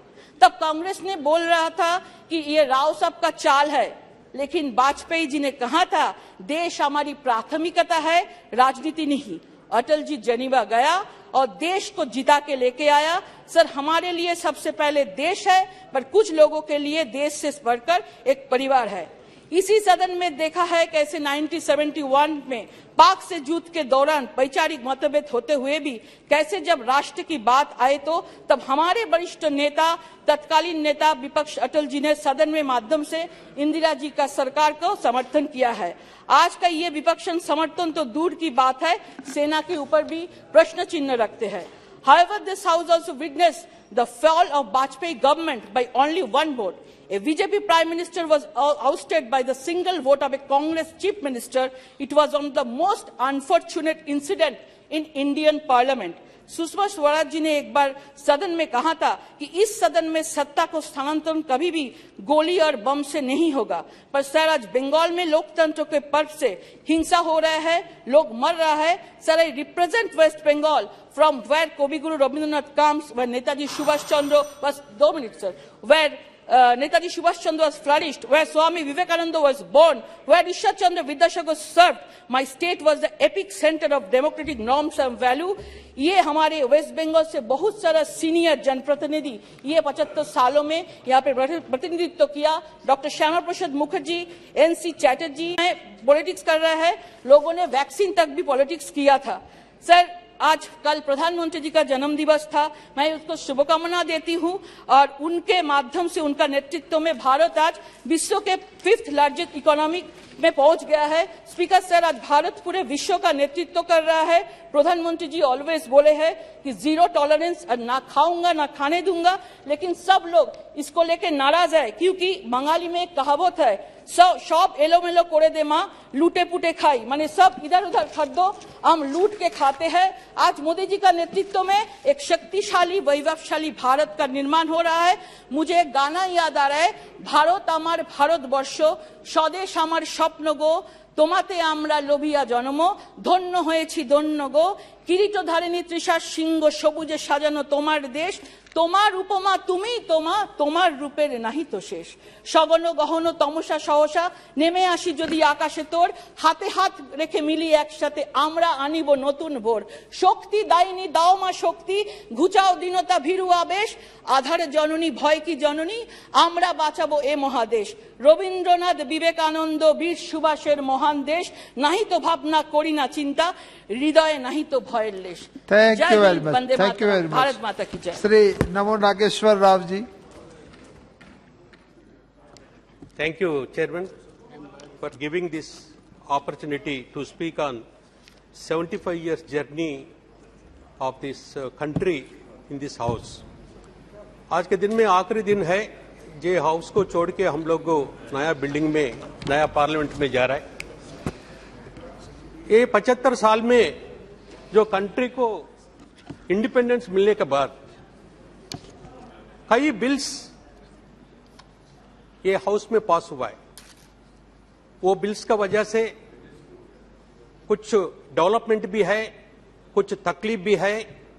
इधर का लोग उधर हो गया है, उधर का लोग इधर हो गया है, मगर देश जो है ना एक तरह से आगे बढ़ रहा है। इस टाइम में हम लोग मॉर्निंग में ऑनरेबल प्राइम मिनिस्टर का भी जो स्पीच हम काफी अच्छी तरह से सुना है। वो भी इस मामला में एक देश को एक वादा देना चाहता है, आने वाला टाइम में हम लोग सब मिलके नया बिल्डिंग में नई तरीके से ये कंट्री को आगे ले जाने के लिए। और हम लोग पिछले हिस्ट्री अगर देखें तो जब जो राज्यांग निर्माता बाबा साहेब अंबेडकर जी ने जो राज्यांग लिखा था, उस टाइम में जवाहरलाल नेहरू जी, सरदार पटेल जी, ये सब महान भाव लोग, वो राज्यांग का वजह से वो डेमोक्रेसी आज तक चला है। वो चलने का जो मंदिर, जो प्लेस है, ये प्लेस बन गया। उसमें अगर देखने से जो 75 साल में जो पहले जो स्पीकर था, जो बलवंकर साहब से लेकर अभी हम लोग ऑनरेबल स्पीकर ओम बिरला जी तक 17 लोगों को ये अवकाश मिला है। उसमें हमारा तेलुगु का फ्राइडे तेलुगु का भी 3 आदमी को 3 दफा हम लोगों को अवकाश मिला है। उसमें नीलम संजीव रेड्डी जी का, बाल योगी जी का और नीलम संजीव रेड्डी जी को 2 दफा अवकाश मिला है। उसी तरह से देखने से हम लोग का प्रधानमंत्री का भी जो पिछले 15 प्रधानमंत्री में ये हाउस में पीवी नरसिम्हा राव जी को हम लोगों का तेलुगु का प्राइड है, तेलुगु का एक प्रधानमंत्री भी बन गया। ये तेलुगु प्रधानमंत्री जब बनने का टाइम में कंट्री का इकोनॉमी सिचुएशन जो है ना बहुत बैड था। उस टाइम में पीवी नरसिम्हा राव जी ने रिफॉर्म्स ले आने का वजह से अभी कंट्री ने इस तरह से जो है ना काफी आगे बढ़ रहा है। उसी को बाकी लोग भी आगे लेके जा रहा है।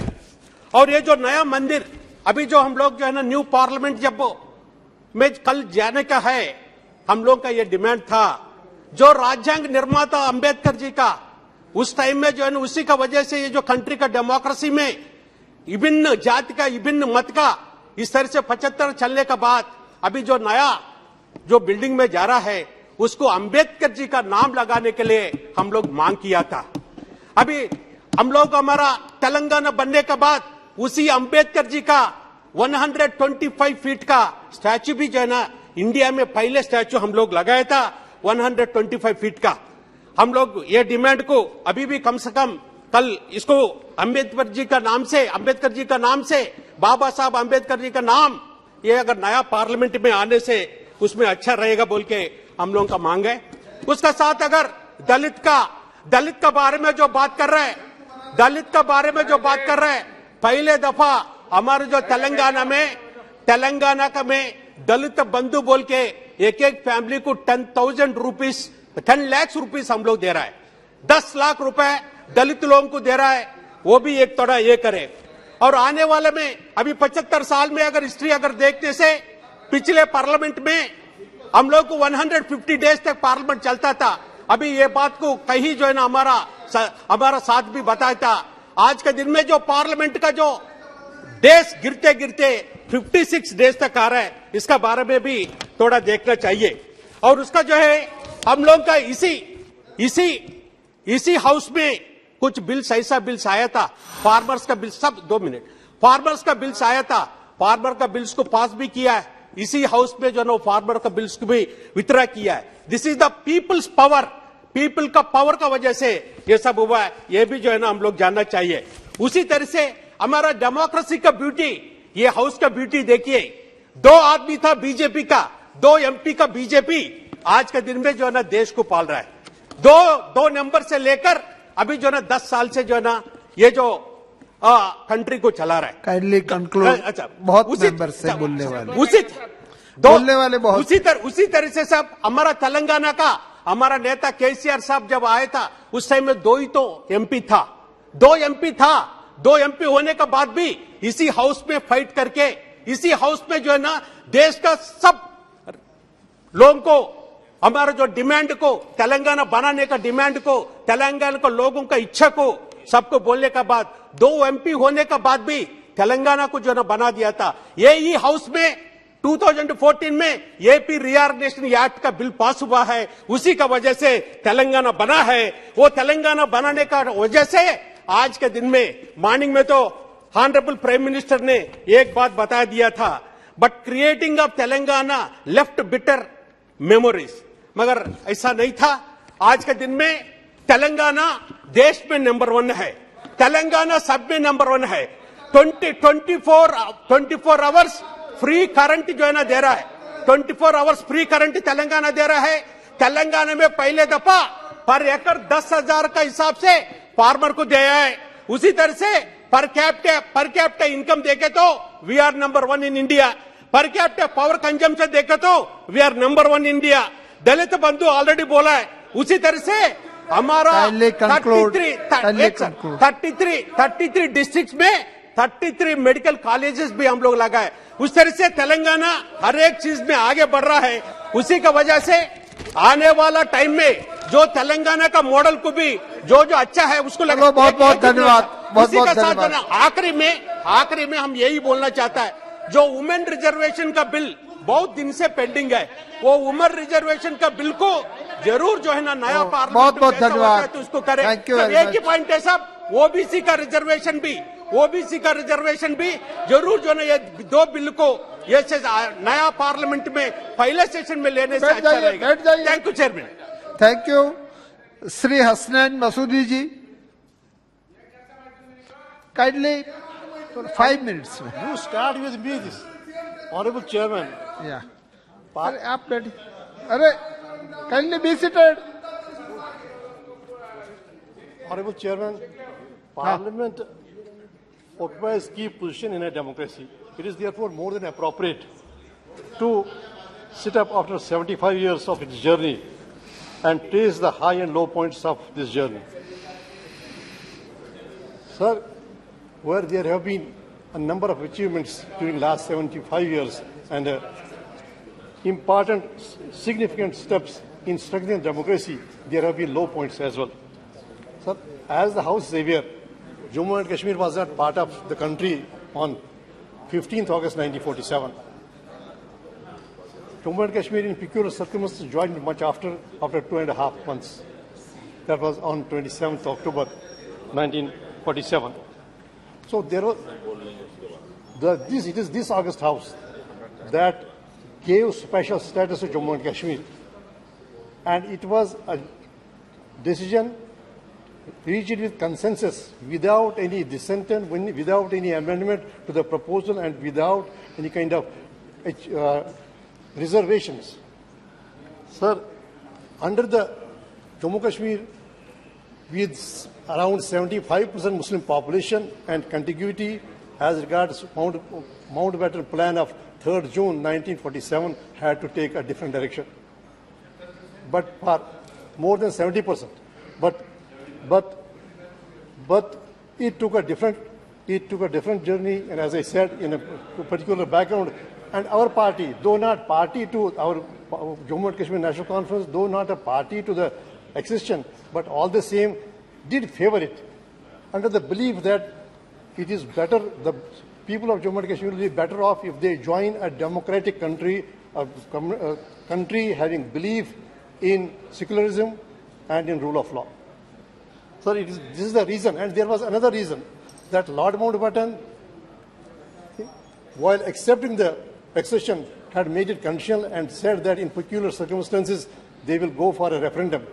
And the country, in its complaint to the UN Security Council in Para 6, has also had made it clear that it would like to go for a referendum. So the Constituent Assembly thought it proper to put it in paragraph 21 of the Constitution.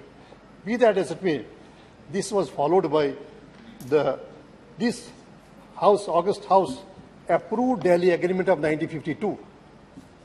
It was introduced by the Prime Minister on July 24th, 1952, and it was approved by the Parliament after thorough discussion. And Jammu and Kashmir state was given a right to have its own flag, its own constitution, and an elected head of the state.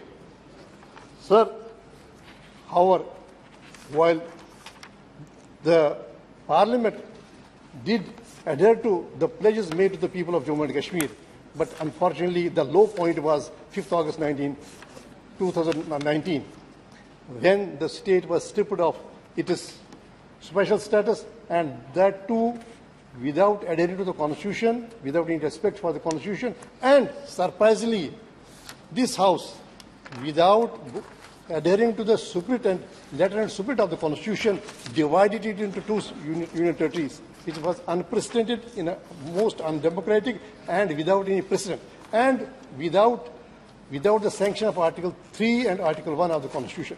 So these are when we just map out, trace the course of this journey, we cannot lose sight of these events that I think, in my opinion, were not in tune with the mandate of the Constitution. Sir, way back on 15th January 1948, that is how this Article 370 was made part of the Constitution.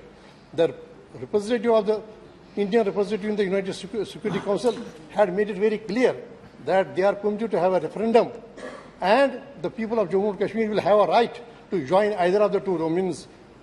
And if they feel it proper, they decide they would even remain independent and seek membership of the United Nations. So in that background, sir, the decisions taken on 5th August 2019 were not only undemocratic, unilateral, but were not in accordance with the Constitution. Now, when we just go ahead, I mean, see, now it has been fair on part of the Lieutenant Governor to admit that. No, I mean, where do we at my turn? Why don't you stop? We are just allow me to. You conclude kindly. So he has been fair enough to admit that it has yet to be integrated. Why? Because the time has shown what are the events that are taking place in Jammu and Kashmir. As we sit here in this house, a battle is going on in a suburb of my constituency. It is not in an interior. And there are back-to-back 15 encounters, 15 conflicts have been there since 1st January, and the encounters have claimed lives of more than 50. Please conclude. And the civilians. Sir, so we have not achieved anything by taking the decisions that were on 5th August. So this Parliament, this House, while taking those decisions, is under an obligation to go for an introspection. Thank you very much. Seconds. Just wait for 2 minutes. Give me 2 minutes. Sir, Then we are having so many members. Just 2 minutes, sir. I fully support the suggestions made by Madam Supriya ji and also. Thank you. Shri Chirag Paswan ji. Just 2 minutes. एक second. Within 2 minutes. Paswan ji, conclude in 1 minute. Within 2 minutes. Conclude. Chirag ji, एक second. Within 2 minutes. Conclude कीजिए. So there is, I mean, whatever is happening on ground demands a shift in approach, and the shift to. Second is that, see, we of late we have seen in this 17th Lok Sabha, we have seen that the conventional tools of the parliament, that is like adjourn motion. Conclude कीजिए. I come to the see, the tools that are known and recognized, universally recognized tools of a parliamentarian, that have not been. Thank you very much. Shri Chirag Paswan. Thank you so much, Speaker sir, for giving me this opportunity कि भारतीय संसद की 75 सालों की इस यात्रा पर तमाम सम्मान्य साथी अपने अपने अनुभव, अपनी अपनी यादें, अपनी अपनी उपलब्धियां, उसका जिक्र यहां पर कर रहे हैं. मुझे लगता है सर, एक दिन कुछ घंटे इन 75 सालों की यात्रा को समअप करके बताने के लिए बहुत कम है. पर मैं बधाई दूंगा जिस तरीके से आज हमारे प्रधानमंत्री आदरणीय नरेंद्र मोदी जी ने इतने कम समय में इतने खूबसूरत शब्दों के साथ जिस तरीके से इस 75 साल की यात्रा के बारे में उन्होंने पूरा बखान किया, जहां हमारे देश के प्रधानमंत्रियों के योगदान से लेकर इस संसद को चलाने में छोटे से छोटे कर्मचारी के योगदान तक की उन्होंने सराहना की, उनको भी उन्होंने सम्मान देने का काम किया. मीडिया के हमारे साथियों का भी उन्होंने जिक्र किया. यकीनन कई ऐसी यादें सर इन 75 सालों में रही हैं. सेकेंड टाइमर मेंबर पार्लियामेंट हूं, युवा सांसद हूं. कंपैरेटिवली संभवतः मेरा अनुभव बाकियों से कुछ कम होगा, पर 9 साल का मेरा भी अपना अनुभव है. पर इन 9 सालों से ज्यादा सर मेरा अनुभव मेरे नेता, मेरे पिता आदरणीय रामविलास पासवान जी की वजह से रहा. बचपन से जब से होश संभाला, उनके माध्यम से इस संसद की कार्य प्रणाली को समझा, इस संसद की कार्य शैली को समझा, और जब पहली बार इस लोकसभा में आया तो उन्हीं का ही हाथ पकड़कर आया. आज जब हम लोग नई संसद में जा रहे हैं तो यकीनन कई ऐसी यादें कौंधती हैं और यकीनन एक भावुक क्षण है. महसूस होता है कि जिस जगह पर मुझे मेरे पिता लेकर आए थे, आज एक नई यात्रा की ओर हम लोग जा रहे हैं. पर प्रधानमंत्री जी ने भी उसको भी बहुत खूबसूरती से बताया कि ये हम जैसे जो आज की तारीख में इस लोकसभा में मौजूद है, संसद में मौजूद हैं, राज्यसभा के भी सदस्य, हम लोग ले ये गर्व का लम्हा है, जहां एक तरफ हम लोग इतिहास के भी हम लोग साक्षी रहे हैं, वहीं एक नई ऊर्जा के साथ भविष्य की भी ओर हम लोग जा रहे हैं. तो कड़ी बनने का सौभाग्य हम लोग को मिला इतिहास और भविष्य के बीच, जो यकीनन मौजूद यहाँ पे तमाम सांसदों के लिए एक गर्व की अनुभूति कराता है. सर, आज जब हम लोग यहाँ पर मौजूद हैं, यकीनन हर राजनीतिक दल के पास अपने अपने एजेंडे हैं, और एजेंडे हैं इसीलिए वो राजनीतिक दल है. हर किसी ने अपनी अपनी बातों को रखा कि इस विशेष सत्र में ये चर्चा होनी चाहिए, वो चर्चा होनी चाहिए, ये मुद्दे आने चाहिए. यकीनन सर मेरी भी पार्टी है, हम भी चाहते हैं कि कई विषय हैं जिसपे चर्चा होनी चाहिए. मैं युवा हूं, हमेशा इस बार का मैं पक्षधर रहा हूं कि भारत में एक युवा कमीशन का गठन होना चाहिए. एक नेशनल युवा कमीशन, एक राष्ट्रीय युवा आयोग का गठन किया जाना चाहिए, जहां पे युवा अपनी तमाम समस्याओं के साथ जाएं और अपना समाधान लेकर आए. भारत एक युवा देश है, अलग अलग आयोग यहां पर बने हैं, महिला आयोग है, बाल आयोग है, अल्पसंख्यक आयोग है. ऐसे में देश में एक युवा आयोग के गठन का ये समय है, ये होना चाहिए. साथ ही में हम लोग चाहते हैं, sir women reservation bill pay भी चर्चा हो रही थी, वो भी हम लोग चाहते हैं कि विमेन रिजर्वेशन बिल जल्द से जल्द आए. आज इतनी भारी संख्या में महिला सांसद जो यहाँ पे मौजूद हैं, अपने सामर्थ्य पर जीत कर आई हैं. ऐसे में इनको किसी के सहारे की जरूरत नहीं है, बट विमेन रिजर्वेशन बिल आने से जरूर और बल मिलेगा और ताकत मिलेगी, उसका भी हम लोग समर्थन करते हैं. और साथ ही में लंबे समय से हम लोग की मांग रही है एक इंडियन जुडिशियल सर्विसेज को लेकर. हम लोग चाहते हैं कि एक जुडिशियल सर्विसेज का गठन हो, ताकि समाज के वंचित वर्ग से आने वाले लोग उस स्थान पर पहुंचे जहां से वो न्याय दिलाने की प्रक्रिया का वो हिस्सा बन सके, ताकि उनके साथ जो अभी तक भी रहकर भेदभाव या अन्याय होता है उसको दूर किया जा सके. पर इन तमाम विषयों को अलग अलग मंचों पे हम लोगों ने रखा है सर, ऑल पार्टी मीटिंग होती है वहां पर भी, पर हम लोग सिर्फ इन एंटीसिपेशन की क्या होगा, कहीं ना कहीं इस लम्हे की खूबसूरती को हम लोग खो रहे हैं। आज मैं बस यही आग्रह करूंगा कि कौन सा बिल आ रहा है, नहीं आ रहा है, पर ये जो विशेष सत्र बुलाया गया है, ये इतिहास और भविष्य को जोड़ने वाली कड़ी को लेकर बुलाया गया है। हम लोग का ध्यान यकीनन केंद्रित उस तरफ भी होना चाहिए ताकि इस लम्हे की खूबसूरती को हम ना भूल जाएं। पूरा देश नजर लगाए इस पर, देख रहा है कि कैसे हम लोग यहां से दूसरी नई संसद में हम लोग जा रहे हैं। देश ही नहीं, पूरी दुनिया देख रही है।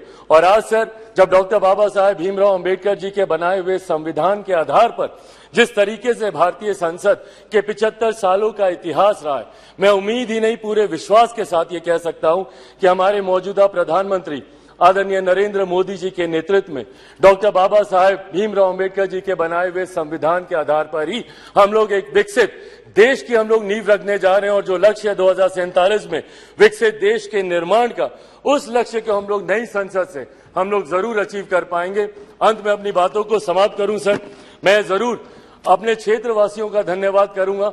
और मुझे लगता है हम सब यहाँ पर हैं भारत की जनता की वजह से, अपने अपने क्षेत्रवासियों की वजह से। मैं जमुई से आता हूं सर, मैं जमुई वासियों का धन्यवाद करूंगा। मेरे नेता, मेरे पिता अगर आज जीवित होते और यहाँ पर होते तो जरूर वो भी अपनी कर्मभूमि हाजीपुर का जिक्र करते। मैं पूरे अपने प्रदेश बिहार का और देशवासियों का धन्यवाद करूंगा जिन्होंने भारतीय संसद को इतना सशक्त, इतना मजबूत बनाया कि आज जब दुनिया भर के राष्ट्रीय अध्यक्ष आते हैं तो वो G20 जैसे इतने भव्य आयोजन को देखकर, जो हमारे प्रधानमंत्री जी के नेतृत्व में किया गया, उसको देखकर देश ही नहीं पूरी दुनिया बढ़ते विकसित भारत के बढ़ते कदमों की सराहना करती है। एक बार फिर से मैं प्रधानमंत्री जी का भारत को नई संसद देने के लिए उनका धन्यवाद करता हूं और यहां पर आपका धन्यवाद करता हूं कि आपने मुझे समय दिया। Thank you so much sir. धन्यवाद। Next speaker Shri E.T. Mohammed Basheer. Sir, thank you very much. Sir, it gives me immense pleasure in participating in this discussion pertaining to the parliamentary journey of 75 years. Sir, firstly, my tribute to those who dedicated their life to get the freedom for us from the shackles of the British Empire. Similarly, sir, my salute to the memories of our forefathers who spent days and days for about 3 years in making our constitution and their work in the Constituent Assembly. Similarly, sir, this is the high time for an introspection, whether we have succeeded in realizing the dreams of our founder leaders and whether we did justice to their thoughts and aspirations. So, Pandit Jawaharlal Nehru. Pandit Jawaharlal Nehru, in his historic speech, Tryst with Destiny, which was delivered in the midnight of 14th August 1947 to the Indian Constituent Assembly in the Parliament, I quote, "We are citizens of this great country on the verge of bold advance, and we have to live up to the high standard. All of us, whatever religion we may belong, are equally the children of our India, equal rights, privilege and obligation." Sir, he also added, "We cannot encourage communalism or narrow-mindedness, for no nation can be great whose people are narrow in thoughts, in action." Sir, this is a mantra which a government can, whatever may be the government, this can be a mantra of the house. Similarly, sir, I would like to say, now, if you ask a question to our core heart, whether we are moving ahead to the truthful destination, with all the politeness, I would like to say that the destination to which we are moving now is dangerous. I have got enough things to say, but I don't want to take all the details. Sir, contemporary Indian situation. Sir, what is happening in this country now? Constitution has become a silent spectator. We are doing anything according to our liking. Constitution is nothing. You have undermined the Constitution of India. Sir, atrocities against minorities with regard to their security, identity and safety. All these things are repeating one after another. Discrimination and deprivation of SC, ST and marginalized section, that is also, sir, widening like anything. Human rights violation. Make this country ashamed before the world, sir. This morning, when the Prime Minister was speaking, he was saying the worldwide appreciation is there for India. World leaders, they all say many good things about India. We have to realize, international bodies, other countries have also saying that human rights violations are taking place in a big way in India. That also is to be considered properly. Sir, what is that we are doing? We are distorting the history, sir. That's an offense we are doing.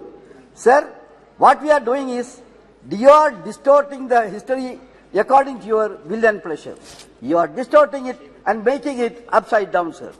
Communal polarization, destruction of secularism, disrespect to the democratic principle happening with the blessing of the government. Sir, we have to realize, we were always arguing for federalism. That also is suffering a lot.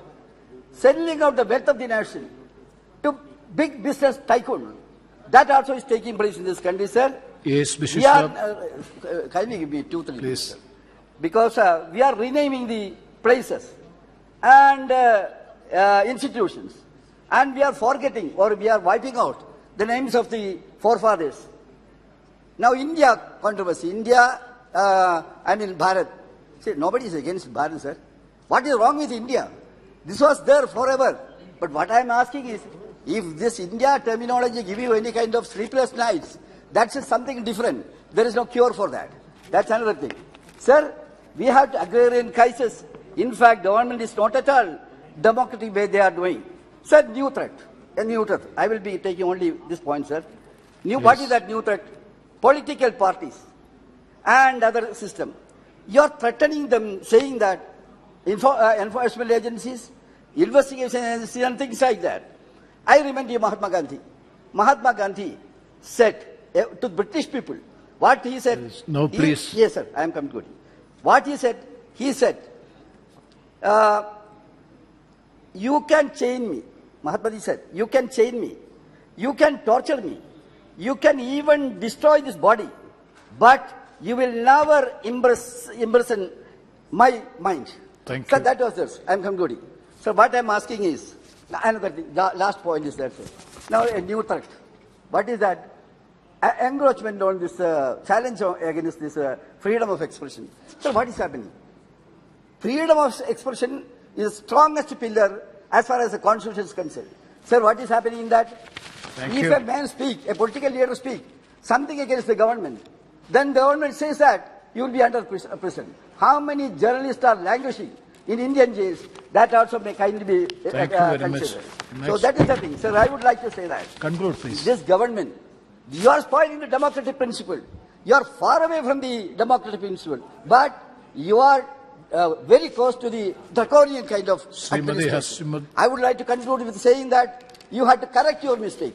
You are doing a lot of injustice for this great country. With this few words, sir, I conclude. Thank you. Thank you very much. Thank you. Thank you. Srimati Harsimat Kaur Badalji. Thank you, sir. Sir, I stand here today on the 75th year of our democracy in this parliament, probably the last day in this August House, in the four walls of this August House. I stand here as a woman that represents 50% of your population.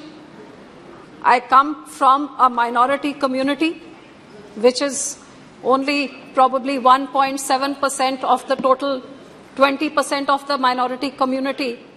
And I represent the backbone of this nation, the farming community, coming from the state of Punjab, which brought around the Green Revolution and fed the millions of hungry and needy people for the last 50 years of this country since its freedom. Sir, I would also like to say that this small community made the largest sacrifices for our freedom struggle. It may be a small community, but this brave community that fought the battle for the freedom struggle, where the highest number of people to reach Kala Pani was from Punjab. The highest number of hangings were of the Punjabis. It was on the borders of Punjab, really, that the division of the country took place. So the largest suffering and the largest bloodshed that took place to ensure this freedom was on the borders of Punjab. But sir, I would like to go back to even beyond this. 350 years ago, sir, our ninth Guru, Shri Guru Tegh Bahadur Sahib, known as the Hind Ki Chadar, the only example in the world where an individual of one community walked all the way to Delhi to get martyred, to sacrifice himself to save a minority community, the Kashmiri Pandits of Kashmir. Sir, this example in itself is one of its kind, and I would say the basis, the very foundations of human rights, equality, freedom of religion was laid by our ninth Guru, who came here and martyred himself and sacrificed himself a few yards from here to ensure the religious freedom of the Kashmiri Muslims, and that laid down the foundations of where the entire democracy and the voice of the people stands. And after that, his grandsons, aged 9 and 7, were bricked alive, fighting for saving and living by their own religion for religious freedom. So, sir, first of all, I would like that this House should altogether unanimously give homage to our ninth Guru, the Hind Ki Chadar, who laid the foundations of democracy 350 years ago. And it would be befitting, sir, if this government would actually dedicate this old parliament as we shift to the new parliament to Hind Ki Chadar, so that the teachings of our ninth Guru may be followed in the times to come. Sir, in the same way, I would like to also say that I am the proud granddaughter of a grandfather, Sir Surjit Singh Majithia, who was a member of parliament from the first, second and third parliament here as defence minister. And after that, sir, I had the honour of being the daughter-in-law of Sir Prakash Singh Badal, who was in the sixth parliament here, and someone who walked on the ideals of our great gurus and for parliamentary democracy in true letter and spirit. More powers to the state and inclusiveness, sarbat ka bhala, as what our religion preaches, is what Sir Prakash Singh Badal's life was about, who led the first battle against emergency, which was the biggest dictatorship since Indian freedom. And he led the fight against emergency to lead the first morcha to court arrest. And for 19 months he spent in jail and was the last one to leave the jail during emergency, making this fight for democracy his personal fight, and his entire life was dedicated towards more powers to the state and strengthening the federal structure. Sir, today I also take this opportunity to salute both these men, and I would say that they have been a role model in inspiring what parliamentary democracy stands for.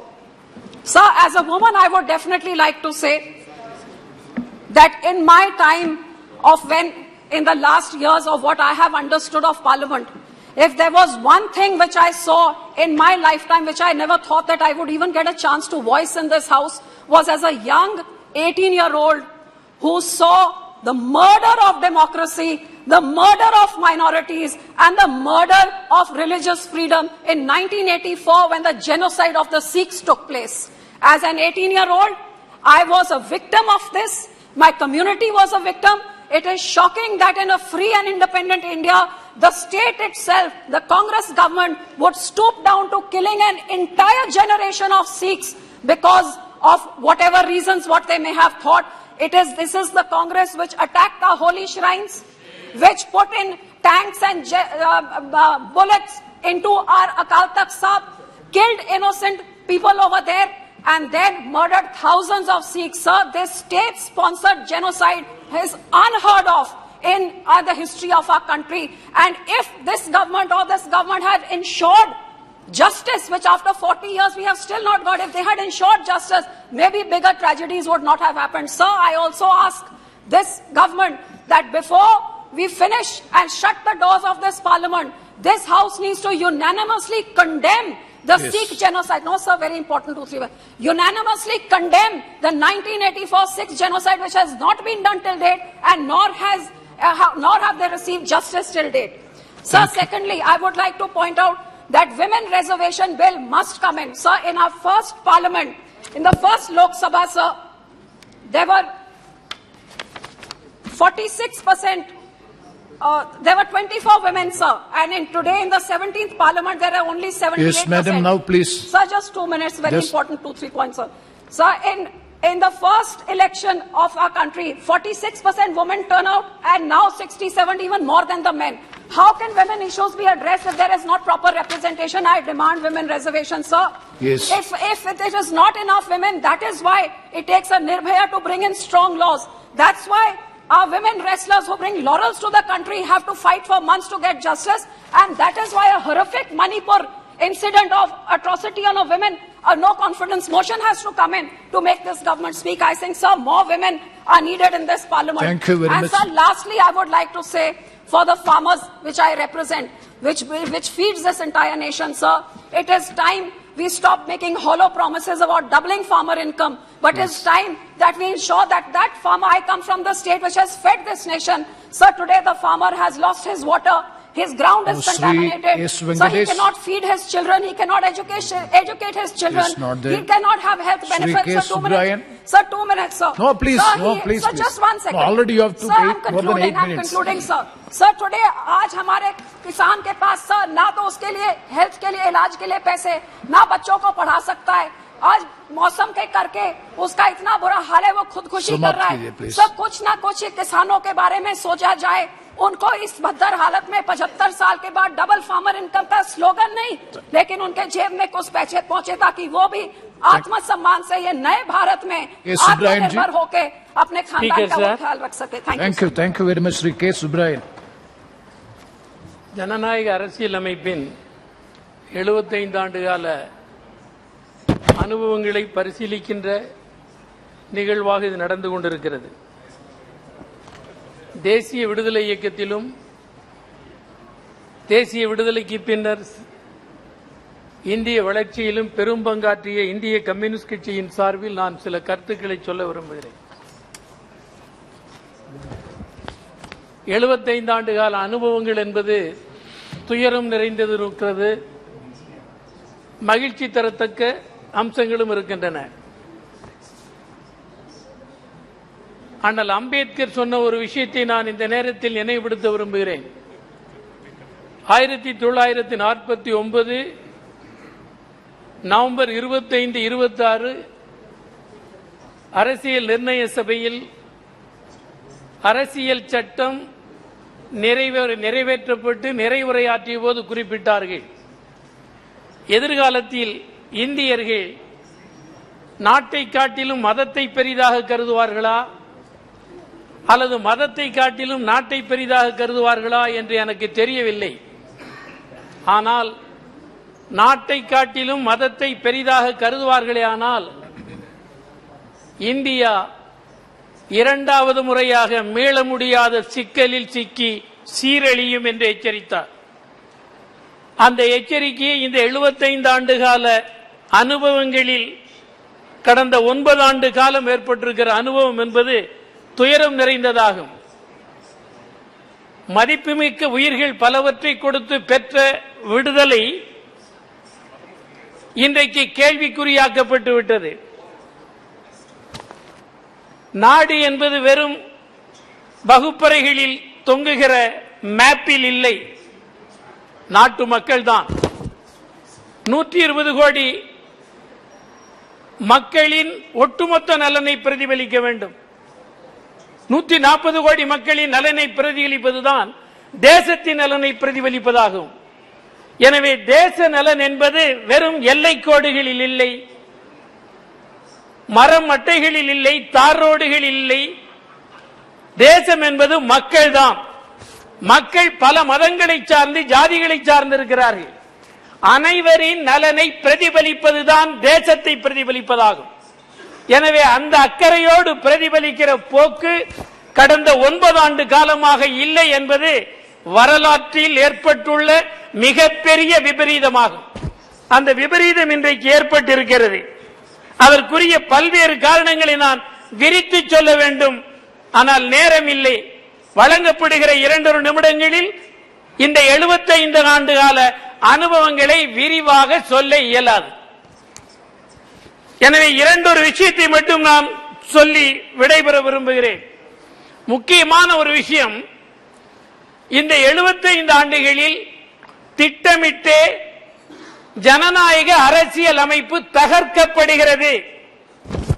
ஜனநாயகத்தின் பெயரால் ஆட்சிக்கு வந்துவிட்டு ஜனநாயக அரசியல் அமைப்பை தகர்க்கிற போக்கு நீடிக்கிறது. இந்த போக்கு ஆபத்தானதாகும். அதே மாதிரி நாடாளுமன்ற முறையை படிக்கட்டுகளை மண்டியிட்டு வணங்குவதால் நாடாளுமன்றம் வளர்ந்து விடாது. நாடாளுமன்ற உள்ளடக்கத்தை காப்பாற்றுகிற ஆட்சியாக இந்த ஆட்சியாளர்கள் இல்லை. இவர்கள் நாட்டை நேசிக்கவில்லை, நாடாளுமன்ற முறைகளை நேசிக்கவில்லை, வெறும் தோற்றங்களை மட்டுமே வெளிப்படுத்திக் கொண்டிருக்கிறார்கள்.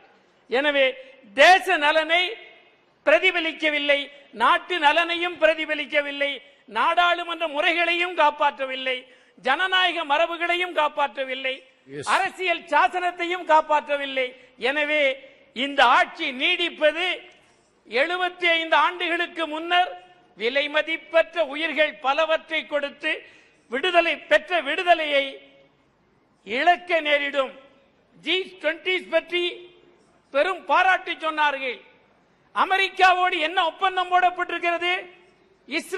இஸ்ரேலோடு என்ன ஒப்பந்தம் போடப்பட்டிருக்கிறது? ஜவஹர்லால் நேரு அவர்களால் உலக அரங்கில் மதிப்புமிக்க ஒரு பிம்பம் இந்தியாவுக்கு உருவாயிற்று. அந்த பிம்பம் சிதைக்கப்பட்டிருக்கிறது. இன்றைக்கு இஸ்ரேலோடு கூட்டணி யுஎஸ்இன் பட்டிகளில் கட்டப்பட்டுள்ள மாடுகள் மாதிரி இன்றைக்கு இந்தியா அவர்களுடைய கைக்கு சென்றிருக்கிறது. இவற்றிலிருந்து மீட்க வேண்டுமானால் இந்த ஆட்சி ஜனநாயகத்தை காப்பாற்றாது, அரசியல் சட்டத்தை காப்பாற்றாது, நாடாளுமன்ற முறையை காப்பாற்றாது.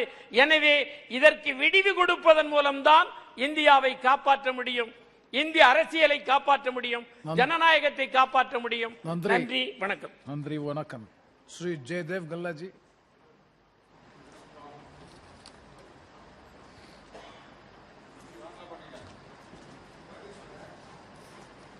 Sir.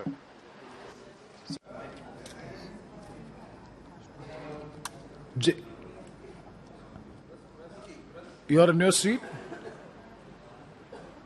Okay. Yes. Thank you, sir. Sir, it is a momentous day in the history of our Parliament. It was a historic day that this House, which witnessed our freedom struggle, witnessed India's tryst with destiny, witnessed the creation of the Indian Constitution, and is now witnessing as we are bidding adieu to this great House, sir. As members of Parliament, we have dedicated ourselves to serving our beloved nation. Over the past 7 decades, as the Honourable Prime Minister has noted, more than 8,500 members have tirelessly served our mother India within these hallowed halls. It's worth noting that many of these dedicated individuals hail from Andhra Pradesh as well. On this solemn occasion, I wish to pay my heartfelt respects and express my profound gratitude to each of them for their unwavering service. Sir, I'm here to serve my second term, extending my services to the people of my constituency, state and country. It would be remiss of me not to mention a towering figure in Indian politics, the great Gandhian, the legendary freedom fighter, Professor Acharya N.G. Ranga. He served as a member of the Central Legislative Assembly from 1930 onwards and as a member of the Indian Parliament since independence until 1991. Professor Ranga achieved the remarkable feat of 60 years of service in this House, starting with the Constituent Legislative Assembly in 1930, and 50 years as a parliamentarian, earning him a place in the Guinness Book of World Records. Many of you have seen his statue at building gate number 4 of this Parliament House. Sir, Professor Ranga was an inspiration to generations of politicians, including my own grandfather, Shri Paturi Rajgopal Naidu, a freedom fighter and 2-time Member of Parliament during the 6th and 7th Lok Sabha. Another great leader from the state of Andhra Pradesh that I should mention here is Shri GMC Balayogi, who served as Speaker for the 11th and 12th Lok Sabha and who was elected unanimously and served with distinction.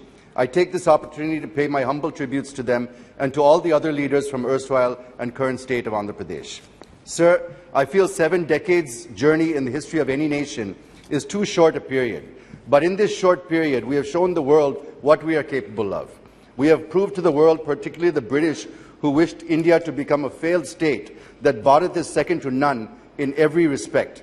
We have proved and demonstrated to the world, the recent example being the G20 summit, that India's civilization, culture, philosophy, and more than anything else, the concept of Vasudhaiva Kutumbakam cannot be destroyed. We could achieve these in spite of being home to almost every single religion in the world, and also to a vast array of diverse cultures, languages, syncretic heritage with rich history of democracy and non-violence. Sir, today's occasion is not to score brownie points. Today's occasion, I feel, is to remember our achievements, successes, experiences, and where we have faltered, and address them through the current discussion. It is also our duty to express what lessons that we have learned from our past mistakes and give inputs for making this country great again.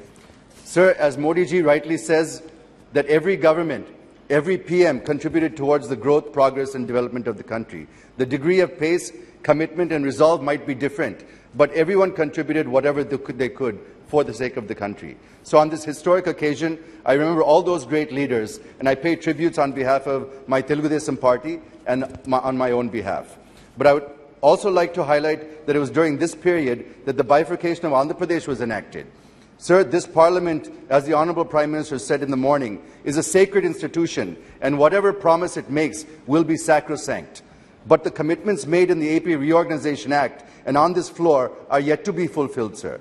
Even the special category status, which was promised on the floor of this House, has not been implemented till date. I only pray that these sacred promises are implemented without any further delay. Sir, the new capital of Andhra Pradesh is in doldrums. Nobody knows what is the capital of Andhra Pradesh today. The farmers of Amaravati, who have been given more than 33,000 acres of land, are on a dharna for nearly 4 years. I wish and pray that Amaravati will remain as the sole capital of AP and that Government of India should intervene and do the needful in this regard. Sir, from 2014, under the leadership of Honourable Prime Minister Shri Narendra Modi ji, there have been many initiatives that have been introduced aimed at making India Atmanirbhar and positioning it as a global power. Of the many achievements over the past 9 years, I would rate financial inclusion through Jan Dhan Yojana as the most successful achievement, which helped inclusive growth and reduced corruption, which otherwise, as per Shri Rajiv Gandhi, only 15 paisa used to reach the beneficiaries. Yes, Jaydev Gallaji. Sir, just give me few more minutes. There are some very important points I want to make. The second is Ujjwala Yojana, which helped 10 crore women escape from the cooking with firewood, coal, dung, cakes, etc., instead of using safe, clean, and environment-friendly LPG. So I'll skip to the answer. Sir, my party, the Telugu Desam Party, has played a pivotal role in this country's politics and growth. Both Shri NTR and Shri Chandrababu Naidu Garu played key roles in molding and shaping both the National Front and the United Front governments. Sir, you may recall that when Shri Vajpayee returned to power in 1999, after having lost the no-confidence motion, the TDP with 29 MPs in the Lok Sabha was the strongest partner of the NDA. And during that government, many key reforms, such as banking sector reforms, telecommunication reforms, aviation reforms, the Golden Quadrilateral Project, the National Highway Development Project, and the promotion of information technology, which saw the establishment of technology parks and IT zones. All these reforms and projects were envisioned by Sri Chandrababu Naidu Garu and implemented by the central government, playing a key role in shaping India's economic growth.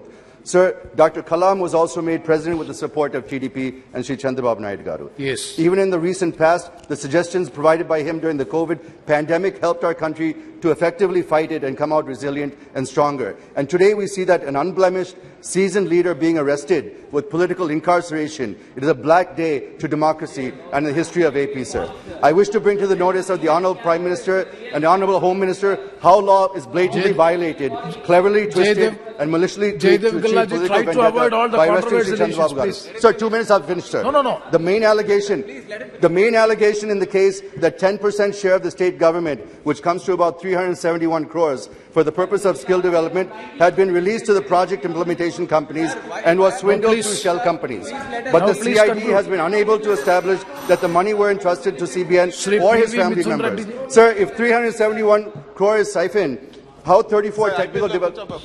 One second, Mithun Reddy, Sir, please. let me you just conclude because this is last day of the. See, this is the last day in this parliament. Will you please conclude? This is the most important without having any controversial issues. Sir, it's the most important issue. So the spirit of today's discussion is not in not such a manner.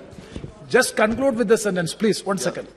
Sir, all I wish to submit is that this kind of political vendetta, misuse of enforcement agencies, and political incarceration should be stopped in every state. And I appeal to the Honourable Prime Minister and Home Minister to direct the officials you can respond to it. to immediately release Shri Chandrababu Naidu. Thank you, sir. Thank you very much. Yes, Shri P.V. Mithun Reddy. Sir, thank you, sir. Try to avoid the controversial issues Sir, because it is not a controversy. I just want to put the facts straight. I just want to talk only on that, and I just want to put the facts straight. Sir, like what the Teludesam party, Mr. Gallaji spoke, I just want to put the facts straight and what has happened in the Chandrababu Naidu case, sir. When Chandrababu Naidu was CM, a skill development program, which the government claimed that Siemens was part of it, and a tripartite agreement was made with a corporation for. No, why you have given them a chance to say? No, I should. The government had to spend 10%. 3,300 crores was the project cost, and 10% was the share of the government, sir. In the GO, whatever was set in the GO was not carried out in the MOU, and without a rupee being paid, sir. Siemens vehemently they said that we are not a part of this. We are not a part of this, and we don't have anything to do with the 371 crores. Wait. We have all the facts, whatever we have. Mithunji, you please. Mithunji, this is a matter. I will tell you, it is. No. I will tell you. Once you please be seated. Sir, I want to put it straight. You please be seated. I will 1 second. This is a matter which is pending before the court, and even the bail application is pending. In such a situation, we are having a deliberation on an issue which is being under the adjudication of the court, and that too the bail application is pending. Please try to avoid it. Sir, I want to put the facts. They have raised it. You said you only told me that I can only he has said about the political vendetta against. Yep. You please don't go to the merits of the case. I will control the house. Sir, the income tax department has given a notice to Chandrababu Naidu's PA, and he has absconded from the country. They said I can put it on the floor of the house, sir. It's a notice the income tax department has given, and in that 371 crores is what in this case what we are talking. And ED, sir, they have got the trail of the money to various 80 shell companies. So even GST, sir, they have got all the fake invoices. The case has been booked by the ED. All the agencies, which are central agencies, they have clearly found the trail of the money, sir. After a notice was given, Chandrababu Naidu's PF fled the country, sir. And one more person, now coming Manoj to was there, has fled the country. Please, now come to the subject. Absolute case of corruption. That cannot be. Nobody, that cannot be allowed. Absolute case of corruption, sir. That cannot be allowed. allowed. All the fake GOs, all the money has been thing, and justice has to be done, sir. I just want to tell you one thing. All these years, he got away taking 18 stays, but finally law has caught up with him, and justice will be done, sir. Let the court decide on the issues, please. You come to the subject. Decide, ask them to shut up and sit down. You come to the subject matter. Finished. Okay, Mithun Reddy ji, you finished. Sir, you are talking something. No. Please come to the issue. Sir, so finally I want to conclude, sir. Let them not waste the time of the House by bringing false facts. As you said, it is sub judice. They should not raise this. Let the court decide. No scamster in the country says he is not guilty. Same is what the Teludesam party is saying. Chandrababu is a scamster and so is guilty. Please. Law Again, you are prevail, mentioning sir. the Thank you. Yes, Venkatesh ji. You see, all those contentious issues which are pending, that will be expunged from the records. You allowed me to discuss the case, but you've allowed him to discuss the case. I didn't discuss the case. அவைத்தலைவர் அவர்களுக்கு வணக்கம்.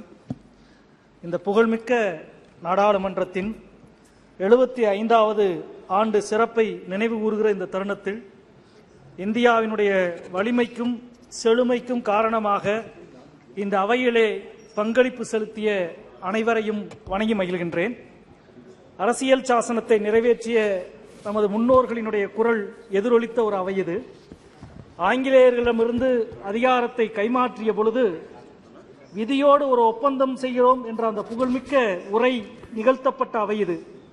இந்த அவையினுடைய மேன்மை இந்த கட்டிடத்தையோ இந்த கட்டிடக்கலையோ இந்த கட்டிட பொறியியல் சார்ந்ததல்ல. இந்த அவையினுடைய மேன்மை இந்த அவை எடுத்த முடிவுகள் சார்ந்தது. அந்த முடிவுகளை பின்பற்றப்பட்ட கோட்பாடுகளும் தத்துவமும் சார்ந்தது. இந்த அவைதான் மொழிவழி மாநிலங்களை உருவாக்கிய அவை. இந்த அவைதான் மன்னர் மானியத்தை ஒழித்தது.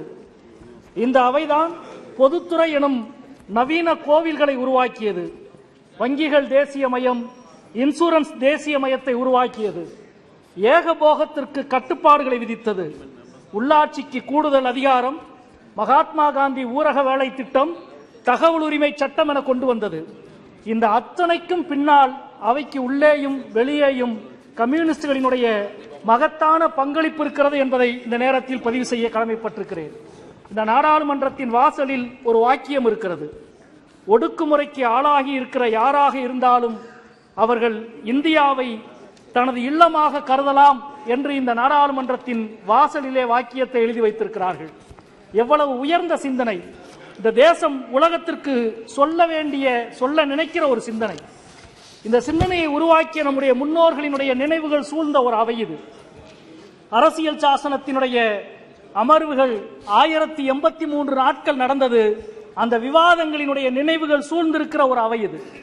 அரசியல் சாசனத்தினுடைய குறிப்புகள் எழுதப்பட்ட ஏடுகளிலே கையெழுத்திட்டிருக்கிற நம்முடைய முன்னோர்கள் எல்லா மொழிகளிலும் கையெழுத்திட்டிருக்கிறார்கள். ஆங்கிலத்தில், உருதுவில், ஹிந்தியில், சமஸ்கிருதத்தில், தமிழிலும் கையெழுத்திட்டிருக்கிறார்கள். திரு மூசி வீரபாக அவர்கள் தமிழிலே கையெழுத்திட்டிருக்கிறார். நான் ஏன் இதை சொல்கிறேன் என்றால், பன்முகப்பட்ட இந்தியா, அனைத்து மொழிகளுக்குமான சமத்துவ இந்தியா தான் நம்முடைய முன்னோர்கள் கண்ட கனவினுடைய அடிப்படை. எனவே தான் இந்த அவை அரசியல் சாசனத்தின் நினைவுகள் மட்டுமல்ல, விடுதலை போராட்டத்தினுடைய தழும்புகள் நிறைந்த ஒரு அவை. பகத்சிங் கர்ஜித்த எதிரொலி. இந்த அவை முழுவதும், இந்த அரங்கம் முழுவதும் விடுதலை போராட்டத்தினுடைய தலைவர்கள் அண்ணல் காந்தி, அம்பேத்கர், நேரு என்று அனைவருடைய சிலைகளும் உருவங்களும் நிறைந்திருக்கிற இந்த அவையை விட்டுவிட்டு நாம் ஒரு புதிய இடத்துக்கு செல்ல இருக்கின்றோம். அரசியல் சாசனத்தின் நினைவுகளை அகற்றிவிட்டு சாணக்கியனின் உருவம் படைத்த ஒரு இடத்தை நோக்கி இந்தியா கொண்டு செல்லப்படுகிறது என்பதை இந்த நேரத்திலே நான் கவனப்படுத்த கடமைப்பட்டிருக்கிறேன். சாணக்கியனுக்கும் ஜனநாயகத்திற்கும் என்ன சம்பந்தம்? தனது முதல் பொது தேர்தலிலேயே அனைவருக்கும் வாக்குரிமை கொடுத்த ஒரு அவை இந்த அவை. உலகத்தின் பல நாடுகள் நூற்றாண்டுகளாக கண்ட கனவை தனது முதல் தேர்தலிலேயே நிறைவேற்ற முடிவெடுத்த இந்த அவையிலிருந்து முடியாட்சியின் கொடூர தத்துவத்தை வார்த்தைகளால் வடித்த சாணக்கியனுக்கு முழு உருவ சிலை வைத்திருக்கிற ஒரு அவையை நோக்கி நாம் நகர்ந்து கொண்டிருக்கிறோம். நண்பர்களே, இங்கே எல்லாம் விடுதலை போராட்டத்தின் நினைவுகள் என்றால் அந்த கட்டிடத்தில் எல்லாமே புராணங்களின் நினைவுகளாக இருக்கிறது, புராண படங்களாக இருக்கிறது. இந்தியா எங்கே செல்லுகிறது என்பது மிக முக்கியமான ஒரு கேள்வி. இங்கே குறிப்பிட்டார்கள், படிக்கட்டை தொட்டு வணங்கிவிட்டு நாங்கள் உள்ளே வந்தோம் என்று. இருக்கலாம். ஆனால் இங்கே இருந்து வெளியே செல்லுகிற பொழுது நீங்கள் எதை விட்டு செல்கிறீர்கள்? எத்தனையோ பிரதமர்கள் இங்கே அமர்ந்திருக்கிறார்கள். எதிர்க்கட்சிகளின் கேள்விகளுக்கு பதில் சொல்லி இருக்கிறார்கள், விவாதங்களிலே பங்கெடுத்திருக்கிறார்கள், காது கொடுத்து கேட்டிருக்கிறார்கள். ஆனால் எதிர்க்கட்சிகளினுடைய கேள்விக்கு ஒரு முறை கூட பதிலளிக்காத ஒருவர் என்ற நினைவைத்தான் இந்த அவையிலே விட்டுவிட்டு நீங்கள் செல்கிறீர்கள் என்பதை நான் இங்கே சுட்டிக்காட்ட கடமைப்பட்டிருக்கிறேன். இந்த தேசம் பல பிரச்சனைகளை, இந்த தேசத்தின் பல பிரச்சனைகளுக்கு இந்த அவை முடிவு கட்டி இருக்கிறது கடந்த காலங்களில். ஆனால் சமீப காலத்தில் இந்த தேசத்தின் பல பிரச்சனைகள் இந்த அவையிலே இருந்து துவங்குகிறது என்ற வருத்தமும் வலியும் இங்கே சூழ்ந்திருக்கிறது. இந்த வலியை நீக்கி ஜனநாயகம் என்பது நாடாளுமன்றம் என்பது புதிய கட்டடம் அல்ல, அது பின்பற்றுகிற கோட்பாடும் அந்த ஜனநாயகத்துக்கு அளிக்கப்படுகிற மதிப்பிலும் தான் அதன் உயிர் இருக்கிறது.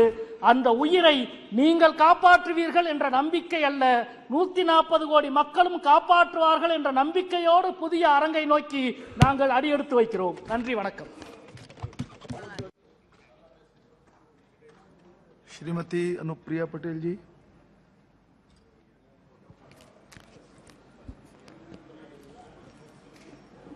धन्यवाद सभापति महोदय। 16वीं लोकसभा के सदस्य के रूप में उत्तर प्रदेश के मिर्जापुर से मुझे सबसे पहली बार इस पवित्र और गौरवशाली सदन का सदस्य बनने का अवसर प्राप्त हुआ और 17वीं लोकसभा में एक बार पुनः मैं यहां पहुंची। 9 वर्षों से ज्यादा का समय यहां पर व्यतीत किया है और यादों का एक लंबा सिलसिला जुड़ गया है और अतीत की चंद यादें ऐसी होती हैं जिनसे कभी हमारा नाता नहीं टूटता। अध्यक्ष जी, आज इस पुराने संसद भवन में हम सभी साथियों का अंतिम दिन है और हम सभी के लिए ये भावुक कर देने वाला क्षण है। ये पुरानी संसद जो देश की नीति के मार्गदर्शन की एक शानदार विरासत संजोए हुए है, आज के बाद से ये इतिहास में दर्ज हो जाएगी और हम सभी कल एक नए आधुनिक सुविधाओं से लैस एक भव्य नए संसद भवन में प्रवेश करेंगे। अध्यक्ष जी, भले ही इमारत बदल रही हो, लेकिन हम में से किसी का भी दायित्व बदलने वाला नहीं है। आज जो इस पुरानी संसद भवन में बैठकर हमने किया है, कल वही लोकतंत्र को मजबूत करने का दायित्व हमें नए संसद भवन में भी उसी उमंग और उत्साह के साथ निभाना है। इस अवसर पर संविधान सभा से लेकर अब तक 75 वर्षों की यात्रा में हमारी क्या उपलब्धियां रही, क्या स्मृतियां रही, क्या हमारे सबक लिए हमने, क्या अनुभव प्राप्त किए, इस विषय पर ये जो चर्चा आयोजित की गई है, ये अत्यंत महत्वपूर्ण है। कहा जाता है कि किसी भी लोकतंत्र के परिपक्व होने में 150 से 200 साल का समय लगता है, लेकिन भारत आज अपने लोकतंत्र के आजादी के 75 वर्ष पूरे कर चुका है। तो उस दृष्टि से देखा जाए तो हमारे देश का लोकतंत्र भी अपने शैशवावस्था में ही है, लेकिन इस शैशव काल में ही हमने ऐसी तमाम उपलब्धियां प्राप्त की हैं जो हमें गौरवान्वित करती हैं, हतप्रभ करती हैं। कई खट्टे मीठे अनुभव हैं, कई हमारे पास मूल्यवान स्मृतियां हैं और कई गहन सारयुक्त हमारे पास सबक भी हैं जो इतने वर्षों के लोकतंत्र की इस यात्रा में हमने प्राप्त किए हैं। अध्यक्ष जी, अगर मैं स्मृतियों की बात करूं तो हमारा यह पुराना संसद भवन ये अपने भीतर संजोए हुए है उन स्मृतियों को जब संविधान के निर्माण के लिए एक जीवंत बहस हुई। इसी संसद भवन के माध्यम से 1955 में अस्पृश्यता के खिलाफ कानून बना और 90 के दशक में मंडल कमीशन लागू हुआ। यहीं से जीएसटी का नया वन नेशन वन टैक्स का कानून आया। तो बहुत सारी ऐसी यादें ये पुराना संसद भवन अपने अंदर संजोए हुए है।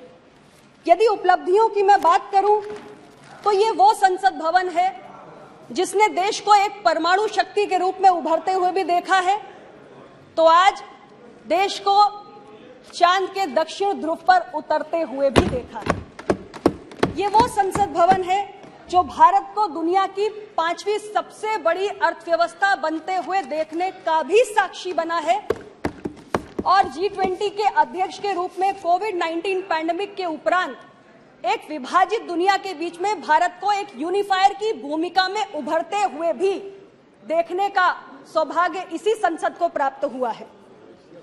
अध्यक्ष जी, यदि मैं अनुभवों की बात करूं तो हमने 1962 के चीन से मिली हार का भी अनुभव प्राप्त किया है।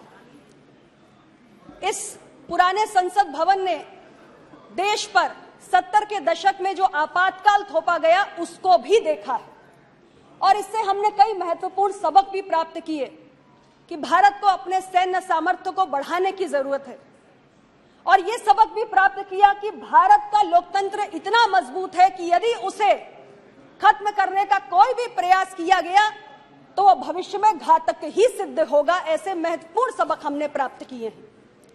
अध्यक्ष जी, हमारे अनुभवों में यह भी रहा कि पूर्ववर्ती सरकारों के कार्यकाल में सामाजिक न्याय की लगातार अनदेखी के कई उदाहरण हमने देखे। दशकों तक ओबीसी को यानी अन्य पिछड़ा वर्ग को सरकारी नौकरियों में भागीदारी देने की अलग अलग रिपोर्ट्स जो आई समय समय पर, उनको जानबूझकर दबाकर रखा गया। 90 के दशक में मंडल कमीशन तो लागू हुआ, लेकिन उसकी सिफारिशों में जो अनेक खामियां रही उसको लंबे समय तक पूर्ववर्ती सरकारों के समय में दूर नहीं किया गया। आज वर्तमान समय में मोदी जी की सरकार के नेतृत्व में देश के पिछड़े समुदाय के हित में कई महत्वपूर्ण फैसले लिए गए, जिनकी समय समय पर हमने चर्चा की है। अध्यक्ष जी, हमने ये भी अनुभव प्राप्त किया कि सामाजिक न्याय की राजनीति केवल शैक्षणिक संस्थानों और सरकारी नौकरियों में भागीदारी प्राप्त करने तक सीमित नहीं है, अपितु इसका दायरा हमें सामाजिक और आर्थिक समानता लाने की ओर भी ले जाने तक प्रयास करने की दरकार है। और इस दिशा में बाबा साहेब अम्बेडकर का जो स्वप्न था कि देश में सही मायनों में लोकतंत्र पूरा तब होगा जब सामाजिक और आर्थिक लोकतंत्र की स्थापना हो और इस असमानता को दूर करने के प्रयास सरकारों द्वारा किए जाएं। और उस दिशा में माननीय प्रधानमंत्री जी की सरकार ने गरीब कल्याण की योजनाएं लाके समाज के सबसे निचले और वंचित तबके को विकास की मुख्य धारा में जोड़ने का भी काम किया है और इस सामाजिक असमानता को दूर करने के प्रयास किए हैं। कल ही अध्यक्ष जी, देश को एक अभूतपूर्व सौगात मिली प्रधानमंत्री विश्वकर्मा योजना के संदर्भ में, और इस योजना के माध्यम से देश का ग्रामीण और शहरी क्षेत्रों में रहने वाला जो शिल्पकार है, जो कारीगर है, जो बढ़ई है, दर्जी है, नाई है, नाव बनाने वाला है, मछली का जाल बनाने वाला है, लोहार है, सुनार है, ऐसे तमाम जो निचले तबके पे हमारे हाथ और औजार से काम करने वाले शिल्पकार और कारीगर होते हैं, उनके जीवन में एक महत्वपूर्ण बदलाव आने जा रहा है। अध्यक्ष जी, सामाजिक न्याय की पहुंच, सामाजिक न्याय का सिद्धांत हमें यह भी सिखाता है कि न्याय की पहुंच अंतिम पायदान पे खड़े हुए व्यक्ति तक होनी चाहिए।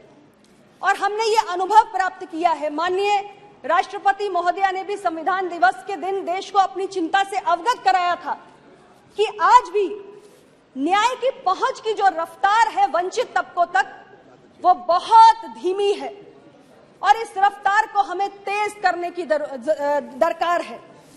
न्याय की सुलभता समाज के दबे कुचले तबकों तक हो, इसको सुनिश्चित करने के लिए अभी हमें बहुत प्रयास करने हैं। हमारी न्यायपालिका में सामाजिक विविधता हो, यानी समाज का जो दबा कुचला वर्ग है वो भी न्यायपालिकाओं में स्थान पाए, इस दिशा में भी कार्य करने की दरकार है।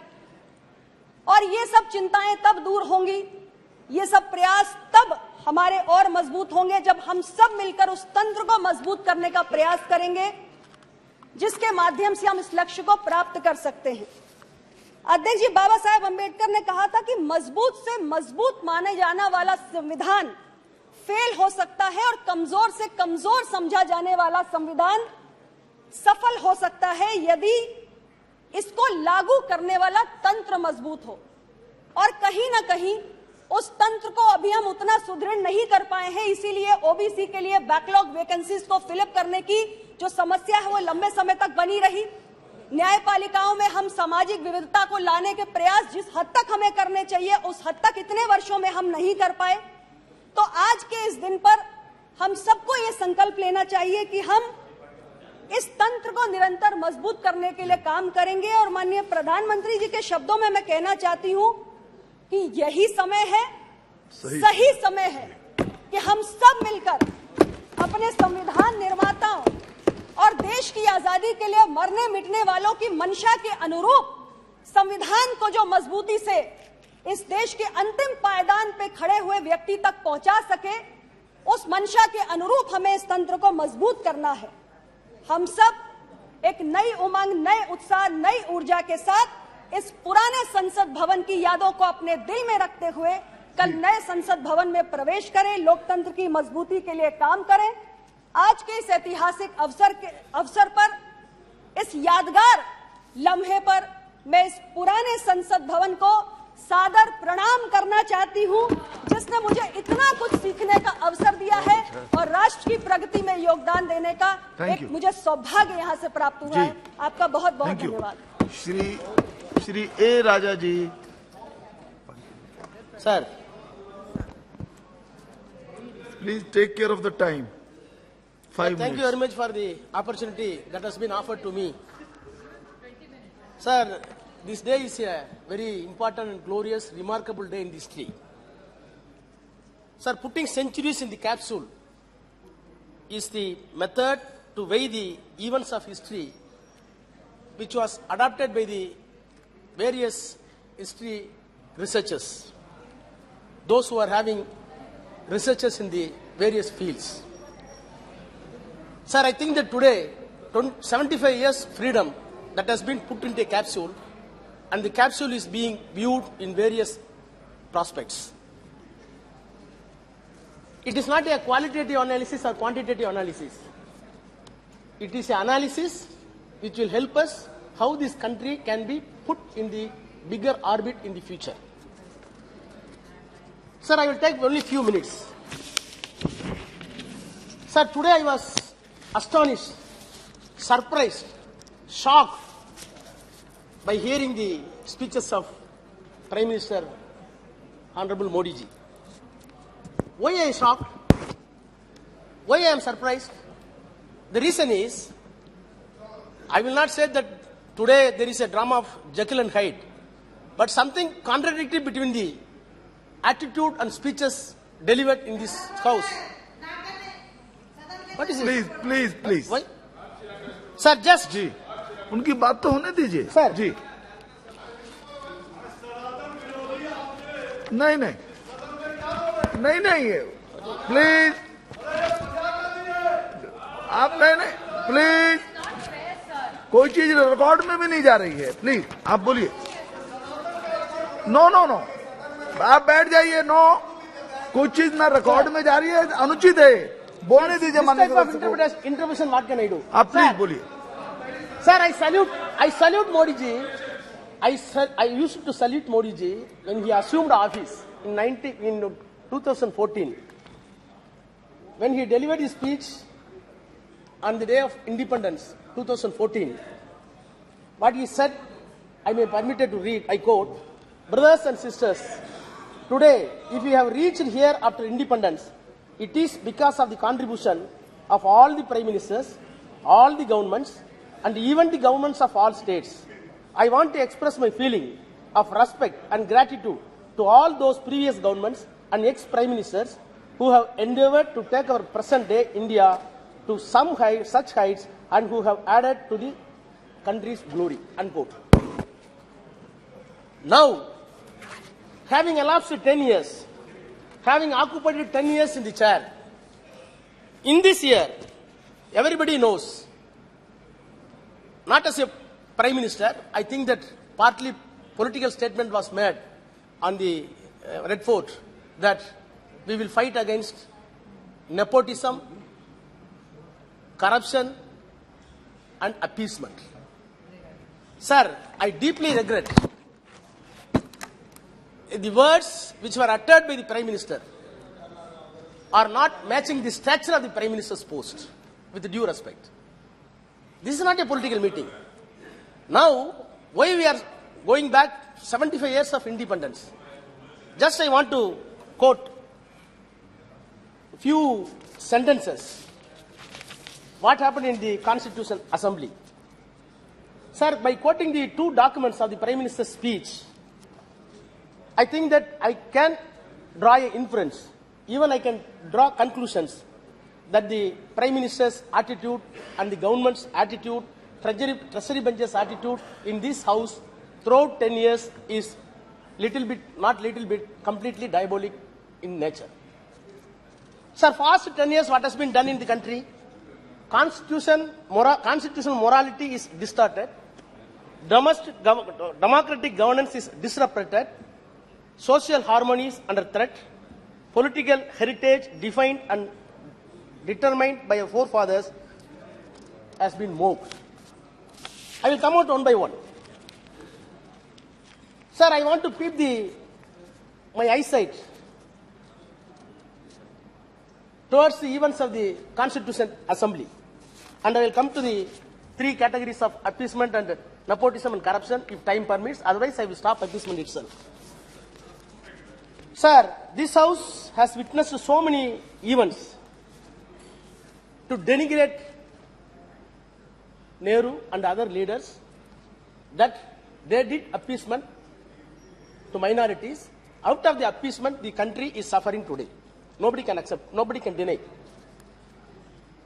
Sir, DMK was having problem with Congress. We did so many agitation for language, as against Hindi, for state autonomy and federalism, even to save democracy, we were put into jail by the Congress government. That is altogether different.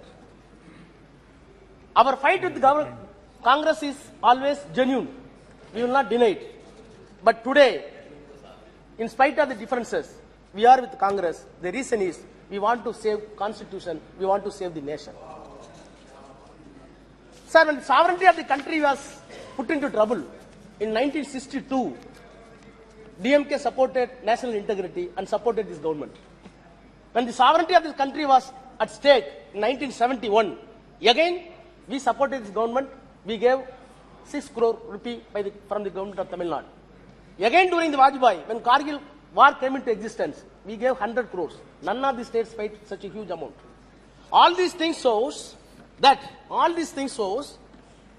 we are having our own identity. We will not give up our identity in terms of cultural, in terms of linguistic, in terms of other issues. But as far as the whole nation is concerned, we are having full faith upon this nationalism. I will love my country. When we are loving the country, the way in which the treasury benches, the government, the way in which the parliament, they are behaving, we are having problem with them. That is why we wanted to say that we are having ideological war with this government. Sir,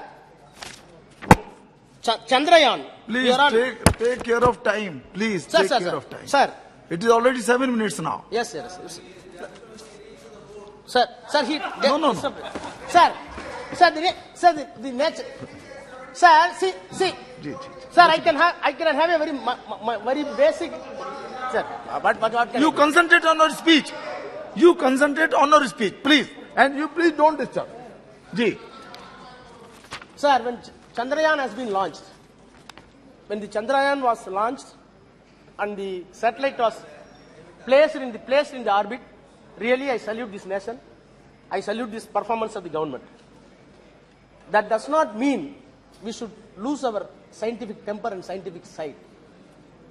Today, our position in the international arena, no doubt, exalted position that has been arrived by this government, not by this government alone, as accepted by Prime Minister in the morning. Because leader of opposition, he said, what are all the efforts made by the Nehru for the space research? The space research base was done by Nehru. On the basis, the satellite was launched and it was put in the correct orbit. So the integral part of the all credit should go to the entire nation, entire government, irrespective of political entity. So the one thing is very important. What Nehru said in this house, when the ISRO was started, when the America put the satellite on the moon, what was his vision of the Nehru? That is very important. He said, very slowly, it is dawning upon men and women that we are entering a new age, an age of interplanetary travel. The next line is very important. The satellites will be launched, but his vision is, I quote, in our narrow world, we are entangled in all kinds of rivalries and national conflicts which have no meaning in this new age of science. So when the Nehru idea is, when the scientific orbit is enlarging day by day, our conflicts, whether it is caste, whether it is greed, whether it is love, religion, it should be exploded. That is not happening here. Sir, what is that? Sir, this is not, sir, how can I? I can't, sir. This is not good. This is not good. Sir, 10 minutes now. Sir, what is your, now, you launched the satellite. You got the glory, no doubt. But have you heard, the Manipur issue was discussed in the European Union. And the European Union passed a resolution condemning the activities of the government. Then, what is it? Chali. No, I am not yielding, sir. I am not yielding. So, I am not yielding. Sir, I am not yielding. No, please conclude. Sir, I am not yielding. Please conclude. Sir, I will start. Ji. Sir. Please conclude now. Please conclude. Mr. Raja. Sir, please conclude now. Please start to conclude rather. Sir, what can I do, sir? Please come to the conclusion. Sir, what can I do? They are not. But I will call the next name. Sir, interpreting, sir, how can I? No. Sir. I will call the next name. Okay, Please. okay, sir, okay, sir. Sir. Please. Sir, one. Sir, No, one. please. Sir, how can I? नहीं एक second he is not yielded. Just a minute. आपसे मैं बोलता हूँ आपके बाद. हाँ बताएं. Sir, before enacting the constitution, sir, before enacting the constitution in the Constituent Assembly, the issue of national flag came into existence in the Assembly. Of course, Gandhi supported a flag which embodied for his spindle and the chakra. But after due discussion, it was only Nehru who put the Ashok chakra on the national flag. What is the reason? He said, why? No, he suggested. It is there. It is there. Spindle. It is there. I saw the document. Read. Please read. No. Please. Don't involve yourself. No. Please. No. Only to the chair. Only to the chair. Please, Mr. Raja. Only to the chair. Only to the chair. Please. Sir, what I am saying. And conclude. Sir, Gandhi suggests with the spindle. No. देखिए Mr. Raja, you are a knowledgeable person. You can talk, you can speak for hours. Sir. But there is a limitation of time. Please conclude. You can talk so many things. Please. Sir, when the flag was. No. What can I do? No. Shri Ravishankar जी क्या संक्षेप में बिल्कुल I will just speak three lines, sir. जी Just to put the record straight. है mic on है जी we are going to the new house, sir. As the Honorable Prime Minister set the tone, it ought to have been one of amity and also nostalgia and recalling the events. In this discussion, to mention about the resolution of the European Parliament condemning India, is it fair? Is it just? That's the point. Sir, it should be put. Sir, it should be put. Let me speak, sir. Sir, the second point is, Chandrayaan was initiated by Atal Bihari Vajpayee government, sir, and fructified under Narendra Modi government, sir. I am happy Mr. Raja talked about he believes in India. If he believes in India, is he going to say sorry for the language of Sanatan Dharma which he has used publicly?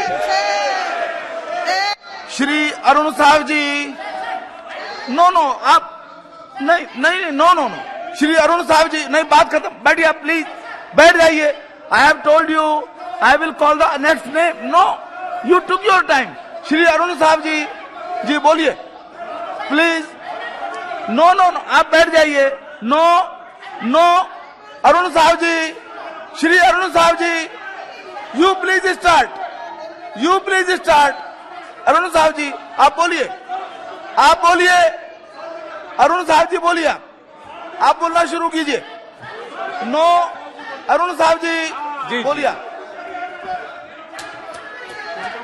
माननीय सभापति जी राजा बैठिए सनातनी विरोधी है क्या point of order है सनातनी विरोधी है राजा बैठिए आप भी बैठिए हिंदू धर्म के खिलाफ बोलता है बैठ जाइए क्या जी कॉन्स्टिट्यूशन का जो आर्टिकल है 105 जी 105 में freedom of expression member of parliament को दिया गया है, लेकिन 42nd अमेंडमेंट में 1978-79 में यह कहा गया है कि किसी भी दूसरे पार्लियामेंट में या किसी भी दूसरे कानून में, दूसरे देश के कानून में कोई बात है तो यहां कोर्ट नहीं हो सकता है, और ये फ्रीडम ऑफ एक्सप्रेशन का वायलेशन है, इनको माफी मांगनी चाहिए। यूरोपियन यूनियन में जो बातें हुई है ये आर्टिकल 105 है सर, जिसके आधार पर हम बोलते हैं। ठीक है देख लेंगे इसको। आप केवल 1 मिनट में अपनी बात please mister Raja. Yes you are very senior member. I have been repeatedly जी please sir interpretation only 1 minute Sir, placing. Whatever you want to say, only 1 minute. Sir, 1 minute, sir. Sir. बैठिए. Sir, place, sir, placing the आप बैठिए. No. आप बैठ जाइए, please. आप बोलिए. Placing the flag to the assembly, I quote, Nehru says, now because I have mentioned the name of Ashoka, I should like you to think that the Ashokan period in Indian history was essentially an international period of Indian history. It was not a narrowly national period. It was a period when India's ambassador went abroad to faraway countries and went abroad not in the way of an empire or imperialism, but an ambassador of peace and culture and goodwill. Therefore, this flag I have the honor to present to you is not, Thank you. I hope, Thank you. empire or imperialism, but it is a flag for freedom and amity and prosperity and coexistence of all communities on all religions. Thank you. sir. Shri Piyush ji क्या कह रहे हैं? माननीय मंत्री जी. माननीय अध्यक्ष, please आप बैठिए ना, आप बैठ जाइए. बहुत दुर्भाग्य की बात है कि जब इतनी सार्थक चर्चा चल रही है, जब माननीय प्रधानमंत्री जी ने आज का विषय रखा और उस विषय को नई ऊंचाइयों तक लेके गए कि पूरा सदन एक स्वर में हमारे 75 वर्ष के कार्यकाल, देश के कार्यकाल का, आजादी के बाद के कार्यकाल, देश में जिस प्रकार से संविधान सभा से शुरू होकर आज तक जो उपलब्धियां रही हैं, जो देश में हमारी खुश खबरियां, यादें रही हैं, अच्छी यादें जुड़ी हुई हैं इस सदन के साथ, और आगे के लिए क्या हम पाना चाहते हैं, जब एक उसके ऊपर विस्तार से सार्थक चर्चा चल रही है और लगभग मैं मानता हूं कि सभी दलों ने इस बात का सम्मान रखा, सदन का सम्मान रखा, इस चर्चा की गरिमा को संभाला, तो बहुत दुर्भाग्यपूर्ण है कि एक ओछी राजनीति, बहुत छोटे स्तर की राजनीतिक ब्राउनी पॉइंट स्कोर करने के लिए कुछ मान्य सदस्य इस डिबेट के स्तर को भी गिरा रहे हैं और इस सदन की गरिमा को भी बहुत बुरी तरीके से हर्ट कर रहे हैं. मैं समझता हूं मेरे मित्र वरिष्ठ सांसद हैं, इन्होंने दूसरे विदेशी देश में वहां की परंपराएं अलग है, वहां का काम करने का ढंग अलग है, वहां पे कोई सरकारी स्तर पर ऐसे रेजोल्यूशंस नहीं हुए, कभी हुए भी नहीं है, कभी हो भी नहीं सकते, और हमारे देश के अंदरूनी मामलों में कोई विदेशी ताकत कुछ बोलने जाए ऐसा संभव ही नहीं है और भारत कभी ऐसा होने भी नहीं देगा. ये दुर्भाग्य है कि एक मानसिकता, कमजोरी की मानसिकता कुछ लोगों में वर्षों से रही है. ये गुलामी की मानसिकता को ही खत्म करने के लिए ये देश अब बड़े बड़े ऊंचे कदम उठा रहा है. G20 की प्रेसिडेंसी में भी हमने देखा भारत का मान सम्मान गौरव आज नए शिखर पर है. ऐसी परिस्थिति में हम सदन से तो एक स्वर में एक अच्छा संदेश भेजें. आखिरी दिन है यहाँ, कल सेंट्रल हॉल में फंक्शन के बाद नए सदन में प्रवेश करेंगे. ऐसी परिस्थिति में हम, मुझे लगता है, इस गरिमामयी वार्तालाप को और ऊंचा लेके जाए, बजाय के कुछ सांसद, कुछ विदेशी ताकतें अगर जो देश विरोधी है, हमारे देश विरोधी है, ऐसे कुछ वक्तव्यों को लेके हम आपस में एक बटे हुए संसद के रूप में पेश हो, ये बहुत ही दुर्भाग्यपूर्ण है.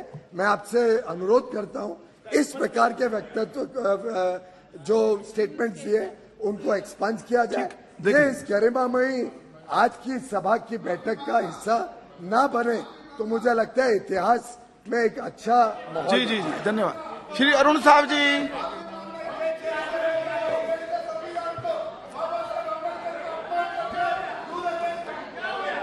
आप बैठ जाइए, आप क्यों बार बार खड़े हो जाते हैं? जरा हमको, आप क्यों? माननीय सभापति जी, बैठ जाइए प्लीज. ये मेरा सौभाग्य है कि आज इस संसद भवन के अंतिम दिन के कार्यवाही में बोलने का अवसर मुझे आपने दिया है. आपका धन्यवाद. आज का दिन स्वतंत्र भारत के इतिहास में स्वर्णिम अक्षरों में अंकित होगा. वर्तमान संसद भवन में इस विशेष सत्र में आज ये अंतिम दिन है जब ऐतिहासिक कक्ष में हम सब अंतिम बार हिस्सा ले रहे हैं. वास्तव में यह क्षण हम सबके लिए काफी भावुक करने वाला है। इस भवन ने विश्व के सबसे पुरानी लोकतंत्र के मंदिर के रूप में पिछले 8 दशक में अनेक रंगों को देखा और महसूस किया है। यह भवन गवाह रहा है तेजी से बढ़ते, विकसित होते और बदलते देश के लोकशाही का। यह प्रतीक रहा है राष्ट्र के 1 अरब से अधिक आकांक्षाओं और अभिलाषाओं का। आज जब हम भारत के अमृत काल में एक नए भवन में जा रहे हैं, जब विशुद्ध भारतीय वास्तु के आधार पर निर्मित प्रसाद हमारा पहचान होने जा रहा है। माननीय सभापति जी, जैसा कि माननीय प्रधानमंत्री जी ने अपने उद्बोधन में याद किया कि सचमुच यह भवन हम जैसे लोगों में विशेष कृतज्ञता का भाव भरता है। यह भवन हम 2.5 करोड़ से अधिक छत्तीसगढ़ वासियों के आकांक्षा की गवाह रही है। जब भारत रत्न प्रधानमंत्री रहे हमारे आदरणीय अटल बिहारी वाजपेयी जी ने हमें हमारा अलग छत्तीसगढ़ राज्य का उपहार दिया। वास्तव में हम जैसे ही अविभाजित मध्य प्रदेश से अलग हुए, जैसे 2 भाई अलग होकर अपनी गृहस्थी बसाते हैं बिना मतभेद के, वैसे ही बिना मतभेद के ये अलग राज्य बने। और आज जब यह हमें छत्तीसगढ़ अलग राज्य मिला, ये लोकतंत्र का वास्तव में सर्वश्रेष्ठ उदाहरण है। अटल बिहारी वाजपेयी जी को ये पता था कि अलग छत्तीसगढ़ राज्य बनने के बाद विरोधी दल की वहां सरकार बनने वाली है, लेकिन छत्तीसगढ़ के 2.5 करोड़ जनता के हित में उन्होंने बड़ा दिल दिखाया और अलग छत्तीसगढ़ राज्य का निर्माण करके हम सब छत्तीसगढ़ वासियों को एक बहुत बड़ा उपहार उन्होंने दिया। वो ये भवन उस अलग छत्तीसगढ़ राज्य का ये गवाह बनने जा रहा है। आज वही छत्तीसगढ़, आज छत्तीसगढ़ वासी उस छत्तीसगढ़ को विकास की ओर लेकर जा रहे हैं और हम छत्तीसगढ़ वासियों के सपनों का साकार हो रहा है। तब ये भवन हम छत्तीसगढ़ वासियों के लिए अविस्मरणीय होने वाला है।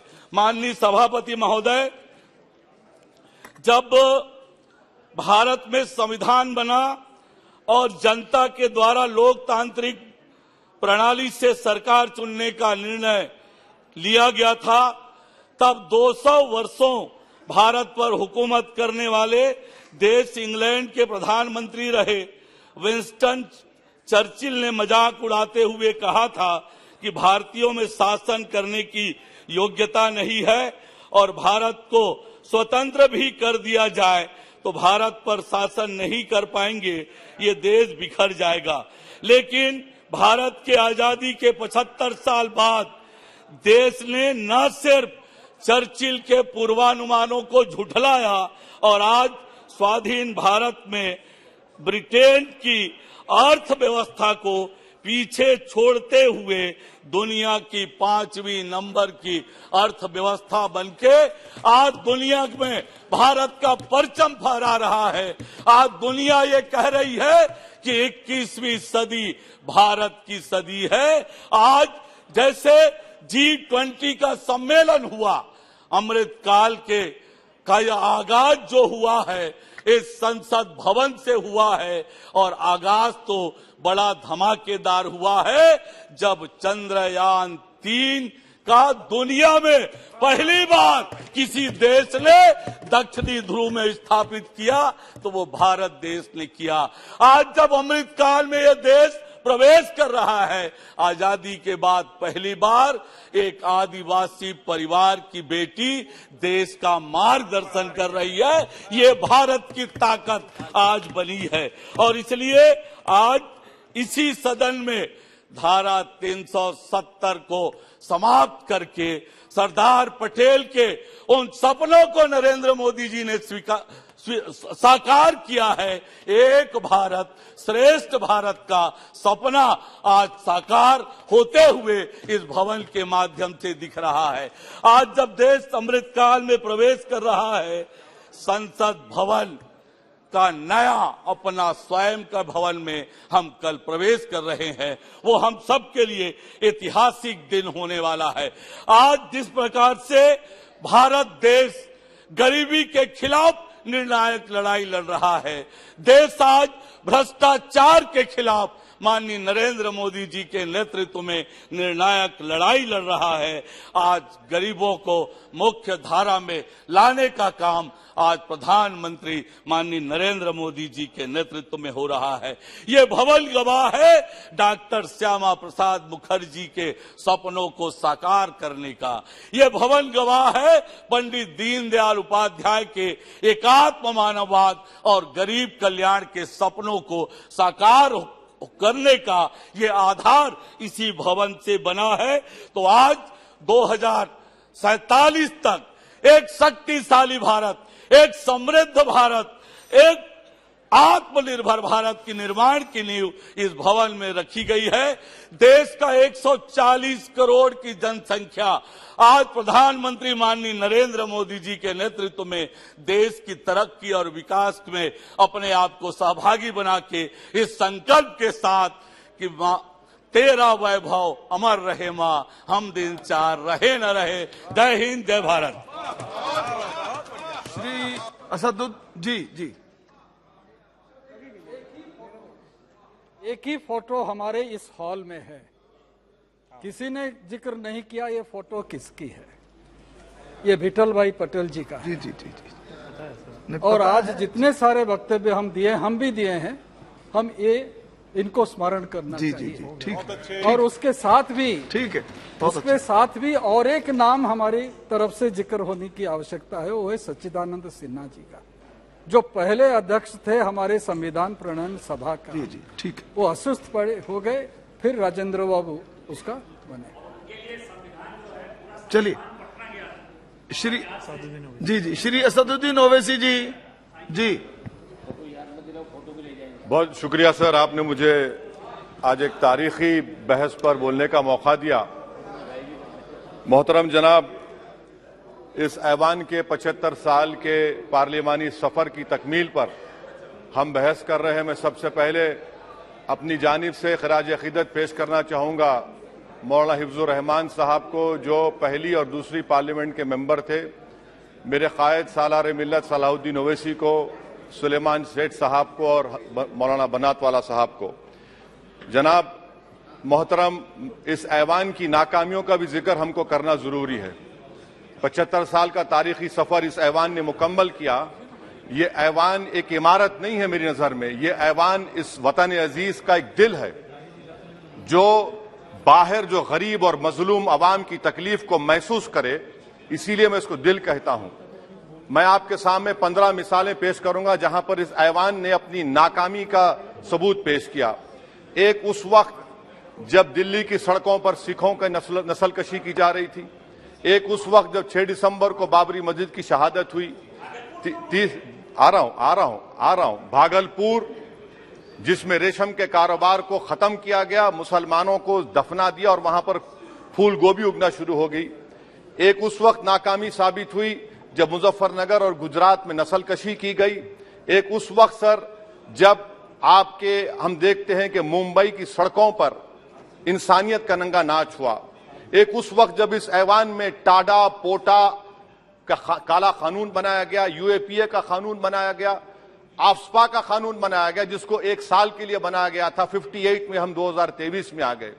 एक उस वक्त नाकामी साबित हुई जनाब, जब हम देख रहे हैं कि आज ये जो दिल है, भारत का दिल है, हिंदुस्तान का, इंडिया का दिल है, आज गरीबों में, मजलूमों में, मुसलमानों में, कश्मीर की अवाम में, दलितों में, आदिवासियों में इस ऐवान की मोहब्बत और एतमाद खत्म हो रहा है, कम हो रहा है। इसीलिए जनता सड़कों पर आकर एहतजाज कर रही है, क्योंकि उनको लग रहा है कि ये इमारत बन चुकी है, हमारा दिल नहीं है। चाहे CAA का प्रोटेस्ट हो, चाहे किसानों का प्रोटेस्ट हो, चाहे शेड्यूल कास्ट के रिजर्वेशन का मसला हो। इसीलिए मैं आपके जरिए हम तमाम को मुतनब्बे करना चाह रहा हूं कि अगर हम रोडों पर इंसाफ करना जनता को अलाउ करेंगे, इस ऐवान को दिल नहीं रखेंगे, तो याद रखिए ये हमारी पार्लियामानी जमहूरियत के लिए बड़ा नुकसानदेह साबित होगा। और नुकसानदेह इसलिए भी होगा कि क्या हमको अपने ख्वाब गफलत से, अपनी जिम्मेदारियों से निभाने के लिए क्या भगत सिंह को आके बैठना पड़ेगा ऊपर कि देखो तुमने 75 साल में कैसा कानून बनाया और किसको कहां तक पहुंचा दिया। स्पीकर जनाब, इसीलिए मैं कह रहा हूं कि हम तमाम को अपनी जिम्मेदारियों को निभाना पड़ेगा। ये इमारतें ईंट से बनी हुई जरूर हैं, मगर ये इस इमारत में दिल है। इस इमारत को दिल के तौर पर बरकरार रखना पड़ेगा। स्पीकर सर, एक और मिसाल दे रहा हूं जहां पर इस ऐवान की नाकामी है। सर, अब तक लोकसभा के कितने 899 मेंबर कामयाब हुए। अब बताइए सर, पार्लियामेंट्री जमहूरियत में, शराकतदारी की जमहूरियत है, रिप्रेजेंटेटिव फॉर्म ऑफ डेमोक्रेसी में 8,999 में कितने मुसलमान कामयाब हुए? कितने सर? 520, जबकि 1070 को इस ऐवान का मेंबर होना चाहिए था। कितना डिप्रीविएशन है सर? कितना डिप्रीविएशन है? 92% डिप्रीविएशन है। इस मौजूदा पार्लियामेंट में स्पीकर साहब सिर्फ 26 हैं, 14% मुसलमान और सिर्फ 4.8 उनका रिप्रेजेंटेशन है। बताइए, हम वोट डालने वाले बन गए, वोट लेने वाले नहीं बने। या तो हकीकत यह है कि आप वोट डालना नहीं चाहते उनको, आप सबको वोट डालेंगे, मगर जहां पर मुसलमान आएगा वो कामयाब नहीं होगा। बताइए, जब दिल में एक 14% आबादी की नुमाइंदगी नहीं होगी तो आप क्या फैसले करेंगे? क्या इस ऐवान को हम कहेंगे कि ये रिप्रेजेंटेटिव फॉर्म ऑफ डेमोक्रेसी है? स्पीकर साहब, मैं आपको एक और मिसाल देना चाह रहा हूं। बाबा साहेब अंबेडकर ने सही कहा था, अंग्रेज उस जमाने में पार्लियामेंट बुलाते थे टैक्स बढ़ाने के लिए। हम उसी रास्ते पर जा रहे हैं, हम उसी रास्ते पर जा रहे हैं। हम तो बाबा साहेब अंबेडकर को हमने सच साबित कर दिया। स्पीकर सर, आखिर में मैं आपको बताना चाहूंगा कि आज आप देखिए कि चाणक्य ने क्या कहा था। चाणक्य ने सही कहा था। चाणक्य ने सही कहा था कि जब राज चलाने वाले व्यापारी हो जाएंगे तो उस राज के लोग भिखारी हो जाएंगे। आज ये वक्त आ चुका है सर, आज ये वक्त आ चुका है कि क्या first pass the post system इस देश के लिए सही है या फिर हम प्रोपोर्शनल फॉर्म ऑफ रिप्रेजेंटेशन को फॉलो करेंगे। First pass the post system, जिसके पास एक मजहब का वोट होगा, जिसके पास दौलत होगी, वही इस ऐवान में आ रहा है। इसीलिए हम कह रहे हैं कि आप इस जमहूरियत की नाक, कहीं ये जमहूरियत कमजोर ना हो जाए, मुझे इस बात का डर है सर। आखिर में मैं खत्म करने से पहले एक बहुत बड़े शायर ने कहा था, उस पर खत्म करना चाहूंगा कि अभी चिराग सरे राह को कुछ खबर ही नहीं, अभी चिराग सरे राह को कुछ खबर ही नहीं, अभी गिरानिए शब में कमी नहीं आई, अभी गिरानिए शब में कमी नहीं आई, निजात दीदे दिल की घड़ी नहीं आई, चले चलो कि मंजिल अभी नहीं आई। स्पीकर साहब, आखिर में याद रखिए एक बात को मैं सबसे कह रहा हूं कि पिच बदलने से गेम नहीं बदलता, गेम को बदलना पड़ेगा। आप पिच बदल रहे हैं, वरना याद रखिए जब तक हम अपने जमहूरी उसूलों पर, रूल ऑफ लॉ पर, संविधान पर अटूट अमल नहीं करेंगे, वरना याद रखिए कहीं नई इमारत भी हिटलर की राइक्सटैग की इमारत ना साबित हो जाए। बहुत बहुत शुक्रिया सर। ये नहीं, ये श्री अरविंद सावंत जी। बहुत बहुत धन्यवाद सर। माननीय चेयरमैन सर, आज एक बड़ा ऐतिहासिक क्षण है। मैं भावुक भी हूं क्योंकि कभी सपनों में नहीं देखा था कि इस सदन में हम आएंगे। वंदनीय हिंदू हृदय सम्राट शिवसेना प्रमुख श्रीमान बाला साहेब ठाकरे जी, उनकी कृपा और आदरणीय शिवसेना के पक्ष प्रमुख उद्धव जी ठाकरे साहब के आशीर्वाद प्रेरणा लेकर हम 2014 में यहाँ आए। जब आए तो मैंने वहां देखा पहले, क्योंकि मैंने वहां माननीय वाजपेयी जी को देखा था ऊपर से। मैं किसी यूनियन की लीडरशिप करता था और उनका वो त्यागपत्र शब्द आज भी मेरे मन में है। वो भाषण मैंने पूरे ध्यान से सुना था। उनके बहुत सारे वाक्य मेरे मन में है। सबसे बड़ा वाक्य मुझे उनका जो मेरे मन में ठसा हुआ है वो है, छोटे मन से आदमी बड़ा नहीं होता। और दुर्भाग्यवश हम किस माहौल में जी रहे वो अगर देखोगे, क्यों इसलिए बोला मैंने कि 2014 में जब हम चुनकर आए तो उद्धव जी ठाकरे साहब थे, बाला साहब नहीं रहे थे। उनकी वजह से हम आए। 2014 हो 2019 हो, हमारी पार्टी के नेता तो वही थे, उन्होंने टिकट दी, तब बाकी बातें गठबंधन की बातें मान लिया, गठबंधन में आए हम। हमने कहते कि नहीं आए, हमारे पास उतनी दिलदारी है। लेकिन एक बात आज याद करना चाहता हूं कि बहुत सारे लोगों ने संविधान की बात की, तो मुझे याद है जब महाराष्ट्र में रहते सर, परम पूज्य भारत रत्न डॉक्टर बाबा साहब अम्बेडकर ने संविधान बनाया तो भाषावार प्रांत रचना बनाई। अब भाषावार प्रांत रचना बनने के बाद में मुंबई राज्य था हमारा, गुजरात और महाराष्ट्र बना 1960 में। उसके पहले बहुत कुछ संघर्ष हुआ। श्री देशमुख एक हमारा कोहिनूर हीरा था महाराष्ट्र का, रायगढ़ जिला का, वो आईसीएस बने उस वक्त अंग्रेजों के जमाने में, लंदन में जाकर आईसीएस बनकर आए। तो लोकमान्य तिलक जी ने कहा वो अपने स्वतंत्रता की लड़ाई में आना चाहते थे। तो लोकमान्य तिलक जी ने कहा भैया रुक, स्वराज्य मिलेगा तब हमें तुम्हारे जैसे लोग चाहिए। और रिजर्व बैंक ऑफ इंडिया के गवर्नर बने 1943 में, सत्ता के पहले।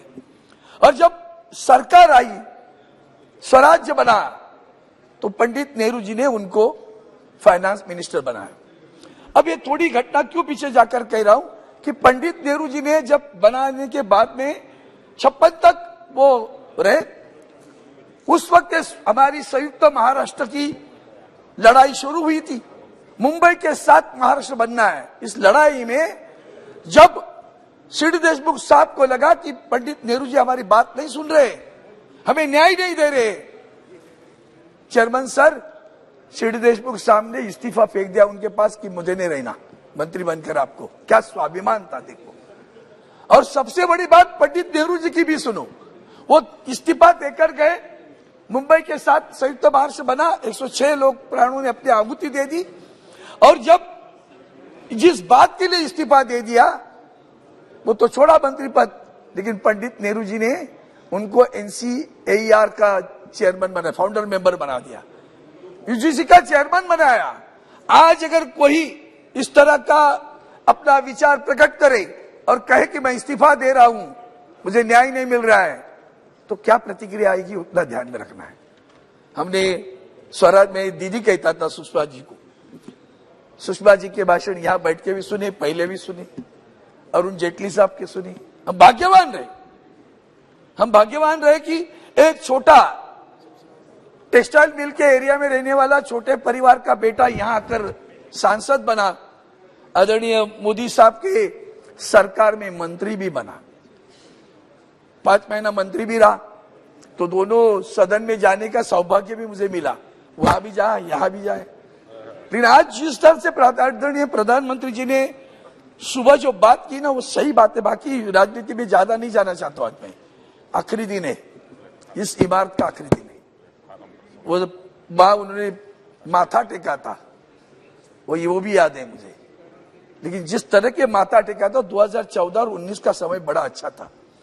19 के बाद में हम जो सामने देख रहे हैं वो इतना बुरा लग रहा है सर।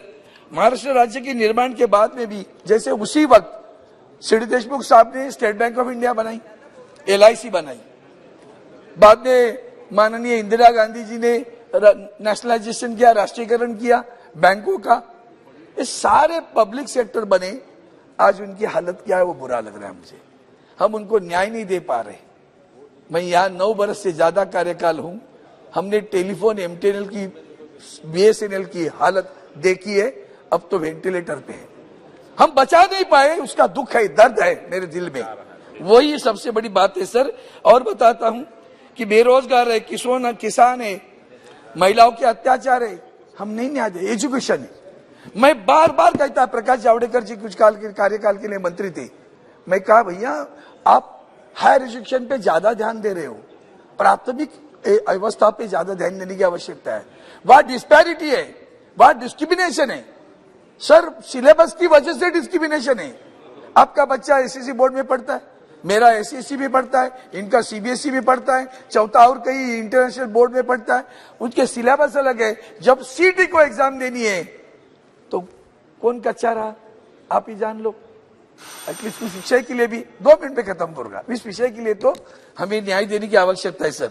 मैं इतना ही कहूंगा, आज भी 2 चीजें मुझे बहुत बुरी लगती है। भ्रष्टाचार की लड़ाई, सही में हम भ्रष्टाचार के खिलाफ है, अंतर्मुख होकर देखना चाहिए।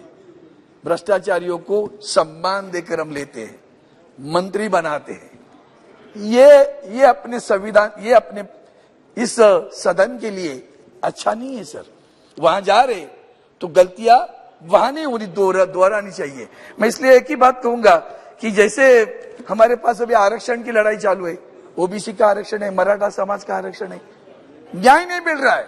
हम बात कर रहे हैं सब, मराठी भाषा का अभी उनका दर्जा देने की बात आ रही है, अभिजात भाषा का दर्जा देने के लिए, वो भी नहीं हो रहा है, क्लासिफाइड लैंग्वेज का। और आखिर में इतना ही कहूंगा, अभी हम जब भी बात करते हैं तो इतिहास की बात ज्यादा करते रहते, इन्होंने ये किया, उन्होंने वो किया, कभी तो छोड़ो क्योंकि नहीं छोड़ो ना, आगे जाना है ना। हम चंद्रमा पे गए हैं तो बस 2 पंक्तियां कहूंगा, जहां डाल डाल पर सोने की चिड़िया करती है बखेरा, वो भारत देश है मेरा। उस भारत देश की बात हम करते हैं, वो इंडिया कहो, भारत कहो, हिंदुस्तान कहो, क्यों नफरत पैदा करते हो? नफरत जोड़ो, भारत जोड़ो। और इसलिए मैं इतना ही कहूंगा सभापति महोदय कि जहां छोड़ो कल की बातें, कल की बात पुरानी, नए द्वार पर उधर जा रहे, नए द्वार पर लिख देते हैं मिलकर नई कहानी, हम हिंदुस्तानी, हम हिंदुस्तानी, हम हिंदुस्तानी। श्रीमती नवनीत राणा जी। महोदय, आपका बहुत बहुत धन्यवाद। आज discussion on parliament journey of 75 years, 75 साल का अनुभव तो नहीं बता सकते या उसके विषय पे नहीं बता सकते, पर इतना अनुभव जरूर बताएंगे। पर अनुभव बताने से पहले सर, हमारे देश के जो असली हीरो, महापुरुष और क्रांतिकारियों ने जो ये देश के लिए योगदान दिया, जिन्होंने अपना खून का एक कतरा कतरा इस देश के लिए दिया, उनका उल्लेख होना इस पार्लियामेंट में बहुत जरूरी है। और ये पार्लियामेंट में, ये जूनी बिल्डिंग में, इनके साथ इस देशवासियों की बहुत सारी यादें, और हम जैसे न्यू कमर जो पहली बार इस पार्लियामेंट में आए, उनकी भी बहुत सारी यादें जुड़ी हैं। पर मुझे लगता है राष्ट्रपिता महात्मा गांधी जी के आदर्श हम सभी के लिए, इस देश के लिए वो बने। सरदार वल्लभ भाई पटेल, लोकमान्य तिलक, ज्योतिबा फुले, नेताजी सुभाष चंद्र बोस, लाला लजपत राय जी, राजगुरु सुखदेव, चंद्रशेखर आजाद जी, रानी लक्ष्मीबाई, वीर सावरकर जी, मुझे लगता है भगत सिंह जी, यस। और सर, इस पार्लियामेंट में आने का, एक नॉर्मल फैमिली से बिलोंग करती हूँ, पूर्व सैनिक रहे हुए मेरे पिताजी हैं, उस परिवार से मैं आती हूँ, जिस परिवार में मैंने सीखा है कि देश को देने की भाव, देश के प्रति समर्पण देने की भाव और ईमानदारी से देश के प्रति काम करने की भाव बचपन से हमने अपने परिवार में सीखी है। और उस परिवार से मैं आती हूँ। सपने में भी सोचा नहीं कभी जाया जा सकता कि एक साधारण परिवार से बिलोंग करने वाली महिला ये पार्लियामेंट तक आ सकती है और आम लोगों की, आम जनता की, किसानों की, मजदूरों की, युवाओं की, जिनको हाथ से मजदूरी नहीं, उन लोगों की आवाज बनकर इस पार्लियामेंट में आने का मुझे मौका अगर कोई दिया है, तो आज मेरी अमरावती की सभी जनताओं का ये आशीर्वाद मुझ पे था कि ऐसी लहर में, ऐसी हवा में उन्होंने मुझे निर्दलीय चुनकर आशीर्वाद देकर उनकी आवाज बनाने का एक मौका उन्होंने दिया। तो इसलिए इस जूनी पार्लियामेंट में, जिस पार्लियामेंट में पिछले कितने सालों से बोलते हैं डेमोक्रेसी की आवाज बनती हुई इस पार्लियामेंट में सबने सुनी है, तो इसके द्वारा मेरे अमरावती, आज मेरी पहचान है तो अमरावती की सांसद करके मेरी पहचान है, तो उस अमरावती करों को, उस गरीब लोगों को, वो मेरे किसान भाइयों को, मजदूरों को, महिलाओं को, युवाओं को इस पार्लियामेंट से मैं मेरे दिल से धन्यवाद करना चाहूंगी। और ये पार्लियामेंट में आने के बाद हम जिनके नेतृत्व में काम कर रहे हैं, ऐसे हमारे आदरणीय प्राइम मिनिस्टर जी नरेंद्र मोदी जी के अंतर रहकर ये पार्लियामेंट में हमको काम करने का मौका मिला, जो कोई सोच नहीं सकता, जिनकी सोच में नहीं आता, वो काम ये पिछले 4.5 वर्षों में हमने उनके नेतृत्व में यहाँ पे होते हुए देखा है। 370 हो या महिलाओं को घर देने के विषय में हो, हर चीज में, हर स्टेप उनसे सीखते हुए ये पार्लियामेंट ने आगे कदम बढ़ाया है। सर, G20 का भी मौका इस देश को पहली बार, G20 तो होती होगी बहुत सारी चीजों में, मोदी जी ने सिखाया कि स्मार्ट इंडिया कैसे बनना है। स्मार्ट इंडिया के उदाहरण बहुत सारे मोदी जी के द्वारा हम लोग देशवासियों ने, हम जैसे युवकों ने सीखा है। पर G20 जिस तरीके से हमारे देश को पहली बार मौका मिला, उसका अगर क्रेडिट किसको जाता है या किसका योगदान सबसे जाता है, तो वो पावरफुल हमारे प्राइम मिनिस्टर नरेंद्र मोदी जी को जाता है। अगर वो हैं, वो इस तरीके से काम कर रहे हैं, करके विश्व में हमारी पहचान, बाहर सर देश में जाते हैं, अब्रॉड में जाते हैं, तो जब बात करते हैं आम लोगों से, वहां के NRI से, तो बोलते हैं जब हम उनसे बात करते हैं, do you know anybody politician who belongs to India? So वो बोलते हैं नहीं, we don't know much names but we know one name, that is Modi. तो मुझे लगता है तब प्राउड फील होता है कि मैं उस देश की नागरिक हूं और उस पार्लियामेंट को रिप्रेजेंट कर रही हूं जिन्होंने इसके पहले जितने राजनेता हुए हैं उनके नाम उन्हें पता नहीं है, पर आज पिछले 9 वर्षों से जिनका योगदान, जिनका विश्व भर में अपनी पहचान, हमारे देश की पहचान बनाने का काम हमारे प्राइम मिनिस्टर जी ने किया, उनका आवाज, उनका नाम हर एक कोने में है। तो मुझे लगता है उनका दिल से धन्यवाद करूंगी। और इस पार्लियामेंट में जितने भी सीनियर हमारे पार्लियामेंटेरियन हैं, मंत्री रहे हुए सभी मेंबर्स हैं, सबका आशीर्वाद हम जैसे नए न्यू कमर, न्यू पार्लियामेंटेरियन को मिलता रहा है। ये पिछले 4.5 वर्षों में हमने उनसे बहुत सारी चीजें सीखी हैं। अगर हमने पहला कदम रखना सीखा है इस पार्लियामेंट में, तो मुझे लगता है हमारे सीनियरों ने हम लोगों को आगे स्टेप बढ़ाकर सिखाया है। मुझे लगता है डॉक्टर बाबा साहेब अम्बेडकर जो संविधान के मुताबिक इस देश को चलाते हैं, हम जैसी महिलाओं को अधिकार जिन्होंने दिया, लोकतंत्र का, डेमोक्रेसी का मंदिर हम जिसको बोलते हैं, आज वो पार्लियामेंट का 75 साल पूरा होने के बाद इस पार्लियामेंट से नई इमारत में जाएंगे। इस देश का संविधान नहीं बदलेगा, इस देश की न्याय प्रणाली नहीं बदलेगी, इस देश का कार्य करने वाला जो प्रमुख है हमारे पंतप्रधान जी, वो नहीं बदलेंगे, सिर्फ इमारत बदलेगी। हमारी भावना इस देश के प्रति जो थी वो है और वो रहेगी। हम जिस सर लास्ट 1-2 मिनट हमारे देश के गृह मंत्री अमित शाह जी ने जिस तरीके से देश की सुरक्षा के लिए जो निर्णय इस पार्लियामेंट में लाए, जो बिल इस पार्लियामेंट में लाए, वो ऐतिहासिक हमारे दिल में, इस देशवासियों के दिल में रहेगी। इसके लिए अमित भाई का भी दिल से बहुत बहुत धन्यवाद करूंगी। सर लास्ट 4 पंक्तियां हमारे अटल जी ने कही है, सर जो कल था वो आज नहीं है, जो आज है वो कल नहीं होगा, होना ना होने का क्रम इसी तरह चलता रहेगा, हम हैं हम रहेंगे, ये भ्रम भी सदा पलता रहेगा। इसके साथ इस इमारत को, इस पार्लियामेंट को यहां से नमन करती हूं। इस पार्लियामेंट में बैठने वाला हर पार्लियामेंटेरियन हमारे लिए प्रेरणादायक है और आप सभी को बहुत बहुत धन्यवाद। Very short please. Thank you very much, Mr. Chairman, sir. Sir, this is the time by which the members are getting an opportunity to refresh the valuable memories of the past experience which we had in the parliamentary system of India. Sir, today we are saying goodbye to this parliament building and moving to the newly constructed building. Sir, it is very sad to say that to leave this house is intolerable as far as person like me is concerned.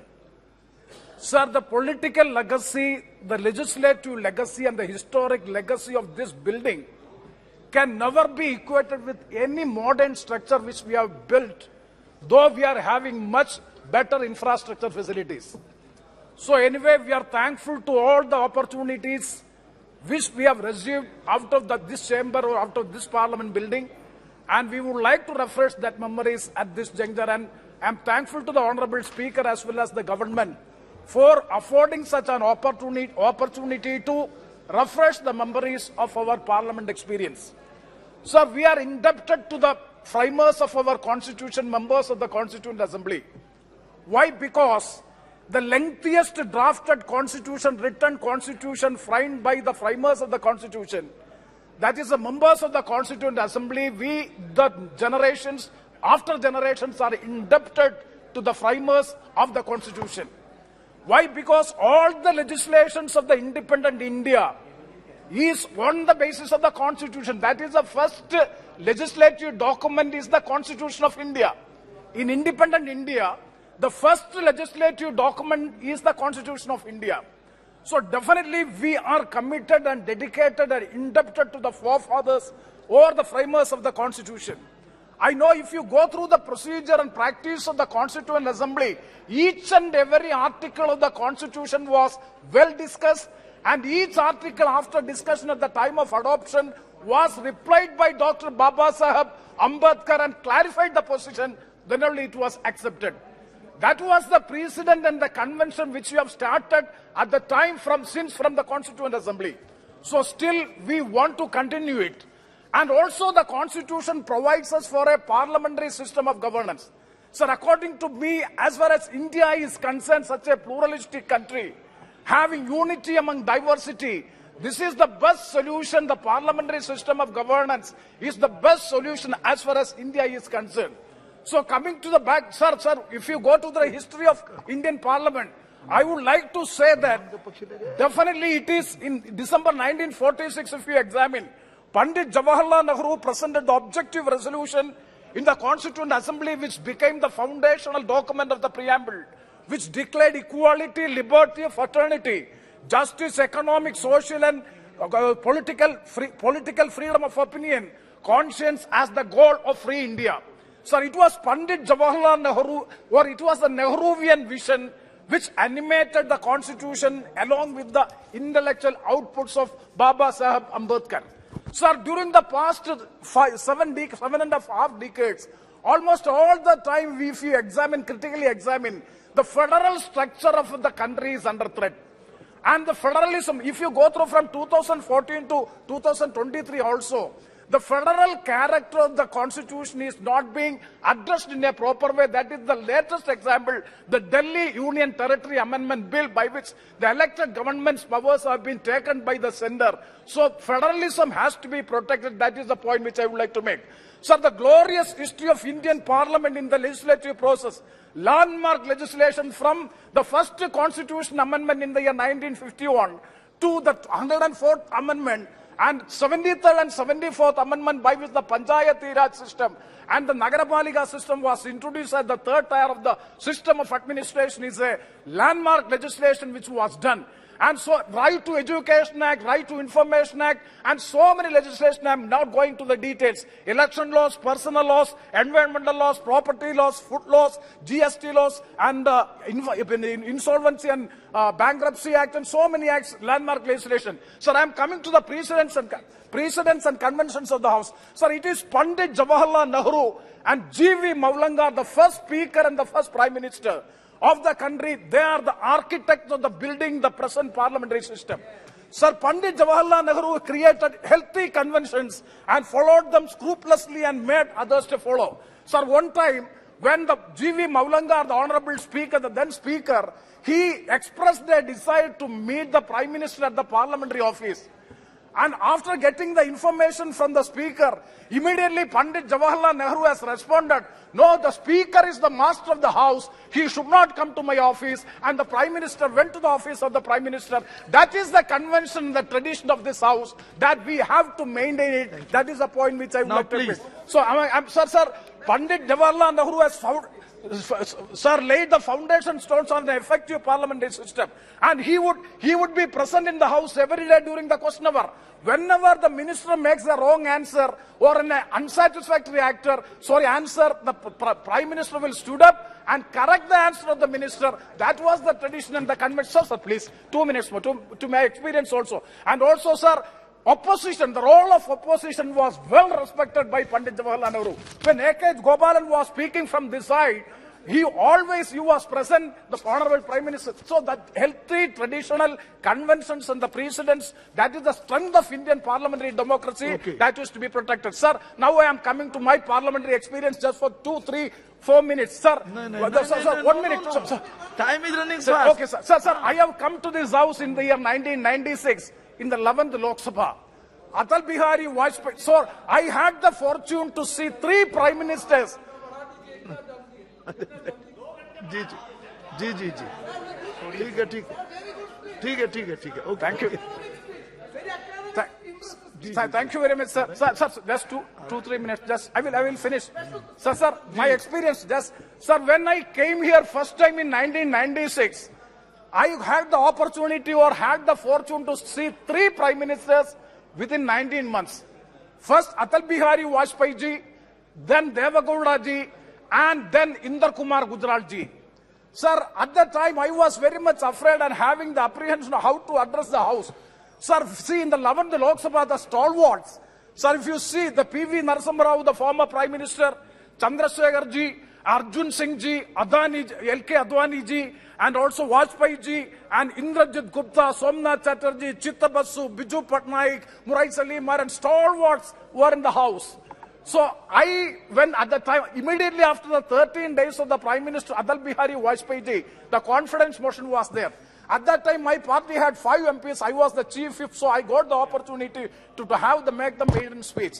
Sir, after my speech, I got, when P.S. Sakma ji was the speaker, and I got 12 minutes out of 5 minutes. It was extended after 12 minutes. Everybody congratulate. What I would like to mention is, when I went out of the house, out of the chamber, the Honorable Prime Minister Atal Bihari Vajpayee, he was coming opposite to my direction. He just nodded my shoulder and said, "Well done, keep it up." That was the democratic temper which he has shown during the time of Vajpayee ji. So that was the inspiration that we got, and because the encouragement. Also, I would like to mention regarding Arun Jaitley ji. So we had series of debates with him, and how the way he is accepting our arguments. One day when we discussed about the money bill, I still remember, and he was disputed my point, my argument, and the next day he said that I referred the books and had the homework, and to my information, after studying what I said is correct, and that type of appreciation has to be maintained. And I would like to, sir,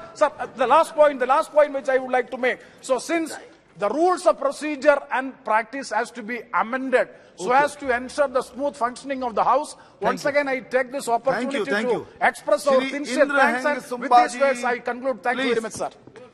You normally very brief you are. Please, this time also please be brief. जी. माननीय सभापति जी, सर्वप्रथम म आज मेरो आफ्नो मातृभाषा नेपालीमा बोल्न चाहे, किनकि यो भाषालाई सदनमा बोल्न पाउने अनि देशभरि नै यसलाई अफिसियल ल्याङ्ग्वेजको रूपमा चलाउन पाउने भनी धेरै लामो संघर्षको बादमा 1992 मा मात्र नेपाली भाषालाई 8 शेड्युलमा अन्तर्भुक्त गरियो र आज नेपाली भाषामा बोल्न पाउँदा म गर्व मान्छु र यो ऐतिहासिक क्षणमा सिक्किमको जनसमुदाय अनि सम्पूर्ण सिक्किमेली जनसमुदाय प्रति म आभार व्यक्त गर्न चाहन्छु। आज उहाँहरूको आशीर्वादले सिक्किमलाई प्रतिनिधित्व दिएर आज सदनमा आउने मैले मौका पाएको छु र लास्ट 4 इयर्समा सदनमा बसेर प्रतिनिधिको रूपमा जति पनि सिक्किम अनि सिक्किमे जनसमुदायको इस्युजहरू मैले राख्ने मौका पाएँ। यसको निम्ति म माननीय स्पिकर ओम बिरलाजीलाई म धेरै धेरै धन्यवाद दिन चाहन्छु।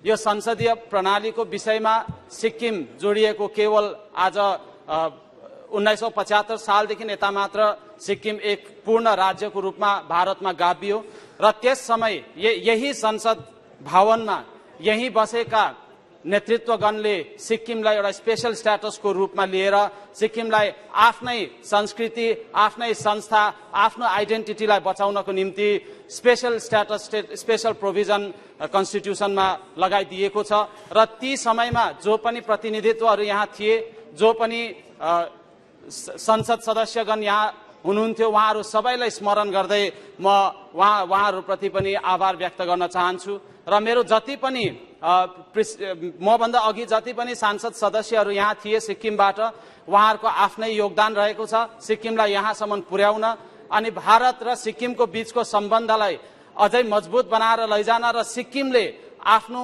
देश भारतको निम्ति योगदान दिनको निम्ति जो जति पनि काम गर्नुपर्नेमा मभन्दा अघि आएको सांसद सदस्यहरूको पनि धेरैभन्दा धेरै योगदान रहेको छ। आज उहाँहरूलाई पनि म स्मरण गर्न चाहन्छु र जो जति पनि सांसद सदस्यहरू आज पनि हुनुहुन्छ उहाँहरूको पक्षबाट पनि म यहाँ स्पिकर साहबलाई अनि संसद भवनका सम्पूर्ण सदस्यगण हामी सबैजनालाई म धन्यवाद दिन चाहन्छु र मलाई लाग्छ हाम्रो संसद यो पुरानो संसद भवनबाट हामी नयाँ भवनमा गए तापनि हाम्रो दायित्व, हाम्रो रेस्पोन्सिबिलिटी चेन्ज हुँदैन र हाम्रो जति पनि पार्लियामेन्ट्री कन्स्टिट्युएन्सीका कन्स्टिट्युएन्ट्सहरू छ, जति पनि हामीलाई विश्वास गर्ने जनसमुदाय छ उहाँहरूको निम्ति नै हामीले काम गर्नु छ र हिजोसम्म भारत 1947 देखि आजसम्ममा जति डेभलपमेन्ट भएको छ त्यो डेभलपमेन्ट आज हामी देख्दैछौँ। हिजो देश कहाँ थियो र आज one of the most powerful कन्ट्रिजहरूमा इन्डियालाई गनिन्छ। आज हामीले G20 को यहाँ G20 समापन भयो र त्यहाँ पनि विभिन्न देशका नेताहरूले भारतलाई साथ दिएको हामीले देख्यौं। चन्द्रयानको सक्सेस हामीले देख्यौं र जब हामी नयाँ भवनमा जान्छौं मलाई लाग्छ हामीले अझै योभन्दा ठुलठुला सपनाहरूलाई पूरा गर्ने हाम्रोमा दायित्व आउँछ र हामी सबै सांसद सदस्य मिलेर हामी यसलाई अघि बढाउन सक्छौं। श्री हनुमान बेनीवाल जी। सभापति महोदय, सबसे पहले तो मैं आपको धन्यवाद दूंगा कि आज आपने जो बहुत ऐतिहासिक महत्वपूर्ण दिन है आज इस पार्लियामेंट का, संविधान सभा से अब तक के 75 वर्षों तक की यात्रा, उपलब्धियां, अनुभव, स्मृतियां और सीख पर चर्चा हो रही है। स्वागत महोदय, प्रधानमंत्री जी सहित तमाम पक्ष विपक्ष के विद्वान सांसदों ने अपनी बात रखी और हम भी हमारा सफर बता दें कि विधानसभा के अंदर थे, 3 बार विधायक बने, इच्छा थी कि एक बार लोकसभा को भी देखें, कई बार बाहर से देखते थे और पहला चुनाव जब 14 के अंदर लड़ा, चुनाव हार गए और दोबारा NDA गठबंधन के साथ हम आए। खाली NDA गठबंधन में हमें बीजेपी का ही फायदा नहीं मिला, हमारा फायदा इनको मिला और इनका फायदा हमें मिला। ये गठबंधन हुआ था। एक मिनट आप विषय पर आइए, विषय पे जा रहा हूं। कम है समय। आज तो आखिरी दिन है, 2-3 मिनट बात। जी समय तो हमारे जब पहली बार हम यहाँ आए, घड़ी आज भी चल रही तो है, हमें लगा सभापति महोदय कि पहली बार आए जब लगा कि पार्लियामेंट में जाएंगे।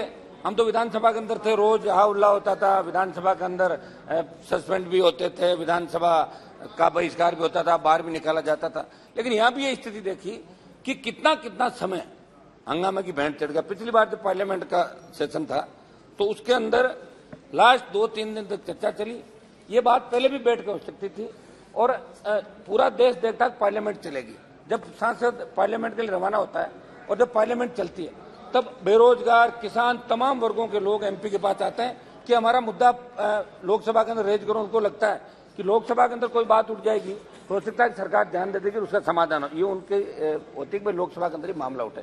दुर्भाग्य से पिछला सत्र चला गया और आज मैं आपको जो एक छोटी सी सारणी की तरफ आपका ध्यान आकर्षित करूं सभापति महोदय। जब पहला पार्लियामेंट था, पहली संसद का जब गठन हुआ, वो चली थी 677 दिन 5 साल के अंदर।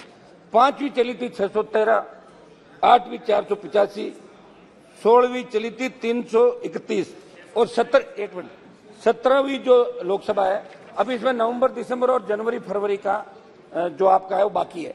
लेकिन अपन प्रयास भी करेंगे 230 हो सकता है 30-40 दिन और चल जाए। 1 मिनट तो जो दिन घट रहे हैं, जो चर्चाएं यानी 1-2 मिनट का टाइम दें साहब, आप 1-2 मिनट टाइम दें सभापति महोदय।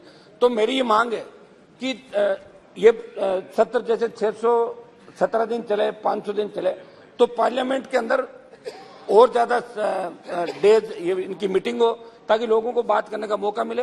और छोटी बदरुद्दीन अजमल जी बात तो करने सब 1 मिनट हो गया, please 1 minute, 2 minutes only please. समय 1 मिनट, 2 मिनट। जी 2 मिनट में बात खत्म। तो 1 मिनट करने दो। नहीं आप अपना आखिरी वाक्य बोल दीजिए। तो बोल रहा हूँ, आखिरी बोल दीजिए। देखो जरूर छोड़ा, क्यों बोलते नहीं बोलेंगे लोग।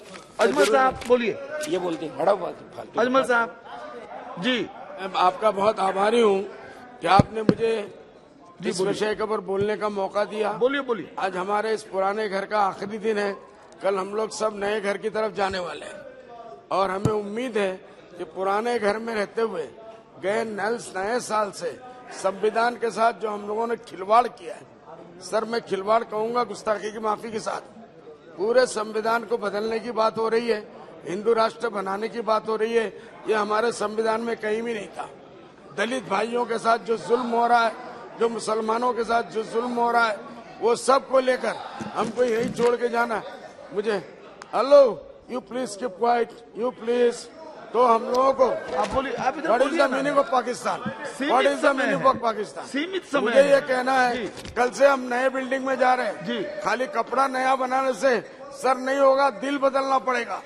हम लोगों को पुराने मामलों को भूलकर नए बिल्डिंग में जाना पड़ेगा। नए लोगों के लिए, दलितों के लिए, मुस्लिमों के लिए और दूसरों के लिए दिल खोल के काम करना पड़ेगा। इलेक्शन सामने है, ये तो ये पब्लिक है, सब जानती है। सर आज मुझे बड़ी खुशी है कि आज मोदी जी ने बोल दिया। सर प्लीज, मोदी जी ने आज बोल दिया। पहले मर्तबा सत्र में अगर मोदी जी पहले दिन से बोल देते, 1-2 मिनट के लिए 18 दिन का हमारा सत्र चलता और ये काम होता। आज उन्होंने बोला, हम उनके बहुत बहुत शुक्रगुजार हैं, और G20 के लिए भी और चंद्रयान पे जाने के लिए भी हम लोग शुक्रगुजार हैं। लेकिन नया बिल्डिंग बदलने से नहीं होगा, दिल बदलना पड़ेगा, दिमाग बदलना पड़ेगा।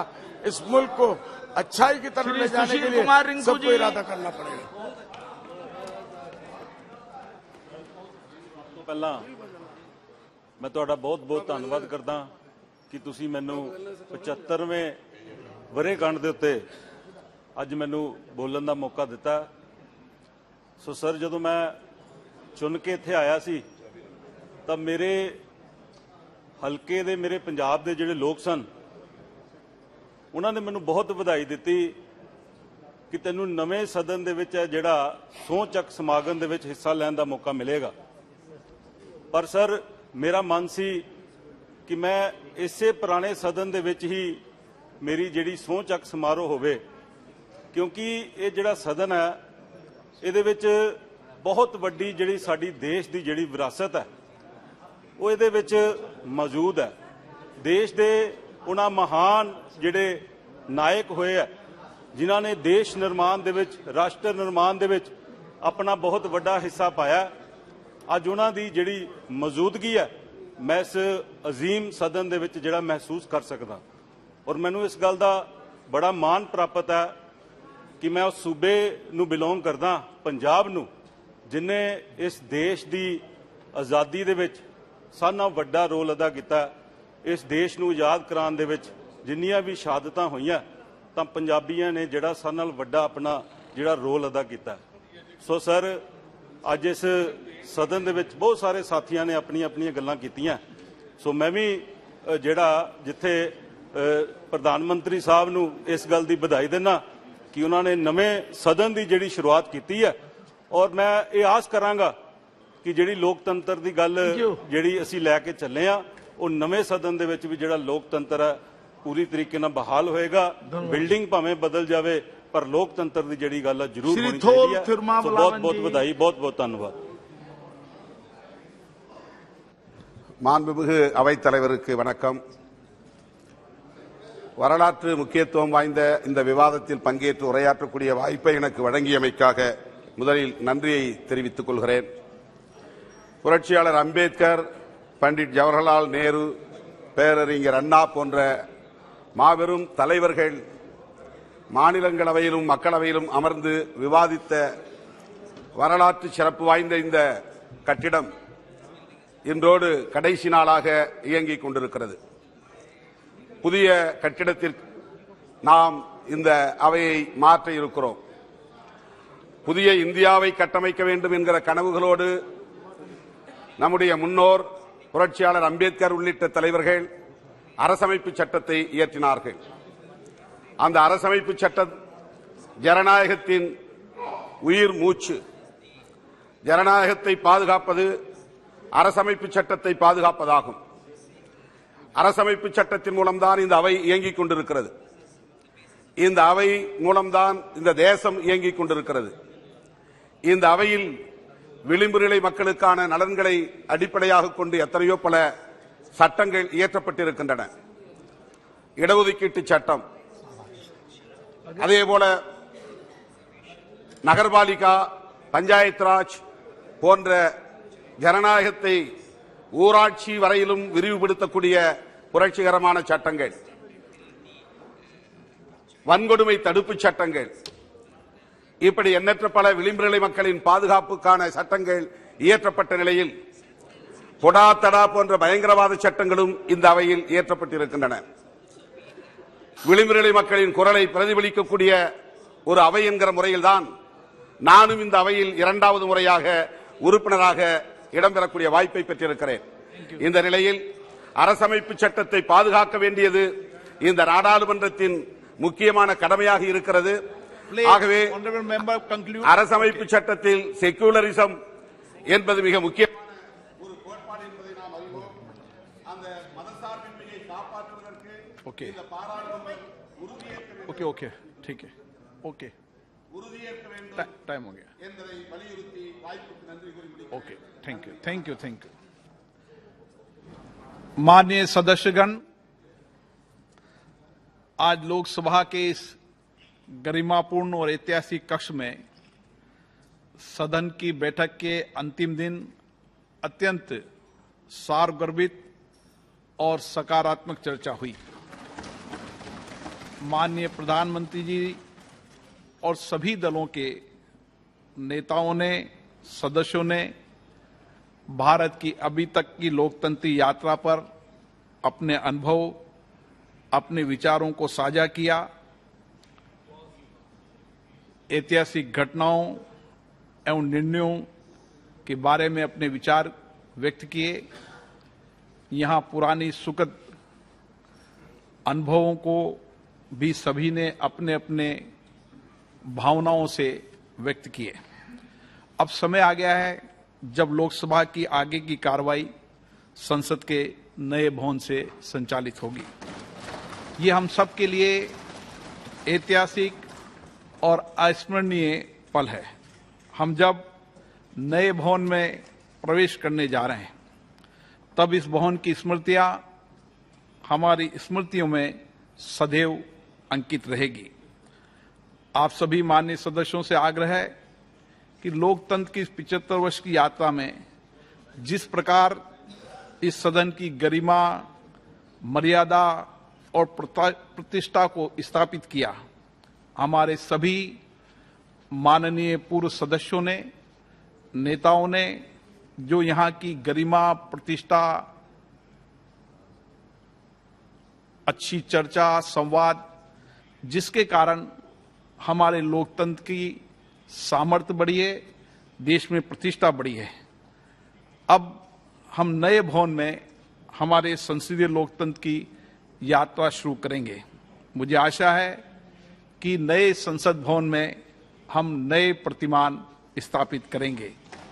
मैं ये भी अपेक्षा करता हूं कि जो कुछ भी पुरानी घटना है, विशेष रूप से मेरा आग्रह रहेगा प्ले कार्ड लेना, नियोजित तरीके से सदन स्थगित करना, ऐसी घटनाओं को यहां हम त्याग करेंगे और नए प्रतिमान से, नए संसदीय परंपराओं को, श्रेष्ठ परंपराओं को हम स्थापित करेंगे, ऐसी मेरी अपेक्षा है। मेरी ये भी अपेक्षा है नए भवन में नई ऊर्जा, नए संकल्प के साथ हम बेहतर प्रॉपर्टियां, और हमारे सदन की जब आपने विचारों व्यक्त किया कि सदन में कैसी कैसी चर्चा हुई है, श्रेष्ठ डिबेट हुई है, उससे भी श्रेष्ठ डिबेट और चर्चा, मुद्दों पर चर्चा नए संसद भवन में करेंगे, ऐसी मेरी अपेक्षा है। मेरा भी इस भवन से बहुत लगाव रहा है। 4 साल 3 महीने आपने सबने सदन में मुझे सहयोग किया है, आगे भी सहयोग करेंगे, ऐसी मैं अपेक्षा करता हूं। और मेरा अनुभव रहा है कि सदन में जिस तरीके से कई गंभीर मुद्दों पर पूरे सदन ने एक मत होकर देश और राष्ट्र के हित में निर्णय लिए हैं, उससे भी बेहतर नए भवन में एक मत से, सामूहिकता से निर्णय लेंगे, ताकि भारत की लोकतंत्र की प्रतिष्ठा विश्व में और बढ़े। आज भी भारत के लोकतंत्र पूरे विश्व के लिए मार्गदर्शक की भूमिका के रूप में है। मुझे आशा है नया भवन आपके लिए नई ऊर्जा के साथ इन संकल्पों को पूरा करेगा। आप सभी को जो चर्चा की उसके लिए मैं बहुत बहुत पुनः धन्यवाद देता हूं। माननीय सदस्यों, सभा की कार्रवाई कल मंगलवार दिनांक 19 सितंबर 2023 को दोपहर 1:15 पर नई संसद भवन के लोकसभा के सदन में प्रारंभ होगी। सभा की कार्रवाई आज स्थगित की जाती है।